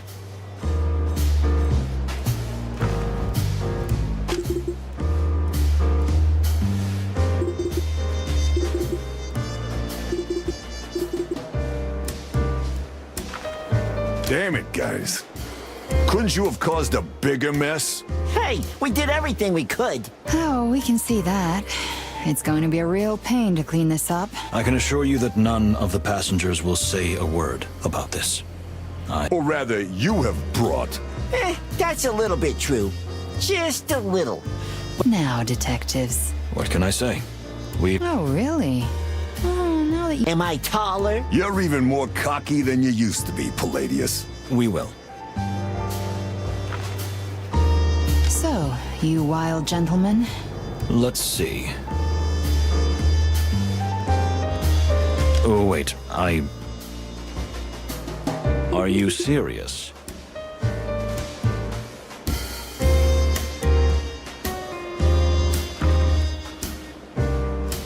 Sir. Detectives. We just wanted to say how... No need to apologize. We're really sorry it ended. I think it's better this way. Farney has found peace. You see, revenge is a sin in our culture, even the thought of it. But there is one exception, the so-called sacred revenge. Farney walked this long and torturous path. It involves extraordinary sacrifices. If, in the end, the one who walked this path pays for it with their life. Exactly. I don't expect you to understand. I don't expect you to accept it. But in the eyes of our people, Farney has achieved absolution. That's good to hear. I don't know where to put that in my mind yet, but I already feel a little lighter. You did everything you could. Perhaps even more. In a way, you saved her. Without you, she would not have been able to complete her mission. Well, I think we can leave that part out of our report. And you, sir? What will you do now? I have much to report to your king, and then to my own government. But I trust that the promise of peace did not die with Ambassador Ignat. If I can, perhaps, I will take over his burden. We would be delighted if you were the guarantor of peace, Ambassador. I know of no one better suited to such a fragile diplomatic mission. Thank you, Mr. Wildflower. And to you, Mr. Palladius. I am sure you have made your superiors proud. Well, not so sure about that, but we'll try to embrace your optimism. You should. And let this journey be a lasting reminder to you. Revenge is a road with death at both ends. Thank you. We won't forget that. Phew, those are some powerful parting words, that's for sure. Goodbye, detectives. Goodbye, Ambassador.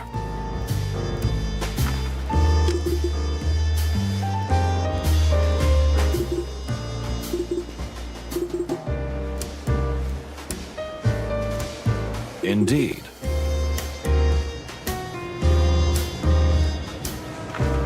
Ma'am? Detectives? So, it's time to start a new life? I guess so. You know, I was excited and looking forward to this moment. It seems scary, doesn't it? A whole new place. A new life. A new beginning. We're sorry about your father. But you know... I know what you're trying to say, Mr. Wildflower, and you're right. While he was alive, I was in prison. And I could never truly be free. I wouldn't have put it that way, but ultimately, yes. I'm sure you'll find your way, ma'am. You're a really cool, independent, strong, and capable woman. Cool. Do you really think so? Oh, yeah. Why else would I say that?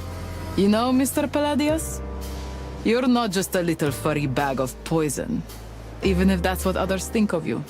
What others? Who would think that? I swear, if I catch them... You're really funny. Am I? If you like, we could have a coffee sometime. What? Oh, isn't it customary to drink coffee here? No, that's not what I mean. It's just... Plato gladly accepts your offer, ma'am. Good. Anyway, I wish you all the best, detectives. I must admit, I misjudged you at first. You see, ma'am, here in Clawville, many are not what they seem at first glance. I'll keep that in mind. And, Mr. Palladius? Yeah? I'll be waiting for you to contact me. Yes, ma'am.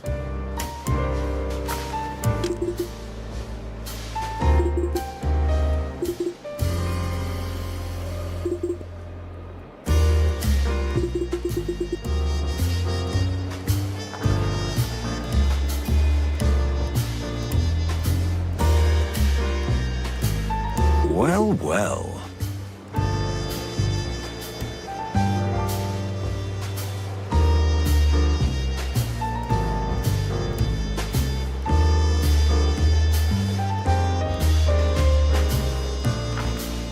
So...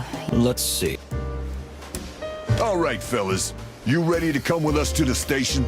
You know, Bosco, I think we'll take a walk first. We've been bumping around on a train too much these past few days. It'd be good to stand on solid ground for a change. Just don't run away on us, boys. Yeah. You've got a long interrogation waiting for you when you get back. Ooh, surprise, surprise. All the better to clear our heads. I've missed the air of Clawville, to be honest. Ah, yes. Wet concrete, rust, blood, and smoke. Let's not forget the scent of trees and flowers, even if rare around here. Seeing the good in everything, right? You know, I think I've finally learned that. Really? That's nice. Can't wait to see that. Well then, see you later. Take a walk in the sunset. I think you deserve it. We will. Thank you, Bosco. Monica? Farewell, gentlemen. What have we learned from all this, my dear friend? That's a good question. Perhaps that revenge is never worth it? The truth catches up with everyone in the end. And secrets always come to light eventually. Sorry. It sounds so cliche. True.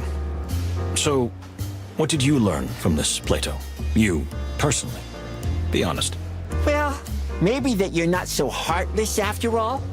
That's... reassuring to hear. You asked me to be honest. And you? What did you learn from all this? I don't know. You surely took something away from this journey, right? More than I would have thought. I think... it was a mistake to listen to my heart. It clouded my judgment. You say that, but do you really regret it? I know you must have been disappointed in the end, but don't you think it was still worth it? That you are more than you were before? Furry heavens. You are much wiser than you let on, my dear friend. And you still haven't learned how to compliment properly. You're right about that. Let's go then. We'll end up missing the sunset. I think we could all use a little rest. Tomorrow is a new day. And new things await us. Maybe even a new case. As you say, my dear friend. As you say. Plato, I think this is the fulfillment of a beautiful friendship. Ugh, furry heavens. Could you get any more cheesy? I thought I was getting better at this. Ha! That will never happen.